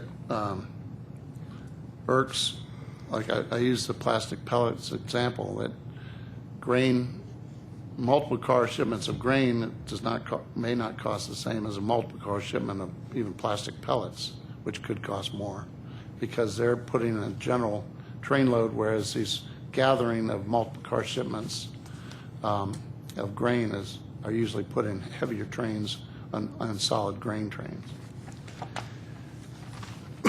The board has asked whether to have an expansive definition of grain. I believe an expansive definition of grain is appropriate. I believe, as I pointed out, if you really restricted it to just grain, you'd be looking at just one commodity under grain as a stick code 01013, which would exclude soybeans. Soybeans is technically not a grain, but I think everybody would agree soybeans should be included, and it is in most study of grain movements. But other products such as should be included too. I mean, wheat flour, corn syrup, soybean meal, even ethanol should be included under grain, since these are simply processed forms of grain. If you look at soybean meal, it's just the soybean comes in, gets crushed, and comes out as soybean meal. It's the same soybean, it's just crushed up soybeans. So it's similar to the old transit movements where it comes, gets processed, and moves out the other side. But it's not going to move out the other side unless it moves in the front side first. So. The board has asked whether it's to allow the use of non-defendant traffic with RVC ratio or with traffic with RVC ratios below 180 in comparison groups for grain shipments, and I believe they should be allowed. The RVC comp test is currently limited to the same or similar traffic, i.e. traffic with RVCs greater than 180 on the same railroad. For example, under the RVC comp benchmark test, a reasonable rate for Bnsf wheat movements moving 1,000 miles would likely be based on other Bnsf wheat movements with over 180 moving similar distances. I'd like to call it the similarly screwed shippers because you're comparing other BN traffic, which is priced similarly to the same traffic moving the same distance, generally moving the same place. As a lot of this traffic moves from Montana, for example, moves to the PNW. And so you can't look at other railroads, how they price traffic, or other traffic on the same railroad moving below 180, and it could be significant. That restriction makes it really hard to win a 3 benchmark case because you're looking at, they say they're looking at market-based rates, but they're all looking at the same market-based rates, going the same market. So you're comparing, if they do look at market-based rates, that's what they're comparing it to. So I will note that they said the railroads don't want to look at other railroads, but they talk about the competition and market-based rates, and that they do compete with other railroads, but they don't want you to look at those other railroads' revenue cost ratios. And for example, if you looked at BN's rates, or even BN's rates to the Gulf compared to UP's rates to the Gulf, it's the same market. They're going to the same place. But you can't look at UP's rates. Just look at BN's rates. UP doesn't have as much going to the PNW. Oh, there's my chair again, sorry. But it's certainly going to the export markets. So if you want to look at export grain on BN, you can't look at export grain on UP under the current standards. The board asked whether or not to adopt a new rate reasonableness procedure such as a 2 benchmark approach, which we suggested, or the ag commodity maximum rate methodology that National Grain and Feed suggested. The board could make changes to IRCs and the waybill sample and the 3 benchmark test, which would make it more accessible to grain shippers and help provide effective relief from excessive freight rate, which is the goal of this proceeding. But we suggested, since the board asked for ideas, we suggested that a two benchmark approach may be appropriate for grain shippers.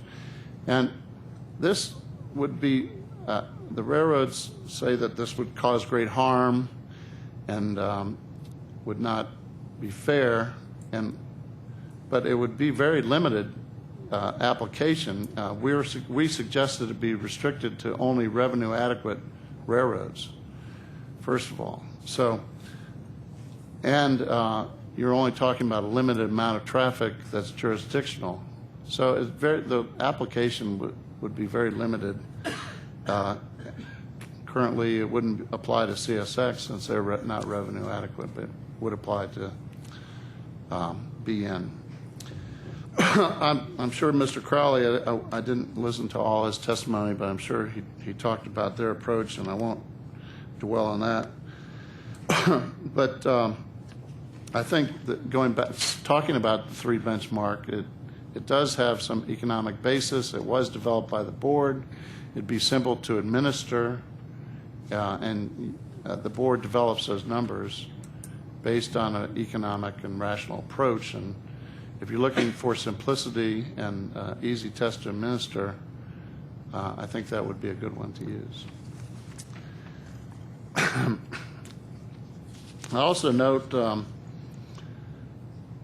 that the board commissioned a study last year to look at alternatives to reduce the time of complexity and expenses associated with the standalone cost methodology, and maybe they'll have some ideas in that on how to improve those tests.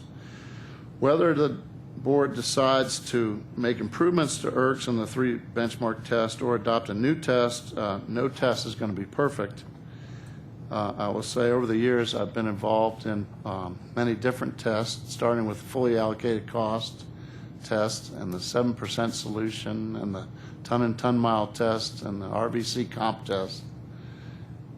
So I've been around for a few tests. And these tests take time.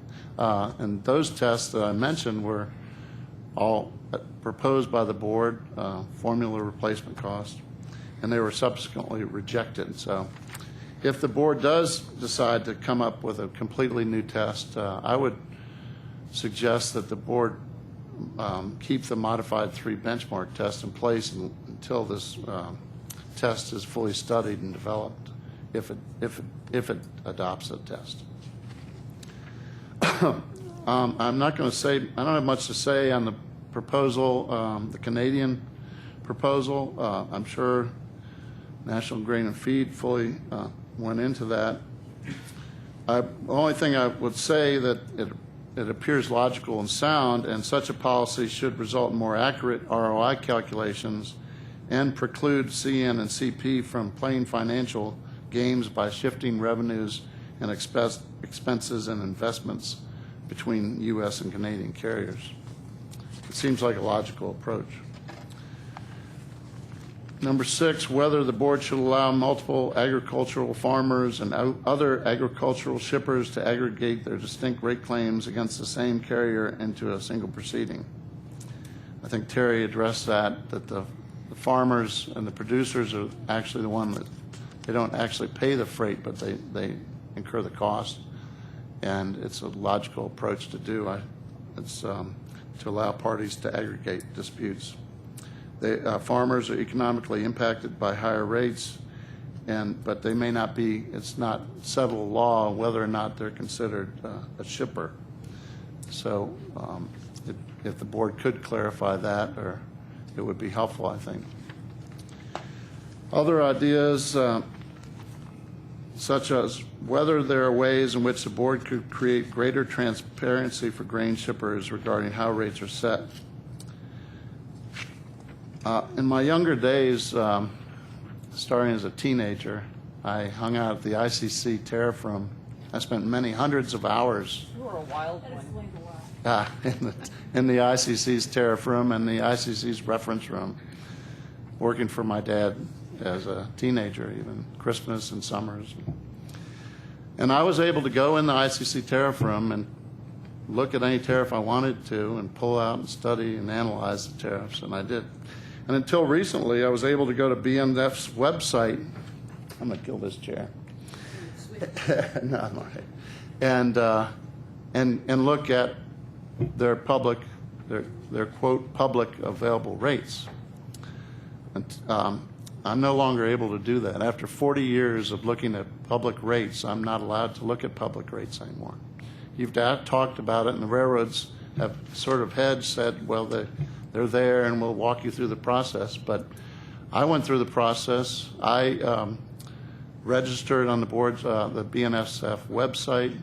I'm a registered user. I have a password, but I still am locked out of looking at the rates. And if you go to the website, they have a little lock on those tariffs, and it's there for a reason. It's only available to who they want to look at the rates, and I'm not one of those people. So I urge the board to have transparency and make publicly available rates publicly available. I'm not able to see them anymore. So anyway, that concludes my remarks. I think John will talk about it a little more. Yeah. Thank you, Trey. Thank you, Terry. Let me begin with some preliminary thoughts about this morning's TRF presentation. First, I thought it was great to hear some economists talk about fairness.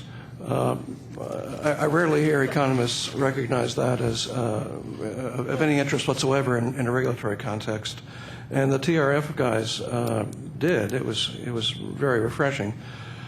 Second thing I noticed is I didn't hear any support from TRF for differential pricing of captive traffic. Now, ARC has argued for a long time that with revenue adequacy achieved or imminent, there's no longer any justification for captive shippers and producers paying more than non-captive shippers and producers, thereby experiencing a competitive disadvantage in their markets. TRF, of course, ignores revenue adequacy completely, but that's because they have the luxury of ignoring the statute, and the rest of us have to try to figure out some legal way of getting from where we are today to a brighter future. And for us, the achievement of revenue adequacy, particularly in the context of coal rate guidelines, constrained market pricing, and the ICC's promise in 1985 that once revenue adequacy was achieved, that's as much money as a regulated entity should be able to recover from captive traffic through differential pricing. Now, for us, the attainment of revenue adequacy is a hinge point, a huge hinge point in regulation of railroads, because for decades now, our feeling has been that as to service issues, as to revenue adequacy definitions, as to mergers, as to paper barriers, and certainly as to rates, over and over the benefit of the doubt has gone to the railroads for understandable reasons, because Penn Central bankruptcy, late 70s concerns about the fragility of the entire industry, the importance of the industry. The feeling, understandably enough, even though we kept losing case after case, was, okay, benefit of the doubt goes to the railroads because they need more money. If shippers have to be gouged a little bit, presumably the railroads aren't going to overreach. They're not going to drive their customers out of business, but there needs to be a new look at this whole approach to railroad regulation, because we've reached the point at which, after 30 years of funding, along with competitive shippers, the revival of the railroad industry into an industry that's now has a huge, extremely bright future, making a lot of money. 5 railroads revenue adequate in the last analysis, and particularly the major grain hauling railroads are the most seem to be doing the best of all. We felt for a long time that the board in this proceeding and in Ex parte 722, and as the years go by, because let's face it, we don't have an NPR on our hands. We have an inquiry. Nothing has been proposed for action by you or for comment by us other than sort of what do you think about grain rate regulation today and what do you think revenue adequacy means. We're talking about a span of 2, 3, 4 years during which these issues are grappled with. And our guess is that as those years go by, not only will we be looking at railroads achieving revenue adequacy, we'll be looking at railroads exceeding revenue adequacy by greater and greater amounts, during which time captive shippers continue to be subject to a really inadequate selection of remedies, 2 of which are just prohibitively expensive, SAC and simplified SAC. 3 benchmark we've talked about before. And our feeling is, one more point about the TRF. It sounded like they might agree with us that the RVC benchmark should include all rail traffic, not just captive rail traffic. Why? Because they don't see any reason for higher prices on captive traffic than on non-captive traffic. Well, if the ideal is for captive rates to match competitive rates, then why in the world would you want to restrict the RVC comp benchmark to captive traffic? In fact, and also why would you want to restrict it to a single railroad? In fact, if you compare one set of rates controlled by a monopoly railroad with another set of rates controlled by that same monopoly railroad, isn't that pretty much of a stacked deck? And can't the railroad control the answer to the question? Also, to anticipate a possible question from the board, bear in mind that the RVC comp choice made by the shipper is going to be counterbalanced by the RVC group developed by the railroad, and you are the ultimate deciders of which one is preferable. Now, right now, it seems to us that we are limited in our ability to look at the universe of possible competitors and offer those as our RVC comp for you to say yea or nay. I mean, a lot of freight can't even be on the table. Whereas if you allowed us to offer rates below 180% or rates of a competitor, and the shipper went too far, tried to suggest that totally dissimilar commodities or totally dissimilar circumstances or totally dissimilar rate levels ought to dominate the rate comparison, you would be in a position to say, well, this is ridiculous. We're not going to treat those rates as comparable. But suppose the shipper is in a position to say, look, BNS and UP have very similar cost structures for the rates in question. Or we're suggesting that because UP's rates are a little bit lower than BNSF's, not wildly lower, but a little bit lower, but the BNSF shipper or producer that I represent is losing business because of that disparity. You would be in a position to say, well, you know, in this circumstance, maybe a broader definition of the RVC comp component of the 3 benchmark test ought to be broadened a little bit. So I guess that's part of my thinking based on TRF. And let me hedge that too by saying that, like everybody else in this room, I haven't read the report. Very curious about what it says, very curious about what the rationale is. And to say that this is how it should work if we had a clean slate to work on, but it has to be fixed by Congress, well, all of us who live in Washington know how likely it is that Congress is going to fix this real soon. You can't even get a highway built through Congress these days. Some of the most basic functions of government are not being covered. But the other question that crosses my mind, and I'm running out of time, so I'll try to speed through this. You've heard railroad after railroad say, we set our rates in order to enable captive shippers to remain viable competitors for non-captive shippers. Well, if that's the case, why all the resistance to a more relaxed approach to rate regulation for grain. Grain is subject to all these forces that the smallest shippers, the most isolated shippers, need some help with. The railroads say we try to give them some help, but what they're really saying is we want to dictate how much help they get. We don't want the shipper to have regulatory recourse if there's a dispute. I mean, they say the door is always open. We appreciate that, and we appreciate the service that the railroad industry provides. But there needs to be, as you have said a couple of times, Vice Chairman Begeman, and as you reiterated, Chairman Miller, the issue here is not are grain rates too high. The issue is on those occasions, no matter how rare they may be, on those occasions where a grain shipper, particularly a small grain shipper, or an isolated grain shipper, has a serious dispute with the railroad, is there a regulatory remedy? Not talking to the marketing department of Bnsf or UP. Is there regulatory recourse? Now, this doesn't mean a lot of rail rates are going to be challenged. But the big difference is that in negotiations, the captive shipper has leverage. Maybe not a lot, but at least it has more than none.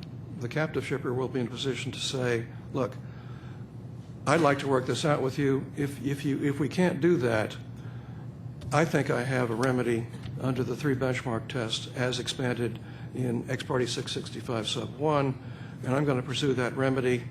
Maybe we should talk a little bit further. Maybe you should give a little bit more. Today, that shipper doesn't have that remedy, and that's really what we're asking for in this proceeding. Thank you. Thank you very much. Ann, do you want to start?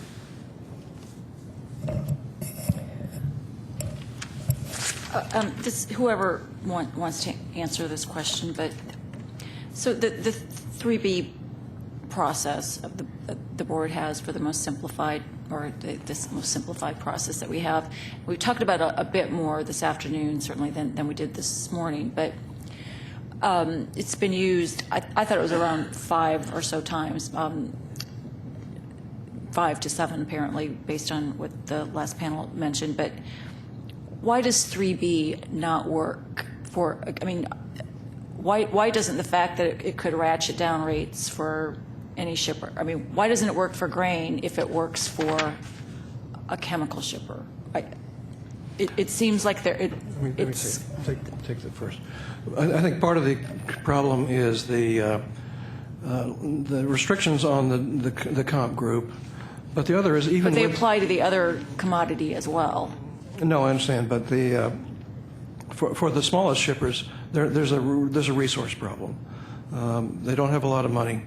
It's difficult. You have to hire lawyers and experts to try to figure this out. This is one of the reasons that we proposed eliminating the RBC comp test entirely once the railroad becomes revenue adequate, because it seems to us that the RBC comp test at that point, particularly for grain, not necessarily for, you know, I mean, there are 2 ways of looking at the RBC, at the 3 benchmark test. One would be find and fix the outlier rate. There are lots of shippers paying lots of rates, and most of them are here, and one of them's here. That person could use the RBC comp test to attack his individual rate. But we're talking about rate structures for grain. So an entire state or entire region may be paying essentially the same rate. Now, I think in that kind of situation, the RBC comp benchmark tends really to be the way for the railroads to look at the RSAM level, look at the RBC 180 level, and layer on top of that as much differential pricing as they think they can get away with. And as I said before, once the railroads attain revenue adequacy, it becomes a question of whether any further differential pricing should be allowed. This may be more of an Ex Parte 722 issue than for here, but for grain it's particularly important because grain shippers are in this category of having an entire structure work against them, where if How is their structure different than because a chemical shipper? it tends not to be an outlier situation. It tends to be the railroad doesn't just raise my rate. The railroad tends to raise Montana grain rates across the state, and if the only potential members of the comp group are other Montana wheat No, shippers. I understand that part. Okay. Terry, you want to? I'd only like to add that despite the railroads saying they only look at the market and weather in Canada, I heard one railroad attorney say that was one of the market-based things they look at. They play in captive situations like Montana. They pay very close attention to the IRC's costs, and they know exactly how high they can push those rates. And I think that's proven by a case that Montana brought. It's a 48 carload case. I don't know if you're familiar with it, but where the railroads were setting rates to get below the 50-car train load threshold. So the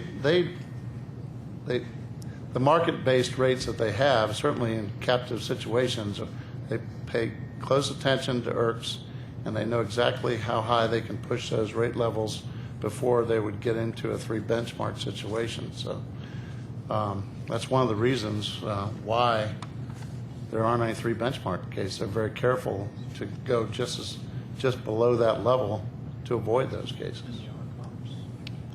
Yeah.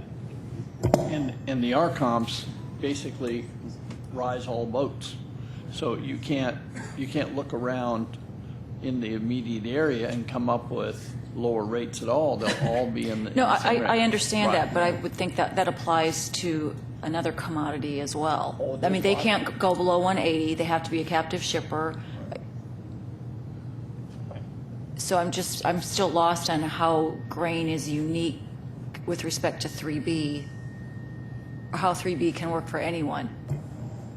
Well, I'm back to the basic premise. It hasn't worked for very many people. Yeah. Back to the basic premise. They don't pay the freight rate. They bear it. The first thing that the railroads went after in McCarty Farms was objecting to farmer standing in the rate case. We have the same issues that are going on now, that they're the bearers of the freight. They don't pay it. So therefore, when you start looking at our comps, they're not paying those. They're bearing them, but they're not paying them. That's what makes this unique. That's what makes the farm producer unique. Maybe the explanation is that it's a bunch of things. It's what Terry said. So the elevator could do a 3B case, but the farmer couldn't. Is that what you're saying? Well, that's part of it. But I think maybe the way to answer your question, Vice Chairman Begeman, is it's not one thing. It's a bunch of things. You have the issue of standing. You have the farmer versus elevator issue. For the elevator, it may be an issue of if I challenge the rate at elevator A, I'm just shooting myself in the foot because the railroad will simply raise the rate at my elevator in the next county, and I won't get anywhere that way. There's the concern about the rate structure problem. There's the fact that in the U.S. Magnesium case, the board's decision granted relief, but the relief prevented the railroad from raising the rates above 350% of variable cost. Now, if you say to someone who's paying 280% of variable cost that the last time anyone won one of these, that was the point at which relief was provided, he's going to say, "Oh my God, this is hopeless. That means the railroad can raise my rate 70 points. I don't want to call attention to myself in that kind of situation." And you have market dominance. Well, in Montana, you probably don't have market dominance concerns, but some shippers do. It just is a the Montana Department of Agriculture speaker this morning posed the possibility of a test case being brought, for example, by the state of Montana on behalf of a group or a small or large group of grain shippers. That's the kind of thing that might get past some of these obstacles, create the perception among farmers that there's the possibility of this working. But you add it all up, and there's the not to mention McCarty Farms, and you have this perception that it's such a long shot. It's going to cost a lot of money. It's going to take a lot of time. Market conditions may have changed by the time the decision is reached, I think you add it all up, and it's understandable, frankly, that no one wants to go first, stick his head up, and tackle this. There's always next year's harvest to get hauled by the railroad. We keep talking about Montana, but it's North Dakota, it's South Dakota, it's the whole northern plains. They're all in the same boat together, and I think the thing that we keep coming back to is there is a process. If they had a process that would work, then they're in much better shape to arbitrate or negotiate. But right now, it's pretty tough for the small farm producer to be able to rise them up. You know, we were talking the other day that this is all about profit on the farm. How much can they take every time they come up with an innovation? And they're having it right now with the pulse crops. The rail rates come in and take more and more and more of it every year. And the reason for that is because they can. So they have no way of being able to isolate that crop and take that profit for themselves, which is what they produced. Mr. Foss, I think it was when you were talking about I think you called it the grain cost adjustment factor, or maybe it was kind of stemming from the what's it called? The market, the other cost adjustment factor that you were asked about. But you mentioned that that folks are barred from getting in the door here from bringing a case. I mean, to what extent? I mean, well, if you look at, you need to be market dominant, but I mean, well, would the adjustment be? I would assume it's just a small percentage. If you look at single car traffic of wheat, for example, most of it will be under the jurisdictional threshold because of the costing problem. So simply the traffic is quite profitable, but according to your costing approach, it can't go over 180. By how much of a swing? Well, I don't know. It depends on the. I mean, what I'm trying to understand is, are you saying that someone that at least in your perspective, is that they're really at 190, so they should get in, or are they at 500 over variable? How extreme? Well, the most important thing is they're below 180 and they can't get in. So you can't get in under 180, and there's. Well, I know, but you must be assuming otherwise they could get in, but for the fact that they're not able to make the adjustment. Well, can I ask a question? Because maybe I'm not understanding it correctly either. I thought what you were saying, I thought part of the point that you were making is that a lot of the grain rates are showing up under 180, but you would argue that in fact they're more costly than that, and it's just that IRCS isn't fully costing the grain rates? They're less costly than that. Or they're less costly, excuse me. So the RVC ratios, they're more efficient than reflected in the board's costing approach. So how off is the costing approach, I guess is what I'm trying to get an understanding of. I think the railroad put up a graph comparing the train load rates and the multiple car rates and said there was like 1,000 car per car difference. But in reality, the shuttle trains are very efficient and much lower cost, and the multiple car and the single car movements are lower than to a certain degree. But I mean, a lot of this traffic moves in efficient train loads, and it's not like a multiple car of plastic pellets or hazardous materials or anything else. But it's very efficient, and it's not treated, that efficiency is not reflected in the IRC's adjustments. So the only adjustments that you make are the 25%. You take 25% of switching for train load movements and 50% for multiple car movements. Then you add that back, the 50% back in the make-whole adjustment. So the multiple car shippers really, what's taken away is added back with the make-whole adjustments. Now the train load shippers, they often have no switching at all, but they still get 25% of the switching cost allocated to them, whereas these trains are shuttle trains with the same locomotives, and a lot of times the shuttle facility will do any switching that's required. So there's a lot of economies and car costs that aren't reflected. I don't know. I haven't done a study on how much traffic should be jurisdictional, but I mean, maybe I could ask it in a different way, or Okay. we could just move on. But at what point do you envision an RVC ratio would need to be that would prompt a case? Well, certainly it has to probably be, over 180. But I mean, I don't know how far I think up. I knew that. I don't know how high is up on that. I can't tell you a number, but in the 300 range maybe that you would consider a case. 250. I don't know. Let me try something. The simple view for me. You take a 26 car unit and they put them together, which has make-whole adjustment applied on it, which means that the RVCs are low.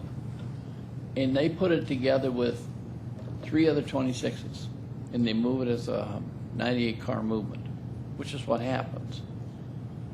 The economics are really shuttle train economics once it's been put together in Montana or in North Dakota or in South Dakota. So what's happening is that there is no way that you'll see those with the make-whole adjustments that you'll be able to see them and not being able to adjust some of the IRC's costing. It's almost like a single car. It would be like having a locomotive in a single car going all the way to the coast. That's what it's costed as. But that's not really reality. And so if you have 248s, they put them together, away they go. And somewhere in the state they get put together, from then on, they act like a unit train. And that's one of the issues with trying to get, and that's one of the reasons why we wanted to talk about the possibility of putting together adjustments. So, because we know that's what's going on. They don't take 26s all the way to the coast. Never seen one. So, and that, go ahead. I was just going to say a lot of these shipments, multiple car shipments or even single car shipments, go to the same destination. So they all may be going to Rivergate. It's unlike plastic pellets or anything else, which could go to multiple different destinations in the train. So when these things go over the mountains, go down the Columbia River Gorge, they're all in the same train, going to the same place. But the IRC's formulas don't show that. What they show is it's as if this 26 goes all the way to the coast with a locomotive. It's not how it works. The costing in IRCs Right. makes that assumption, Right. basically. Right. It is late in the day, and I think you guys have done wonderful. I want to compliment the staff. They've done wonderfully today, too. They've stayed awake. Yeah. And all the folks out here You who bet. are helping keeping this going.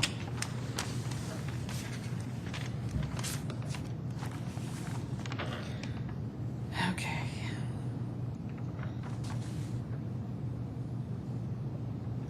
Can I go back, and I'm sorry, maybe it is just because it's late in the day, because I'm sure yesterday when we were talking about this stuff, I knew the answer, but in your proposal, when you're talking about 2B, what makes it the 2B over 3B is it's the RVC comp test that you're removing. Is that correct? Right.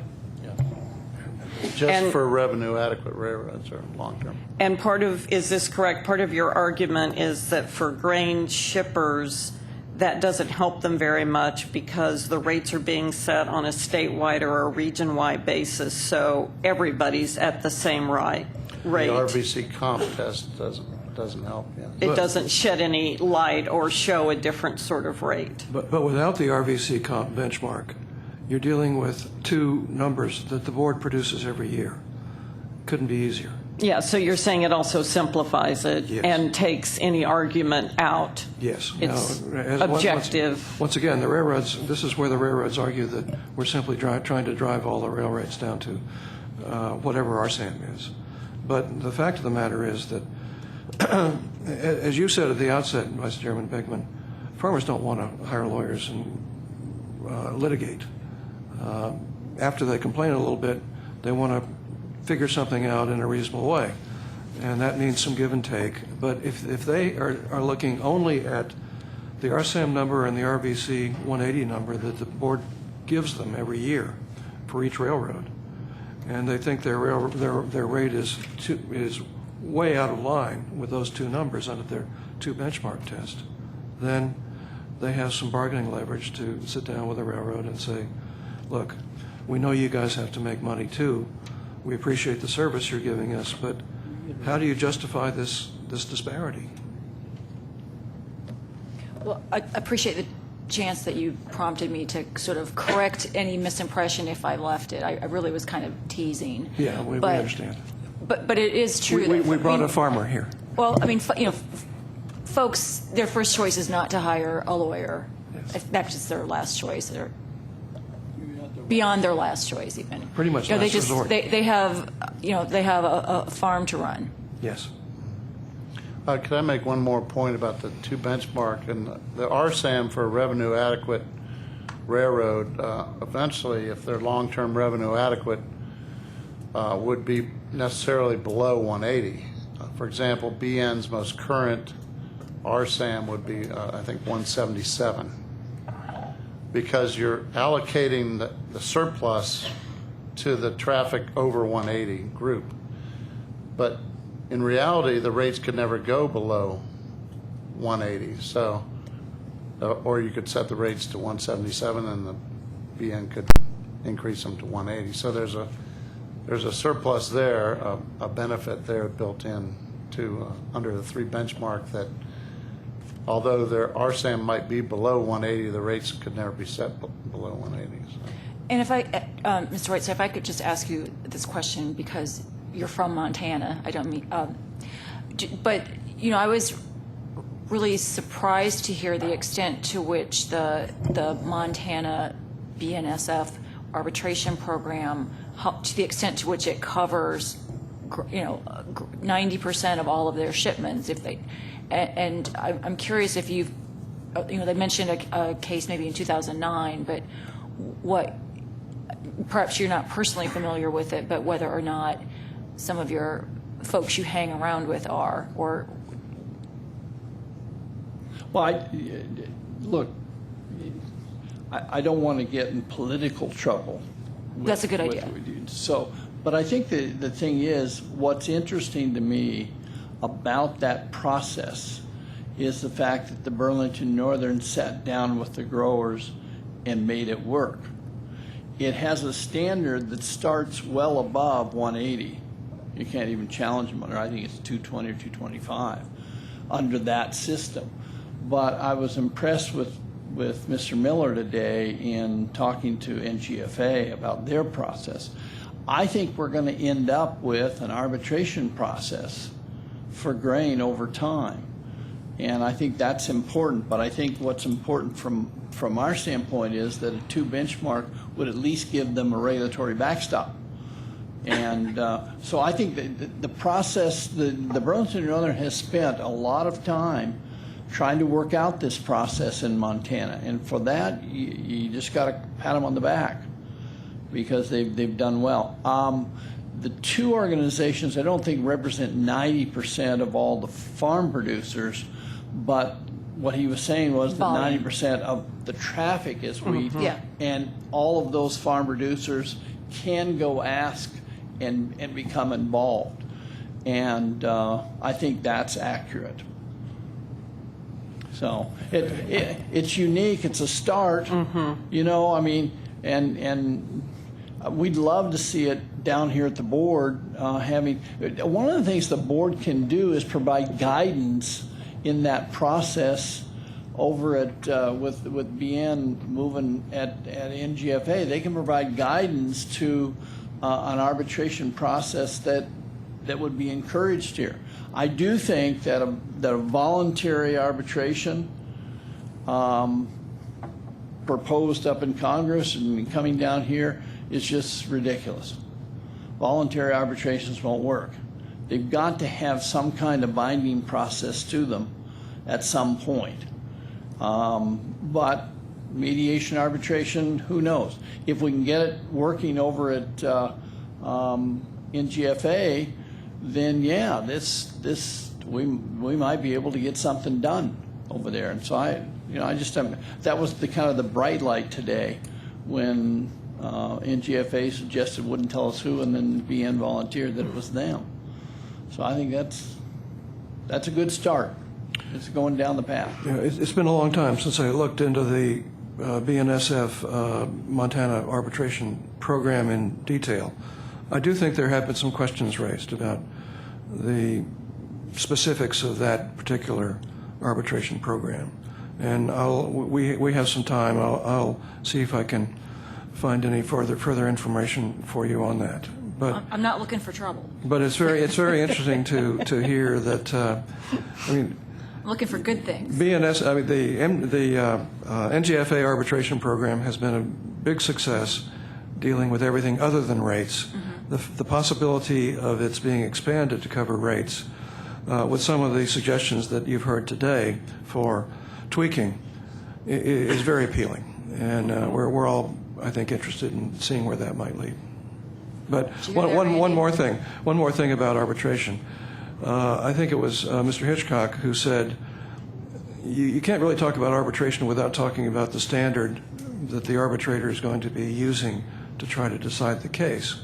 Now, if arbitration were to be based on SAC, it would mean no progress whatever, because we would have to back up truckloads of data for a poor arbitrator to try to figure out, and then hire your staff to help him understand. They're not available. Yes.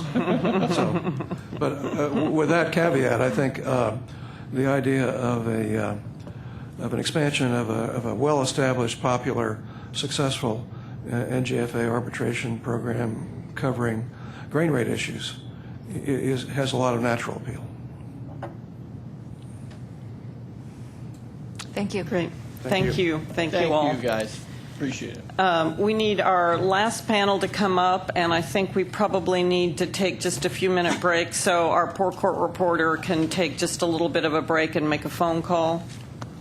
So the panel, come on up, but we'll wait until our court reporter's in place and ready to start.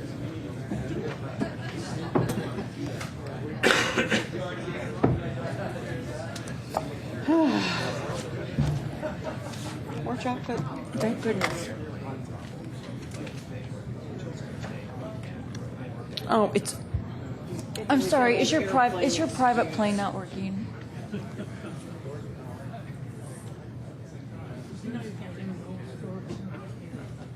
You probably hung out more than I did.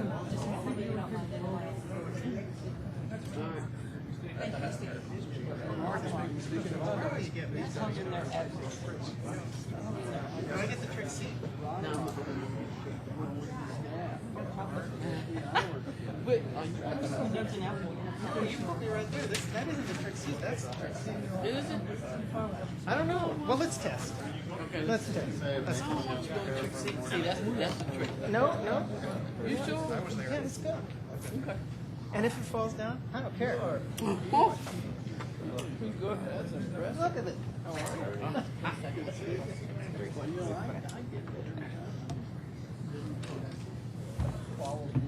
There's two of us here, right? Yeah, the rest of them quit. Quit. So these poor people.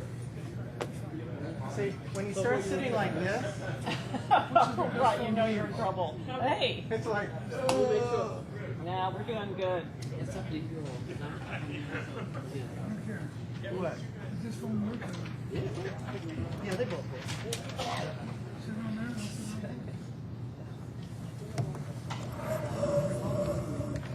Yeah, you should start because you're gonna be you're only 5 minutes or 3 minutes. You should start because that Manus will leave. You're going to be 20 minutes?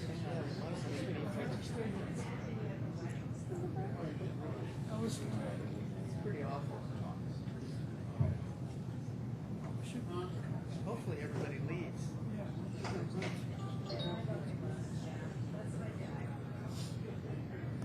mean, seriously.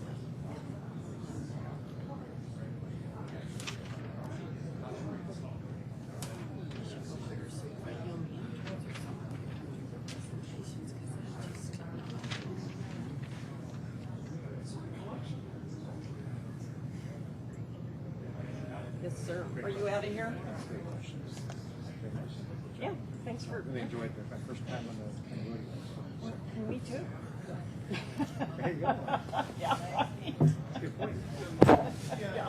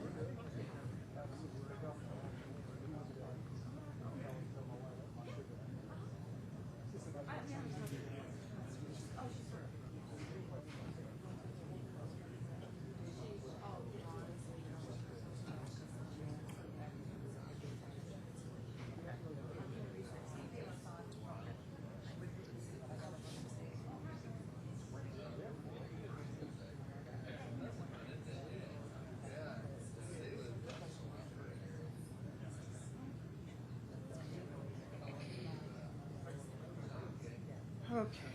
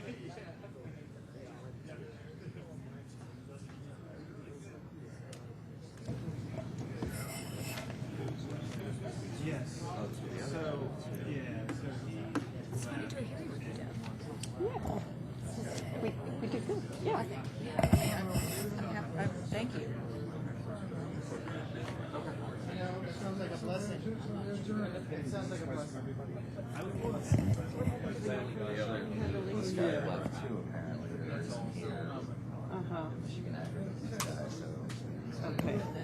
Okay. Yeah.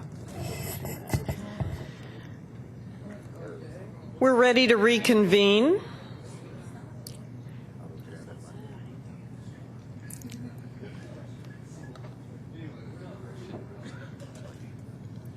Let Kevin get his water.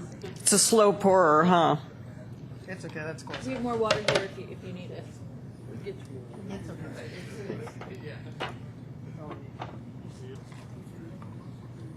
Okay, we are on our eighth panel, and Mr.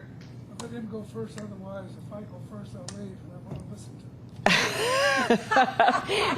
him. We're enforcing discipline on you. I've spent a whole day down here learning things. Yeah, if you spent the whole day, you might as well just keep going, right? All right, so we have Mr. Kaufman from the TTMS group who's going to lead us off. Thank you, Madam Chairman. My name is Kevin Kaufman. I am the Managed Director of TTMS Group, which is a DBA, which is Texas Trade and Transportation Services from Southlake, Texas. It's a little consulting group I formed after I left BNSF in February. I have kind of a unique background. Actually, Commissioner Begeman and I have known each other for a long time. Back in 1995, there was the ICC Termination Act, and we were involved with that. You were buddies at that time. No, I wasn't a buddy. I worked for a shipper. I worked for a large shipper, Louis Dreyfus Corporation. I worked for them for 25 years, and we were involved just in the transition that was going on because it was important. And Nobody but was my buddy during that time. Yeah. I think that's what he said. And from that, they formed the Rail Shipper Transportation Advisory Committee, and I was a charter member of that and served there for 6 years. So I had experience with that, which was great. And then after that, about 12 years ago, I went to work for BNSF. So I'm sitting here before you with kind of a unique set of credentials. I've been a ag shipper, a large ag shipper for a multinational. Worked for a large Class 1 railroad as the head of agricultural products, as the VP of agricultural products, and then now I'm representing producers as one of the people I work with, and my fellow partners are Lockie and Dan Kidd from Montana, and we got to know each other about 10 years ago when we started working on these problems in Montana. And we were very much involved with this arbitration process in Montana, and so I'm going to speak about that a little bit later. So I'm representing U.S. producers, and they really have the largest economic interest in this hearing. I don't agree with Terry Whiteside very often, but the fact of the matter is that ag producers, for most of the history in the grain industry that I've been part of for 35 years, have been price takers, which means that in the business of agriculture and agriculture economics, as price takers, they basically pay the costs because in a supply-push market, basically the international world of agriculture sets prices, and then the logistical supply chain works backwards, and all the cost gets passed on to the producer. So the producer pays for it. And so when he brought up the point that shippers pay the freight, but the producers bear the cost, that's absolutely true, because in the world of agriculture, and it is a bit of a conflict of interest, when the ag shippers stand up here and talk about rates, the reality is they're all pass-throughs for them. And they're pass-throughs to the producers. And so in a hypothetical situation, for instance, if an ag shipper brought a rate case, and it's no coincidence that an ag shipper hasn't brought a rate case, and McCarty Farms was producer-based, not ag shipper-based, an ag shipper wouldn't necessarily, if he won a rate case, pass the winnings, as we want to call them, back to the ag producer. He'd probably pocket them. And that's just the way the grain industry works, right? And so the fact of the matter is, and you have a copy of it in your files, North Dakota State University did a study about 5 years ago that proved that actually margins at the elevator charged by the ag shippers actually grew much faster pace than rates from the railroads. And so you have a situation where rail rates have increased over a period of time and actually less than you would expect because of productivity. But at the same time, elevator margins in some cases have trebled in that same period. And most of the reason is because we're dealing with a duopoly in the ag shipping group. And in fact, if you take the HH index that the Justice Department uses, which is the Herfindahl-Hirschman index, you will find that ag shippers actually exceed that index in some regions of the United States. And so it's always interesting to me that they were testifying about rail rates when reality is that they probably have more price-taking power from the producer than the railroads have had in the past or will have in the future. So I find it interesting that they're advocating on the basis, talking about railroads and advocating changes in your process, where the fact is they don't really need the process because it's a pass-through for them. So I find that interesting. Producers are pretty smart. And they're less interested in rail rates and more interested in service. Because in the case of, for instance, last year, the costs that producers bore because of poor railroad service far exceeded anything that had to do with rates. And so then on top of that, when you sit there and talk about, well, let's talk about rates in the same context of service, to me it's a little bit bass-backwards, because in reality, increasing rates will never increase railroad service. It's just economically not viable. So in reality, when we talk about rates, yes, producers have a real interest in transparency because they really do want to understand their costs and what they're paying for and what they're bearing.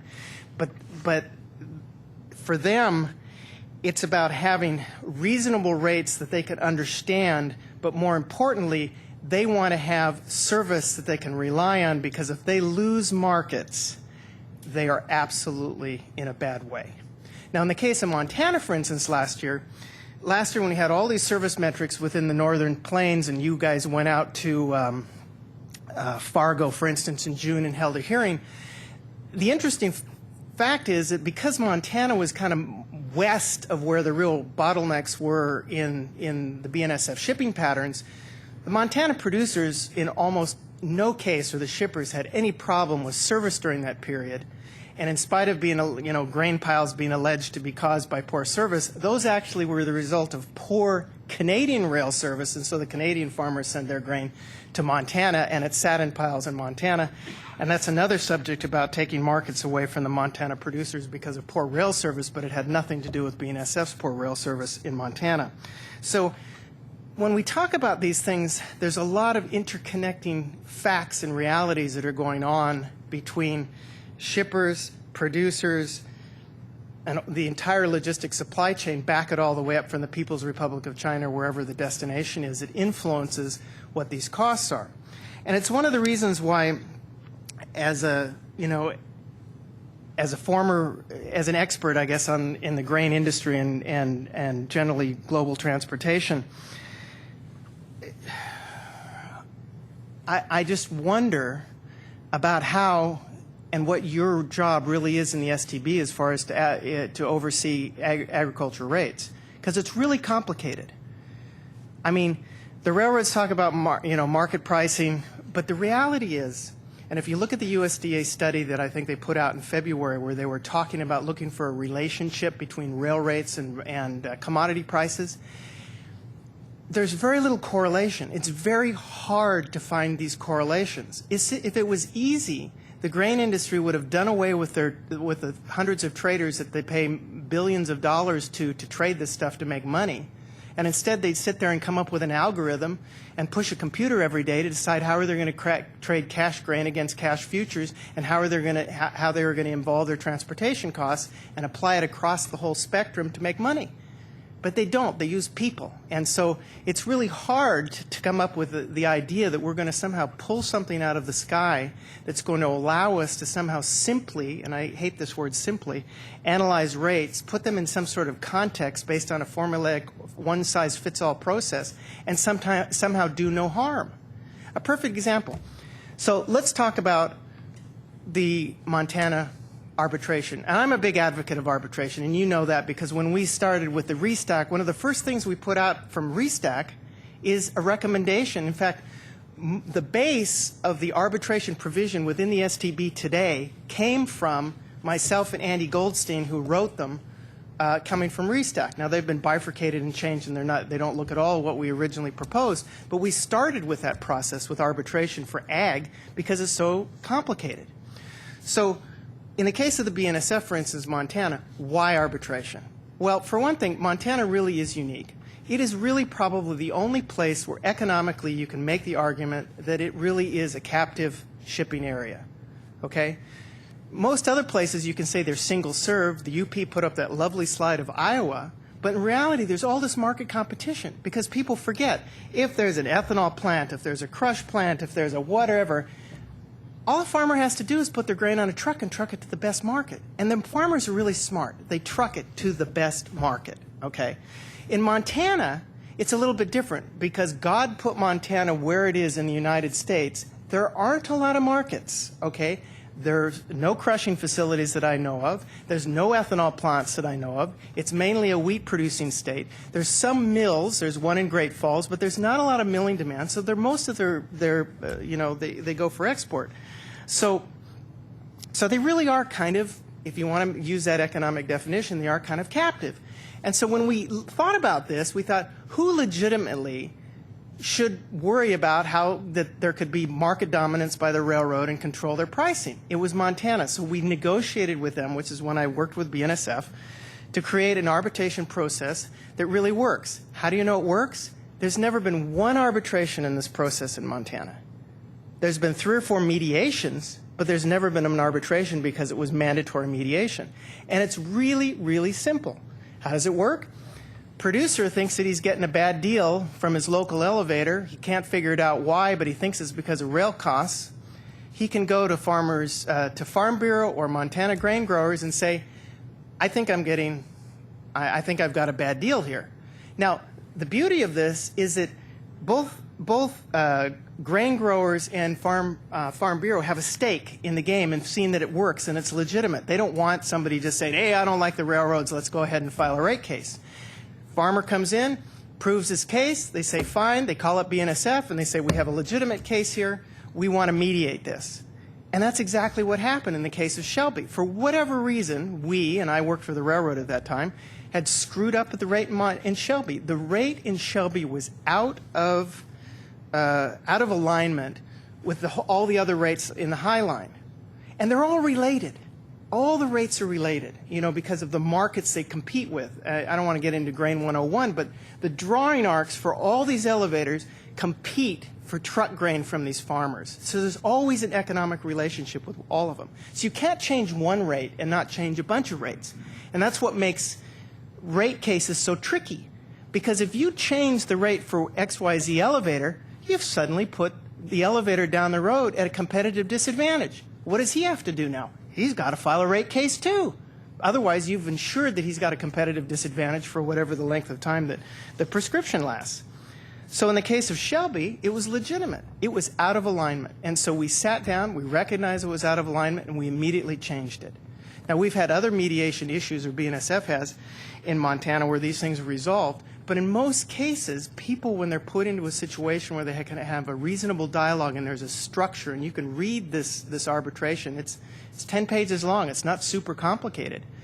It really is, I listen to some of the other railroad attorneys talking about you need to have standards and all this kind of stuff. You know what? You do need to have a certain rules, and you do need to have some sort of parameters, but it doesn't have to be overly technical. Because when we're talking about ag, we're talking about relationships between the elevators. We're talking about relationships between transportation. We're talking about relationship among commodities. You can't just tweak one and not affect the whole thing.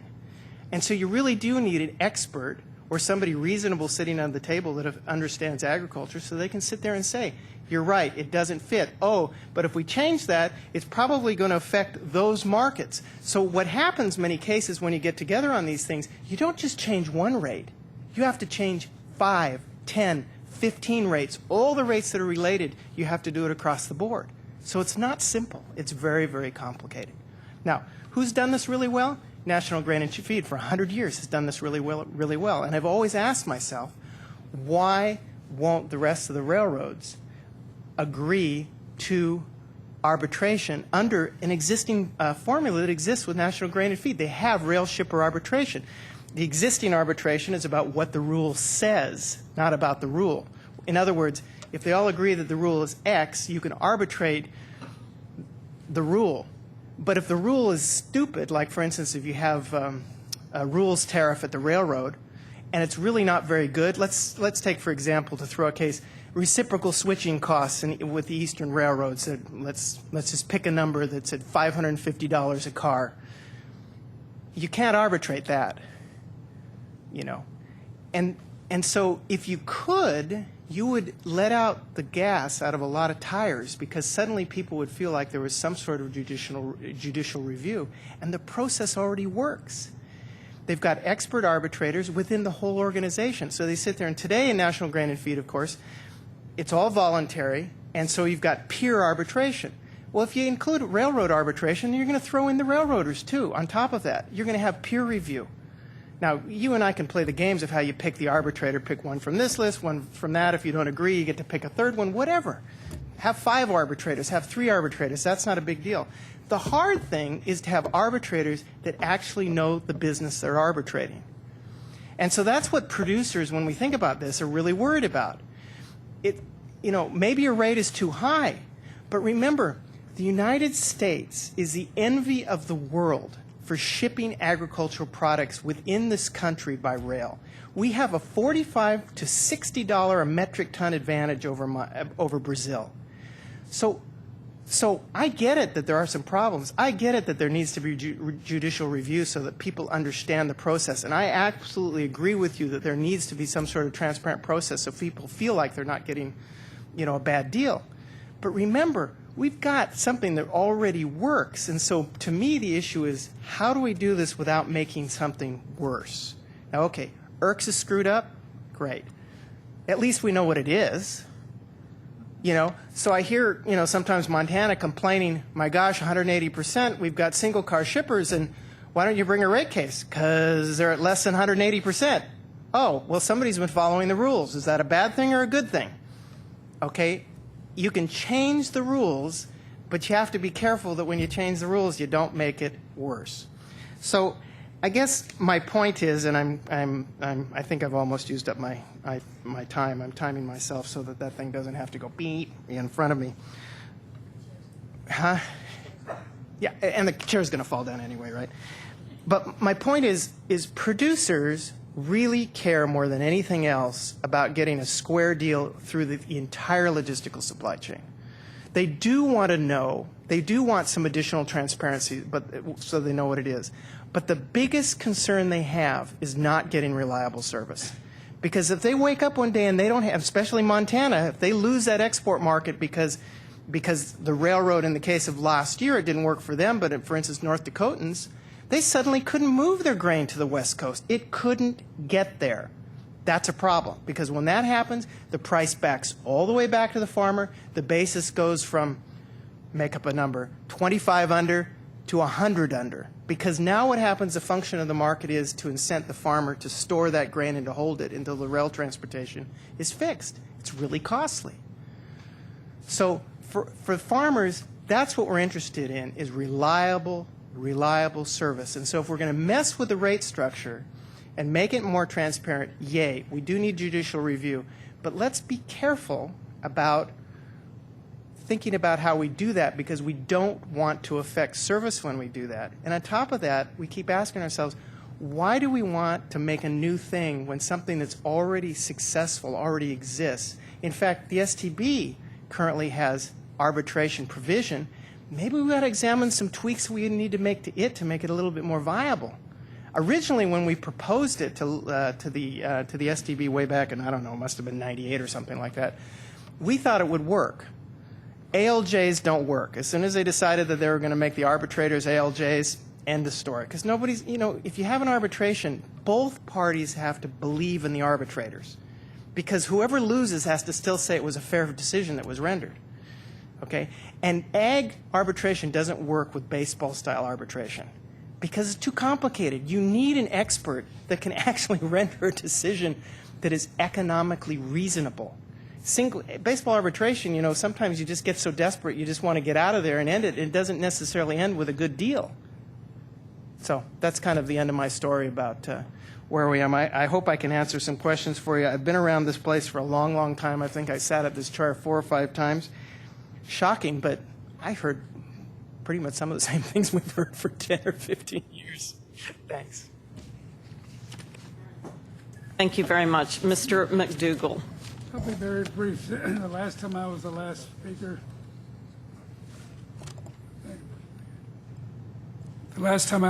speaker, one of these things, the fire drill came. So we shut down, and I got a very short shift, which is good. I'm here on behalf of Smart Transportation Division, the General Committee of Adjustment. The General Chairman is J.L. Schomeyer, and he represents the Bnsf lines on the present Northern Division, Northern lines. And the case started back on the involvement of at that time the UTU in this case, was when the chairman of the STB was in Great Falls, Montana on the Columbus Day weekend. And that was a big thing for Great Falls, the chairman of the STB. So they were bitching about the grain rates, and Mr. Fitzgerald, who at that time was the general chairman of the UTU for the Northern Lines, said, well, you're all bitching about the freight rates. So the chairman said, we're going to have a hearing. I'm going to open a hearing the next day, and that was the beginning of Ex Parte 665. That was October the 11th, 2006. And we want the system to work better. We haven't taken sides really as to what should be done about the grain rates. We do have some ideas. And we filed 4 separate pleadings in this case since 2006. The most recent one, which I'll just summarize, is we think you ought to have the rates before you. I question, and I've been in many rate cases myself, whether you know freight rates. You deal with ton-mile earnings, you deal with RVCs, I read your decisions, we don't deal with freight rates. And we suggest that you have an investigation into the grain rate structure. There's been 2 of them before. One, of course, after 1925, the Docket 17,000 cases, and the second one in the early 70s under Commissioner, forgot his name, but the staff person was Leonard Goodman. And go into and understand what the rates are, because what you deal with is a rate from point to point. But as the last speaker just said, it's the structure. And you don't know the structure. And your decisions show you don't know it. And anybody that's been in rate cases for a long period of time realizes it. So you have very little credibility among the railroad people and so forth, but you don't know it because you deal with 180. And we question whether you know the rate structure. And I would read volume 345, 245, I think, or 345, the ICC reports one, which is the last rate structure case, and it did all the rates in the United States at that time, all the basic rate structure. But if you just do the grain one, you'll find out more. And the 180 may mean something a little different then. And ton-mile earnings, you'll realize that the GAO report 10 years ago wasn't worth much. They use ton-mile earnings, and that's not the way freight rates are made. They taper. And therefore they had the grain rates falling when actually they had been rising for those years. So that's all I have to say. And we said it in our thing was filed August 25th of last year, where our recommendation is to bring a grain rate structure investigation so that you learn what's all about and not just deal in figures that are manipulated. And the average person in Montana, and I've only been there a few times, they're interested in the rate. They're not interested in when you tell them about 180, what are you talking about? I'm talking about ton-mile earnings. And you read your decisions and you don't discuss rates. You discuss 180s. and all that. And so I think it's time to review the rate structure, and it shouldn't take too long. And it's been done twice before, so you can have some background to it. And if you restrict it just to grain, it'll be a lot easier, because the last investigation was for all of the rate structures, and it took several years. Thank you very much, Mr. McDougall, and thank you for graciously being our last testifier today. So, Mr. Kaufman, I'm curious, clearly, as your background shows and as your testimony indicated, a lot of experience in this area. I think what I could take from your testimony is that any changes we make, we should be very careful and cautious. And perhaps, am I going too far if I say that you don't see the need for wholesale changes? I don't know. You know, the fact stays, and BNSF even testified to that there is a need for judicial review. If nothing else, to let the air out of the tires, to stop people from saying, my gosh, our rates are unreasonable, nobody cares. So there does need to be a judicial review process. I just think that agriculture by nature is so complicated that it's going to be really difficult to come up with a one-size-fits-all structure in order to evaluate it. And I'm not saying that you're going to, I'm suggesting it's going to be really hard to come up with something that, as much as we disparage the current system that exists, at least we know what it is and we know the harm it causes. And that's always the problem when we dabble into new things, is that we think we're going to make it better. It's kind of like back in my day when the USDA came up with a PIC program. I mean, you have no idea what that is. But they had no idea what that, which looked like a great idea to subsidize, as an export enhancement subsidy, and what ended up doing was creating a marvelous new trading environment for the grain companies to make millions of dollars. They never intended it. It was just an unintended consequence, right? So when you start messing with something like this, you just worry that it's going to make things worse. And I always look at, the ag producers look at trucking. They're regulating trucking more and more and more, and it's getting worse and worse and worse and more expensive. And so always the bias is that if we fuss with something, it's probably not going to be cheaper, it's not going to be more expensive. And again, I really worry about the inverse relationship between rates and service. What I'm talking about is you regulate rates, the railroads don't have to serve agriculture. In fact, you have to understand, agriculture is really volatile. One year we've got 7,000 cars that cost $75,000 or $85,000 a piece in storage. The next year, hallelujah, we've got an export market. This year we have a horrible export market. And when you don't have an export market, it means we have all these stranded resources and stranded capital because of it. So how is IRCS going to take into account the volatility of ag? I remember, too many anecdotes for you guys, I know, but I remember sitting in a Minnesota hearing. This is when Roger was the chairman.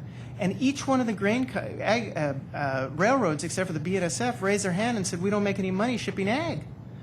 You don't know, but 30 years ago, the BNSF seriously thought, not the BNSF, but the BN seriously thought about divesting all its ag businesses because they didn't think they could make any money in it.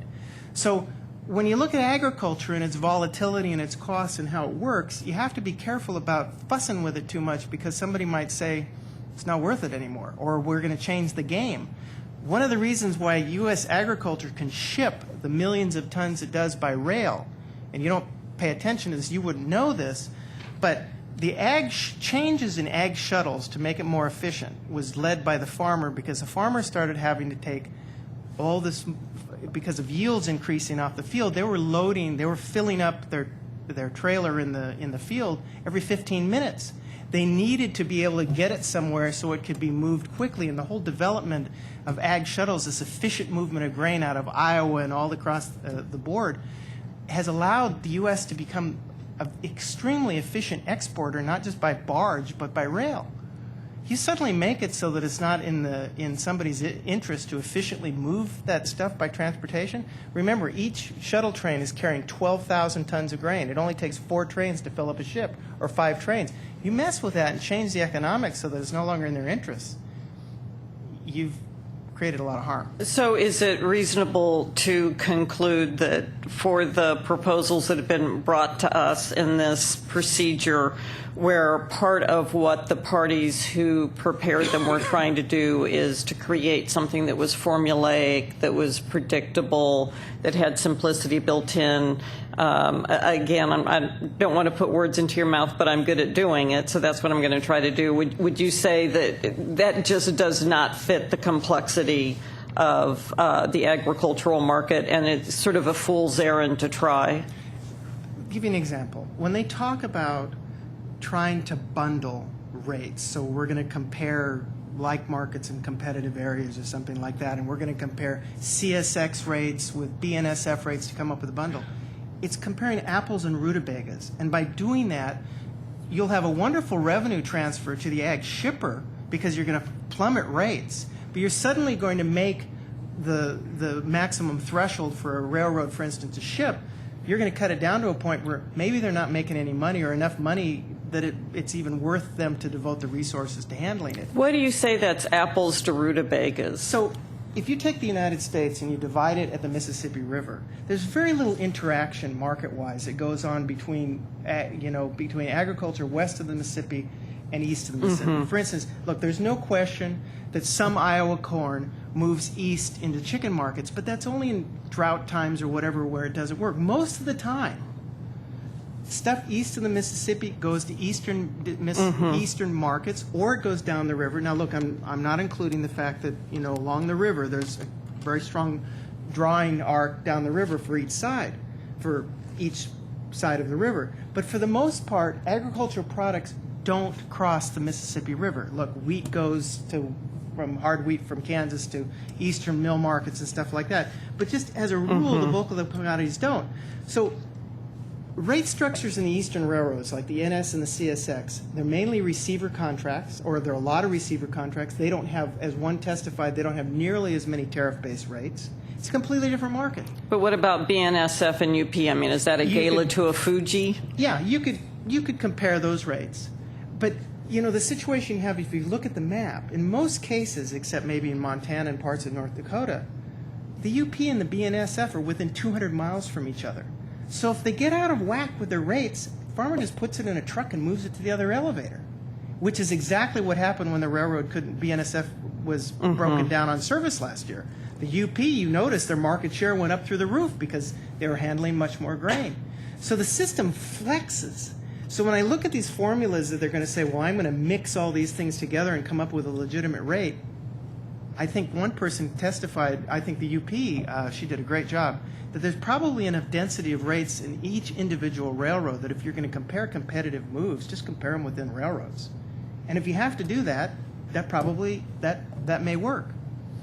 But when you start reaching out and trying to, I'm sorry, but I think you begin to, it's not simple anymore. It makes it complicated. And by the way, you don't think that the people involved can game the process? You change the rules, everybody's going to also game the process too, right? So it's not as predictable as everybody thinks. I mean, we've certainly learned that in the grain trade for the last 35 years, every time, the U.S. government changes the rules on the way grain trade is handled. And Canada is another negative example. We're citing, what a wonderful job the Canadian regulatory people have done. Well, I hope you take the time to look at what happened in Canada last year. And it wasn't just because the railroads, they had a huge miraculous crop, the railroads couldn't handle it, but their regulatory things made it far worse. It's perfect. You want another anecdote, a little example? Sure. Okay. The Canadian government mandated that they had to move so many tons. You have to move this many tons of grain per month. The railroads then just changed the thing, so they moved it in little short distances, back and forth, back and forth, back and forth, back and forth.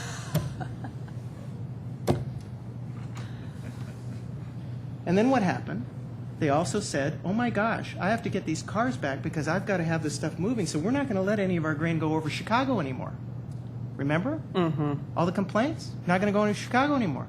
So suddenly everybody wanted to use the BNSF to go over Chicago as their service was melting down. What did the BNSF do? They raised the rates over Chicago, $500 a car. Everybody said, boo, boo, boo, you raised $500 a car. But it was because now everybody only had one railroad they wanted to use over Chicago in order to get the grain to the eastern milling markets. There's always these consequences that nobody thinks about, how they're fussing with it. It's an interrelated network business that's, I'm sorry, it's complicated, and that's why I'm an advocate of arbitration. Can you say a bit more about, you made the point, and I think you said sort of an inverse relationship between rates and service? Well, it's about rate regulation, not rates per se. I mean, if obviously, if you want to reduce it to the absurd, if the railroad could charge infinity for their rates, their service would be marvelous. And the joke sometimes is the railroad would operate perfectly without customers, right? But there really is a relationship, though, when you increase regulation. It never increases service. I mean, do you know any? Can you cite any example of where if we increase regulation that somehow the costs go down and service goes up? I don't think you can come up with a very good example. And that's the problem I worry about, with even well-meaning regulation, is it has the impact of somebody who has a choice choosing to do something else. Oh, a perfect example is Canada again. When they put in their regulation on export rates, where do you think the Canadian railroads invested all their money? Intermodal, petroleum, everything that wasn't regulated on the grain side. I know you guys haven't paid attention to this, but there's a problem in Canada with rail cars. When was the last time a Canadian railroad spent any money on rail cars? Most of the rail cars in Canada are almost 40 years old, reaching their interchange life. That's a problem that still hasn't been solved. Why? Because if you're getting incented to serve everybody else and you're getting regulated to serve a particular thing, where do you put your investments? You put your investments where the best return is. So that's the other, that's the unintended consequence. Whereas BNSF, and I can speak for them, I can't speak for them, but I've worked for them long enough to know, the billions of dollars they're putting into their network is real. I mean, and you're going to see there's going to be a long tail to this money from an ag service standpoint. I mean, they really were shocked by the poor service they had, or the problems they had, which was at the very end of my tenure. I was leaving, it was all. So you were responsible then? I absolutely was. We can point our fingers at you. Yeah, now we know. And after I left, they spent all this money to fix it. But it does work. But at the same time, I'm not sitting here saying that you don't need some sort of judicial review process, because just like Terry Whiteside and the Montana guys were talking about, there are shippers that feel left out. And as long as there are shippers that feel left out, or farmers that feel left out, you're going to get complaints. And so there is a legitimate reason to have some sort of process where people at least feel like they're getting a fair deal. So let me ask this question then. We do have a process, and apparently they still feel left out. So what is it that needs to be tweaked in that process so that it feels more inclusive and available? Can I interrupt just for a second? I think it's more than just a feeling of being left out.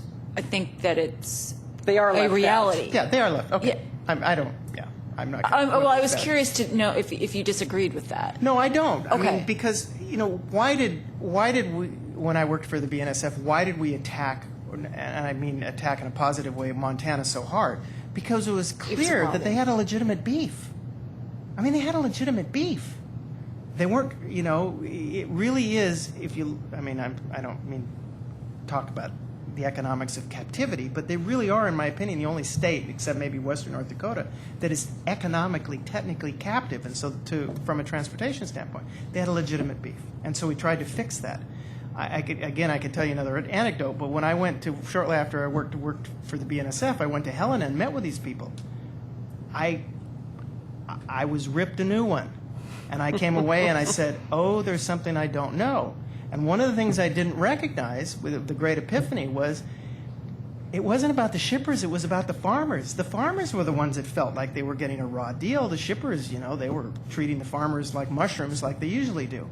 And so they didn't know, so they didn't know really what was going on. And then I discovered that, what they perceived the railroad doing to them was really negative, and so we try to attack it. So it's real. I'm not saying it's a feeling.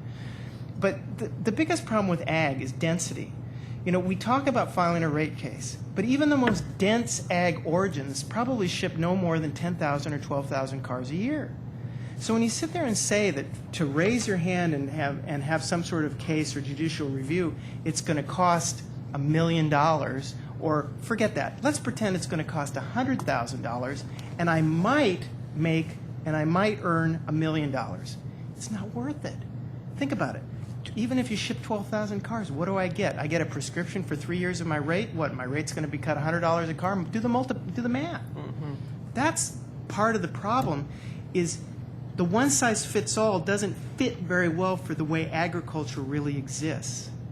You know, we talk about single-serve places, but there's a reason why they're single-serve. There's just no density. Mm-hmm. You know, and the other side of it is, again, dirty little secret. Do shippers really care about rates?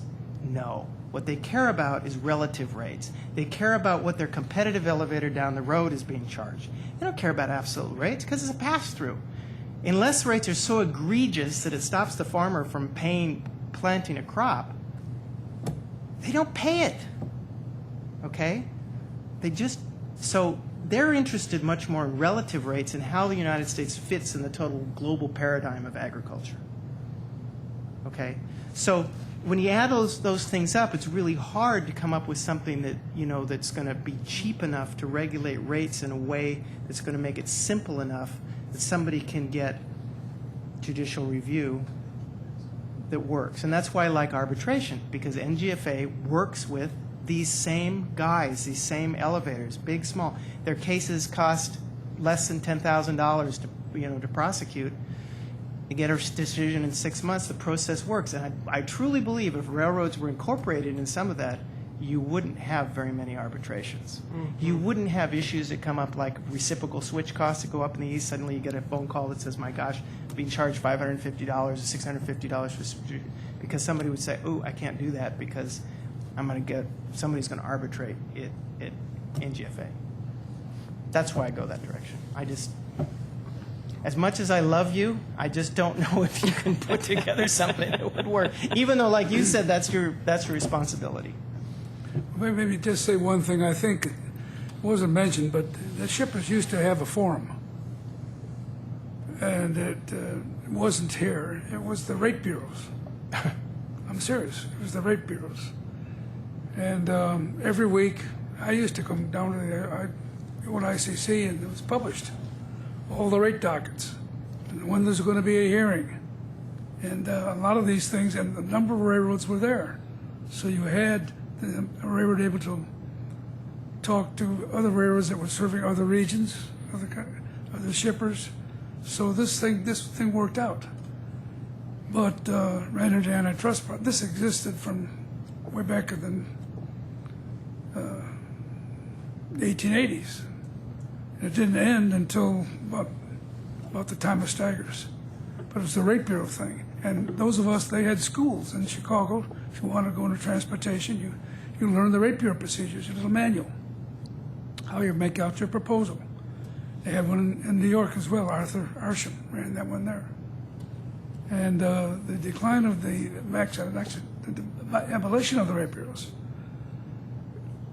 put greater burden on the ICC and on this agency, because that initial review process was no longer legal. You could only go to your individual railroad. They can't put it on the docket. You can't go to a hearing. I remember that used to be an important process. I recall when Volkswagen put up a plant in Pennsylvania, we had to go to the rate bureau in New York, TEA. That's where it was resolved, to get the freight rate, not to the ICC. So, Mr. Doolittle, it sounds like you're saying we need to have more hearings. Hearing? Yeah, we need to have more hearings so the railroads and the shippers can mingle. But you see, it's they were discussing not just the point-to-point rate, which you'd get with your percentages. They looked at how that was going to affect. In other words, you can want a reduced rate on lumber from Coos Bay to Chicago, but you got to affect the rate from Hattiesburg to Chicago. Mm-hmm. And all four different railroads. But you're not getting that in your rate cases. You're getting point-to-point with a formula, and you're not seeing the structure. And if you had a hearing, you might hear more. Other people might come in. It's true. But the abolition of the rate bureaus is what precipitated problems for small shippers because they didn't have a form. Mm-hmm. An informal form which didn't have to pay any money, just go themselves and talk. Well, I think that's one of the things that prompted this hearing and the proceeding is just we know the frustration out there of folks, and so I guess this I'm just is giving our you way. some background of what these changes, and it wasn't the Staggers Act. I filed and we had a hearing on the Staggers Act. Let's see, ex parte 653 or 658, and it pointed out that all these things didn't come about as the Staggers Act. The Staggers Act only did contract rates. The only major thing was contract rates. All of this stuff was done in the 4R Act, and a professor's written a book on that. So it isn't in the Staggers Act. It's in fact, when I heard you were going to have this thing, I brought down the filings I made in your proceeding on the Staggers Act, which was instituted really by the late board member Mulvey. He's the one that got the funding for the TRB. And I told him at the time, I said, Late, Frank, not dead. Former, not later. Yeah, and I said, it wasn't the Staggers Act. That's a propaganda stunt. They called it the Staggers because he was a labor guy and they wanted to blame the labor people for it. And but that was one. It wasn't the Staggers Act didn't do these things. There was a minor little tinkering in the Staggers Act on market dominance and some other things, but the Staggers Act after 35 years or used it after 25 years is a fake for all this rate regulations. In fact, the ICC gave the railroads the contract rates, but they wouldn't use it. So the chairman of the ICC went down to Arizona to the practitioner and said, why are you railroads, you're not using it? We gave you the authority. Well, the real reason is that what happened in the steamship industry, where the Federal Maritime Board was at that time said, to come on in here and prove your dual rates. And the board did. And the antitrust came, Luckenbach and all that. It was all wrong. And of course, in the Supreme Court, Judge Black was there, and he was on the Merchant Marine Committee, whatever it was, the Senate Committee, and he knew all that. And he knew what when steamships come to the FMC to be regulated with proof contract rates, it was wrong. It was an antitrust violation. Well, Mr. McDougall. So your railroads here were not going to use the contract rates until they had congressional approval, because they weren't going to be like the steamship industry. And the thing that was, and you had a staff person make a study of contract rates in the United States. They had the Soo Line had pipe rates of contract. New York Central had the Amsterdam, New York thing. But it took legislation. And the key thing that was different than what the proposal was, it's secret. The railroads have never wanted secret tariffs. It was the shippers that wanted it, big shippers. They wanted to know what their competitors are doing. But so they had the contract rates were passed and made it secret. So, Mr. McDougall, it sounds. That's his background. That's all. Yes, I was going to say it's maybe we can follow up sometime. It sounds like you have a lot of history that I certainly am not familiar with, and I'm sure I could learn a lot. Well, if I could just say, thank you. I think the hearing ended as interestingly as it started. Thank you. I really do. I think the folks that have managed to stay here throughout this whole, you know who you are. We can count you on about two hands, but blue really, ribbons will be handed out later. Thank you all for sticking with us for the whole day, and really thank you for sharing with us your perspectives. And Kevin will keep figuring out a way to get the right answer. Comments, because yes, the record is open for 14 days. Use the website, we'll know. Thank you all very much, and for those of you who stuck with us, thank you for hanging in there.